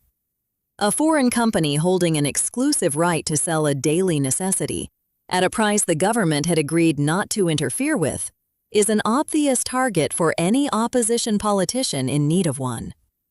In several countries, the arrangement was already being attacked in Parliament well before Kruger died. Lending tens of millions of dollars to a dozen governments requires tens of millions of dollars. Sweden did not have them. Sweden was a country of 6 million people with a small capital market and no ambition to finance the reconstruction of Europe. Kruger went to America, where the money was. His route in was Lee Higginson and Company, a Boston banking house founded before the Civil War and about as respectable as American finance got. Their partner Donald Durant met Kruger, was thoroughly impressed, and took a seat on the board of the American holding company Kruger established, the International Match Corporation. Another Lee Higginson man, Frederick Allen, became a close advocate. That relationship was worth more than any amount of advertising. Lee Higginson's name on an offering told a cautious investor in Ohio that serious men in Boston had examined this and were satisfied. The firm became, in practical terms, Kruger's distribution network in the United States, and its partners became his character witnesses. Through the 1920s, he sold American investors an escalating series of instruments: shares in Kruger and Toll, shares in International Match, debentures, participating debentures, gold debentures, convertible notes. Each issue was larger than the last, and each sold. The volume became extraordinary. By the end of the decade, Kruger and Toll certificates were among the most widely held securities in the United States, sitting in the accounts of school teachers, small-town doctors, and country lawyers, alongside General Motors and Standard Oil. Something in the order of $600 million of that period flowed from American savers into Kruger's companies. It is difficult to convert honestly across a century, but the sum was very large indeed against the American economy of the 1920s. He had also arrived at exactly the right moment, which is a thing that is easy to underrate. The 1920s in America were the decade in which ordinary people began buying securities. Before the Great War, stocks were the business of the wealthy and of institutions. The Liberty Bond campaigns of 1917 and 1918 taught tens of millions of Americans to buy financial paper from a salesman, and when the war ended, the salesman kept coming and the public kept buying. By the middle of the decade, there was a brokerage office in every substantial town. Buying on margin was routine, and the newly invented investment trust let a person of modest means own a slice of a professionally managed portfolio. Money was looking for a home, and it was not sophisticated money. Into that market walked a foreign industrialist with an unbroken record, an aura of European seriousness, the endorsement of a Boston banking house, and a yield 4 times anything else on offer. He did not have to persuade America of very much. America wanted to be persuaded. 2 features made the paper close to irresistible. The first was the dividend. Kruger paid out enormous and unwavering dividends, commonly around 20% and sometimes higher, every single year, including years in which the underlying businesses could not conceivably have earned them. A solid American industrial stock of the period might yield 5%. A government bond yielded less. Kruger paid 4 times the market and never missed, through good years and bad, which investors read as the signature of a business so strong that ordinary conditions did not touch it. The second was structural, and it is the piece of his legacy that survives most quietly. Kruger issued a class of B shares, carrying 1/1000th of the voting power of an A share, while carrying full rights to dividends and to gains. An investor bought the economics of the company and almost none of the control. Kruger, holding the A shares, retained command of the whole apparatus while owning a modest fraction of it. The arrangement is entirely familiar now. Dual-class share structures are how a founder today takes a company public and still decides everything about it. Kruger did not invent the idea, but he ran it at a scale nobody had attempted, and he used it to raise hundreds of millions of dollars from people who had no power to ask him a single question about where any of it went. Nobody compelled them to ask either, and this is the fact on which the whole story turns. In the 1920s, there was no requirement in American law that a public company publish audited accounts. None that it disclose what it owned. None that it reveal what its subsidiaries owed, or how its profits had been calculated, or whether the money funding this year's dividend had come from selling matches or from the pocket of the investor who bought in last Tuesday. A company could say what it liked. An investor could believe it or decline to buy. Kruger's published figures were a summary he wrote himself. His auditors saw the Swedish parent and were told about the rest. Directors received what he chose to hand them. Lee Higginson, whose reputation underwrote everything, never obtained a consolidated statement of what the man actually owned, and did not press for one, because the dividends kept arriving and the securities kept rising. And there is no institution on earth that interrogates a client while he is making everybody money.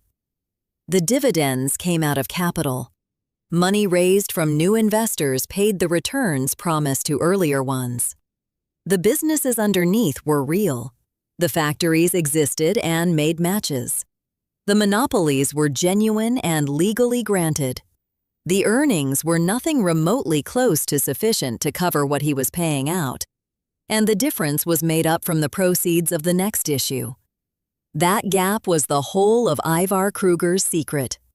He ran it for more than a decade, in front of the most sophisticated financial institutions in the world, and none of them saw the bottom of it. In 1928, Kruger built himself a headquarters on Västra Trädgårdsgatan in central Stockholm. The Swedes called it Tändstickspalatset, the Match Palace, and they call it that still. The architect was Ivar Tengbom, and the building is a restrained and very expensive piece of Nordic classicism, faced in stone, finished inside with marble, rare woods, and bronze.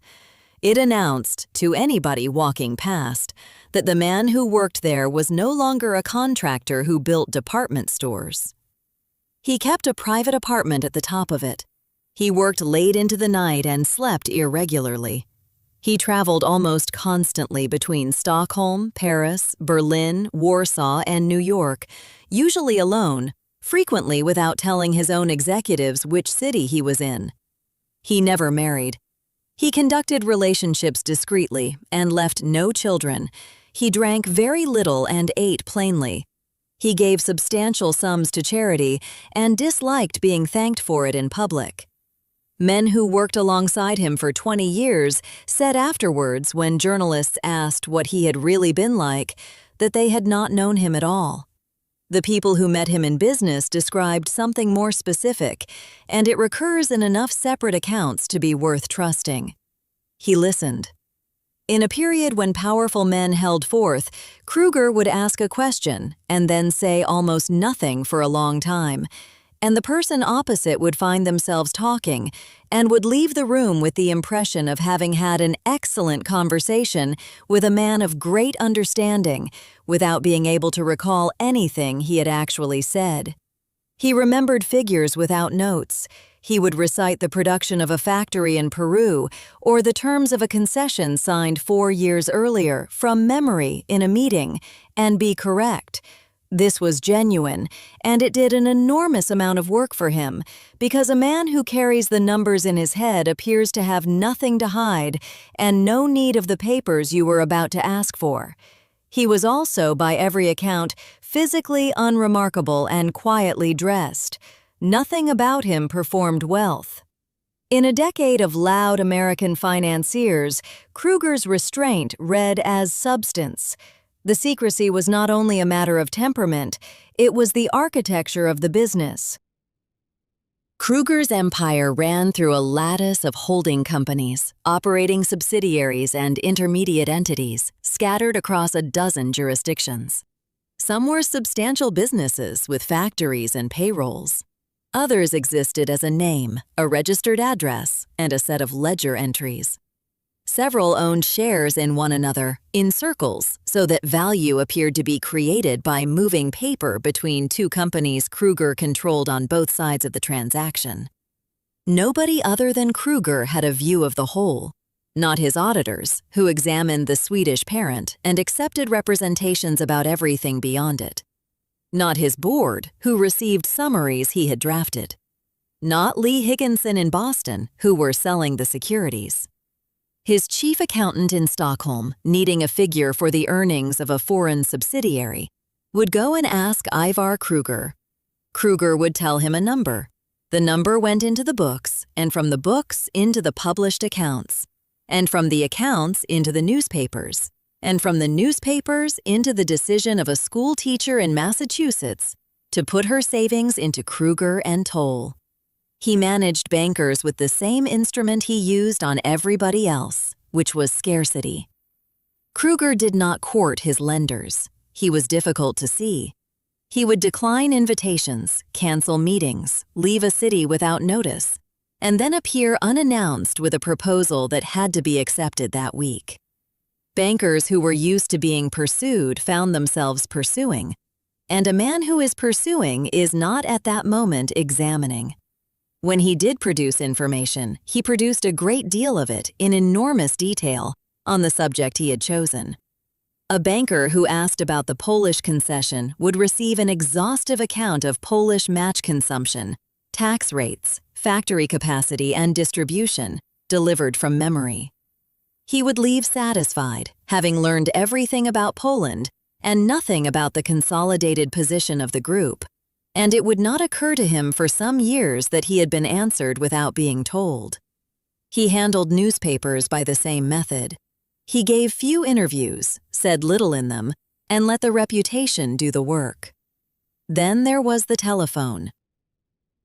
Visitors to the office described a black instrument on his desk that would ring during meetings.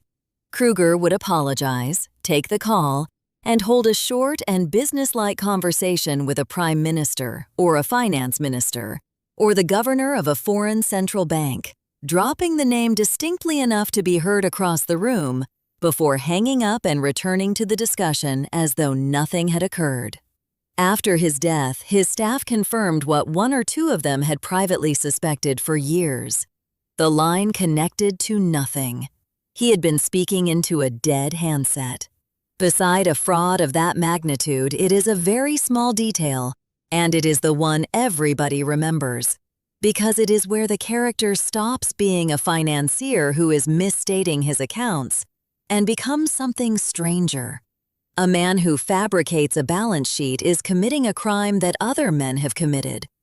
A man who sits alone in a marble office in Stockholm, rehearsing telephone conversations with heads of government so that visitors will carry the impression away with them, is doing something that requires a different word. He was not simply lying about what he owned. He was performing, continuously and for years, the character of a man whose word did not require checking. And the performance worked, because everyone who might have checked had been paid 20% for a decade and had no wish to be the person who asked. The German loan was the peak of it, and it arrived at the worst possible moment in the century. Germany in 1929 was renegotiating its reparations. The Dawes Plan of 1924 had rescheduled the payments once. The Young Plan, now under discussion, would reschedule them again and stretch them out to 1988. Through all of it, the German government needed foreign currency, and needed it in quantities that strained what the international market would provide. In October 1929, Ivar Kruger agreed to lend the German government $125 million. Consider what that sentence describes. Not a syndicate of national banks, not the Bank for International Settlements, which was created the following year, partly because arrangements of this kind had become necessary. A private businessman from a country of 6 million people, whose product was matches, extended a quarter-century loan to the German Reich at a scale comparable to the sovereign lending of great powers. In exchange, Germany granted Swedish Match a monopoly on German match production for 50 years. 50 years. Consider the confidence embedded in that number, and consider who was signing it. In 1929, the German Republic was 10 years old and already in trouble. Within 4 years, Hitler would be chancellor. Within 16, the country would be rubble, occupied and partitioned. A concession running to 1979 was being written by men with no power to guarantee the next election, and it was being carried on Kruger's books as a solid asset of enormous worth. The loan was also structured in a way that told a careful reader something. Kruger was to deliver the money in installments over a period, not all at once, and he was raising a good deal of it from the American public. Specifically against the German transaction, he had committed to a payment schedule before he possessed the funds, on the assumption that the market would continue to hand him whatever he asked for. He had made that assumption every year since 1922, and every year it had held. The timing has a bleak neatness that no novelist would risk. The agreement was concluded in the same weeks the New York market broke. Kruger had bound himself to deliver $125 million in installments over the following period, at precisely the moment the capital markets he relied on to raise that money began to shut. He was, that autumn, at the absolute height of his public standing. Time magazine put him on its cover. He was received by Herbert Hoover at the White House and discussed European credit with the President of the United States. Finance ministers sought his opinion. Journalists described him as the Match King and meant it admiringly.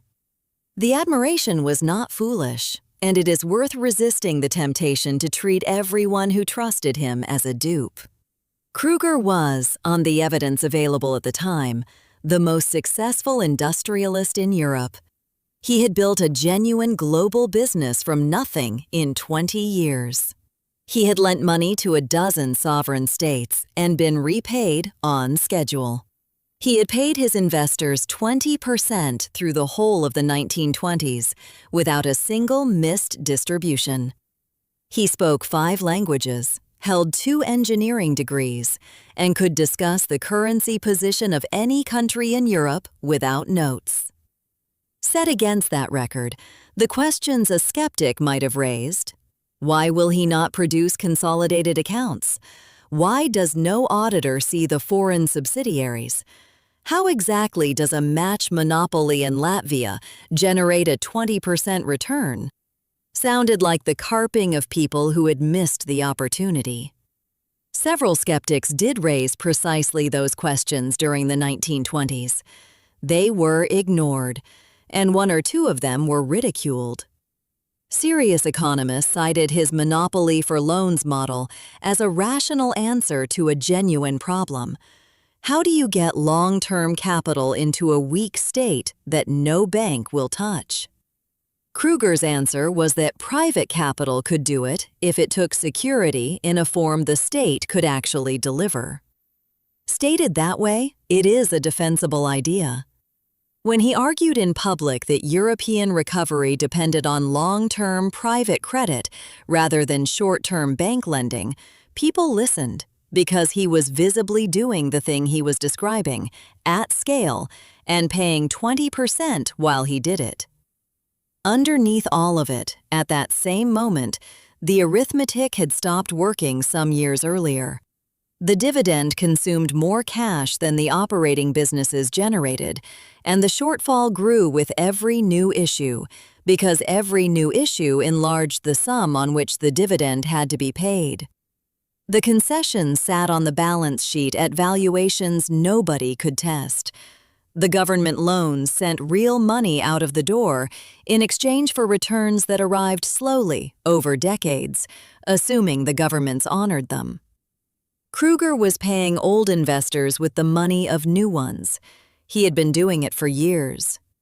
The structure did not merely require new investors. It required a continuously rising supply of them, because each round had to cover the dividends on all the rounds before it. In October 1929, the supply stopped. Kruger's response to the crash was to keep paying the dividend. He had his reasons, and within the logic of what he had built, they were sound. The dividend was the proof of health. It was the one fact about his companies that every investor knew and trusted.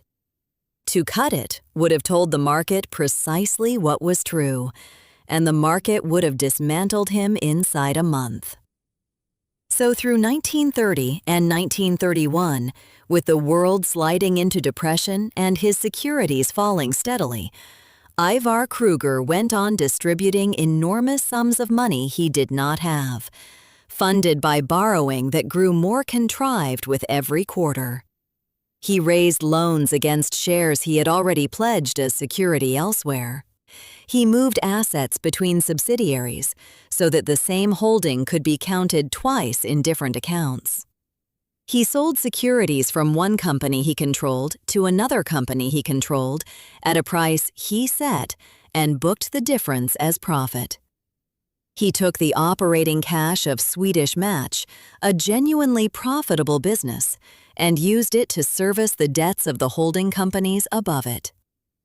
Each maneuver bought a few weeks. None of them produced a single dollar of new value, and every one of them made the eventual reckoning larger. The depression made all of it worse in ways he could not offset. His borrowers were the weakest states in Europe, and they were the first to stop paying. Concession revenues fell as poor countries got poorer. Currencies he was owed in lost value against the dollars he owed.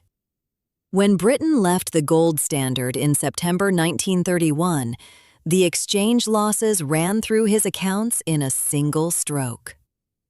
Central European banking failed that same year, starting with the Kreditanstalt in Vienna in May, and the credit he had relied on to roll his short-term borrowing simply ceased to be available at any price.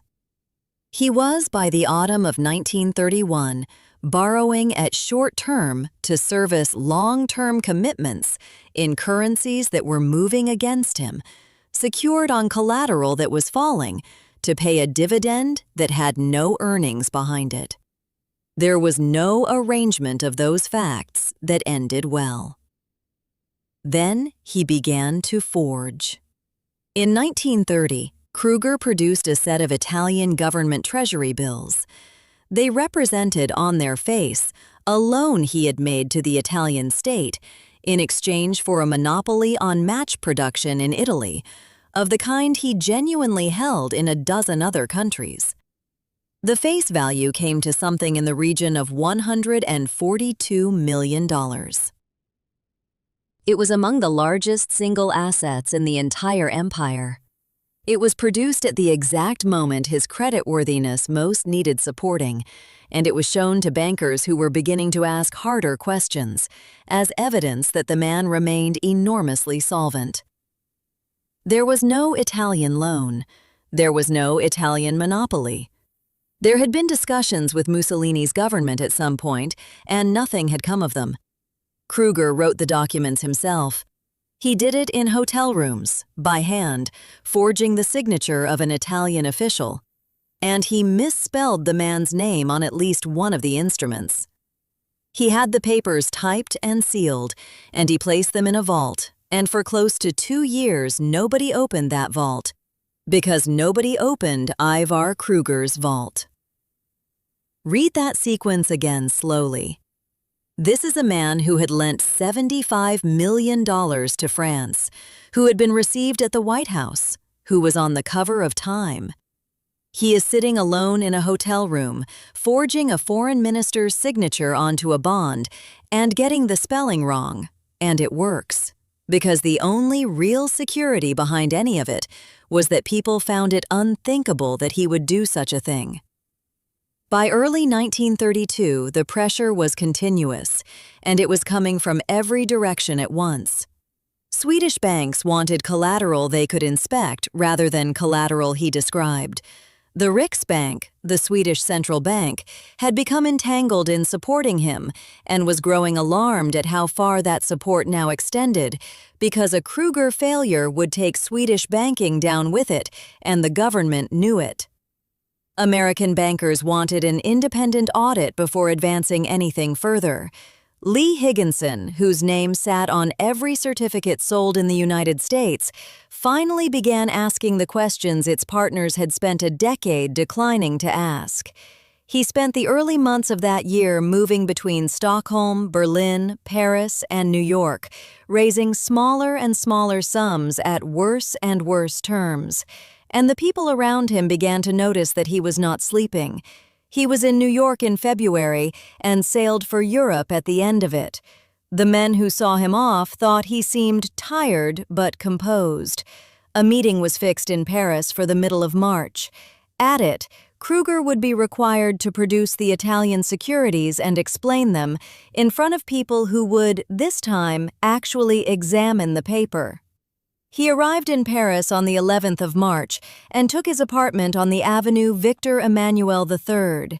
He met his associates that evening. He was calm, and he told them he would see them the following afternoon.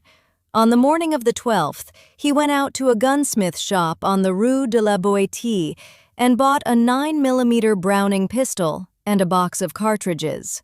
He returned to the apartment. He lay down on the bed, fully dressed, and shot himself once through the heart. His secretary found him a little after 11 o'clock when she arrived with the others for the meeting. He left 3 notes. One was to a woman he had known, one concerned his affairs. The third, addressed to a close associate, said in substance that he had made such a mess of everything that this was the best solution for all concerned. The news reached New York within hours and took the market down with it. Kruger and Toll securities, held in ordinary households across the United States, lost almost everything they had left. The shock was severe enough that the New York Stock Exchange and several European exchanges suspended dealing in his paper. Lee Higginson and Company did not survive the association. A Boston house founded in 1848, which had underwritten the securities and vouched for the man, wound up its banking business the following year. Its partners had put their own money into Kruger's companies alongside their clients, which is worth saying because it tells you they had not suspected him either. Price Waterhouse were brought in to examine what was actually there. Their investigation ran for months. And what they reported was not a company in difficulty. It was a set of books that bore no dependable relation to anything in the world. Assets recorded in 2 places at once. Subsidiaries that existed as a name on a page and nothing else. Profits generated from transactions between companies Kruger owned on both sides, at prices he had chosen. Government concessions valued at figures with no basis anyone could reconstruct.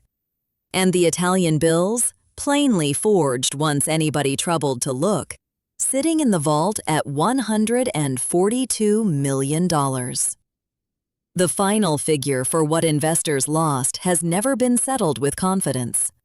The commonly cited estimates run into the hundreds of millions of dollars of that period, which converts to many billions today. It is generally reckoned among the largest frauds of the 20th century, and for a long time it was simply the largest. The operating businesses were sound, and this deserves emphasis, because it is the strangest part of the whole affair. Swedish Match made real matches in real factories with real workers, and sold them at a genuine profit in dozens of countries. That company survived its founder. It was restructured, its accounts were rebuilt, and it trades to this day.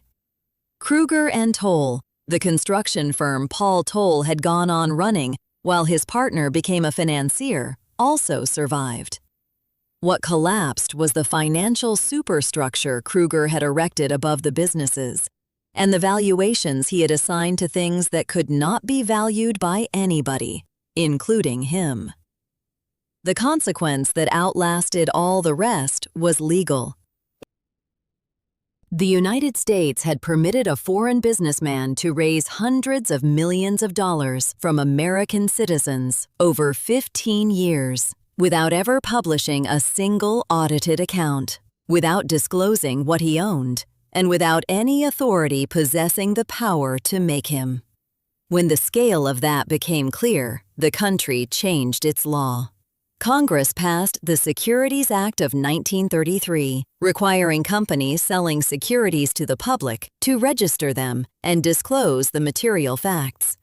It followed with the Securities Exchange Act of 1934, which created the Securities and Exchange Commission to enforce it and brought the exchanges themselves under supervision.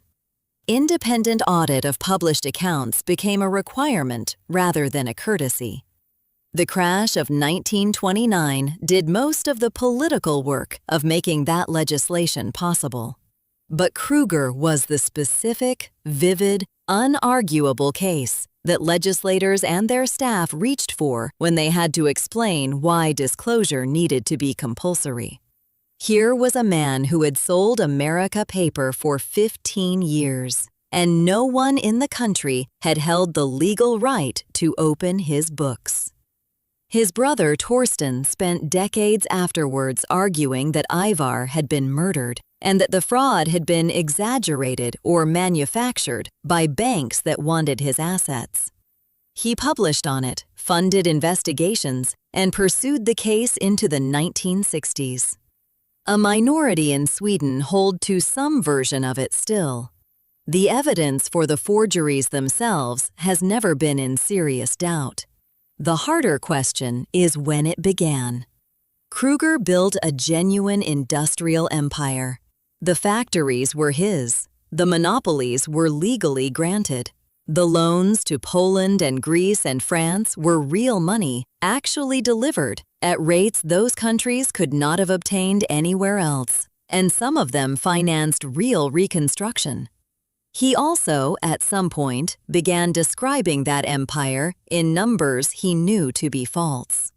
Then he kept describing it that way, year after year, to auditors, to bankers, to finance ministers, to the President of the United States. There was no single evening on which an honest industrialist became a forger. There was a long sequence of accommodations, each one made to protect the one before it, each individually survivable, until a man who had lent money to France was sitting alone in a hotel room, signing an Italian official's name to a bond that had never existed, and misspelling it. There is one further thing worth saying, because it keeps happening. Every element of what Kruger did has recurred since, in other industries, under other names. A holding structure too complex for outsiders to follow. Related party transactions booked as profit. Assets valued by the person who owns them, using models nobody else can test.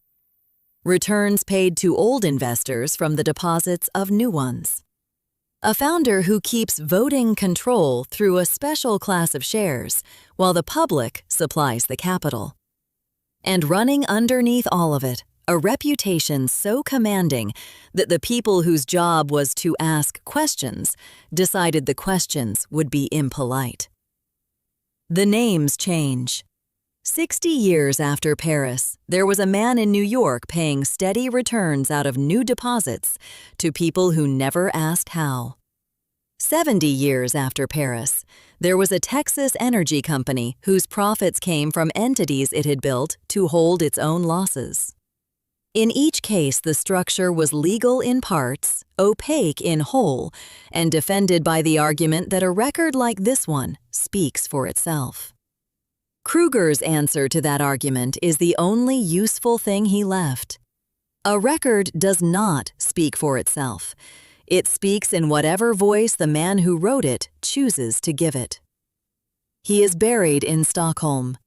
Swedish Match still trades on the exchange there, still makes matches, and is now a rather larger business in tobacco than in anything you would strike. The Match Palace still stands on Västra Trädgårdsgatan, and people walk past it every day without knowing what it was built with.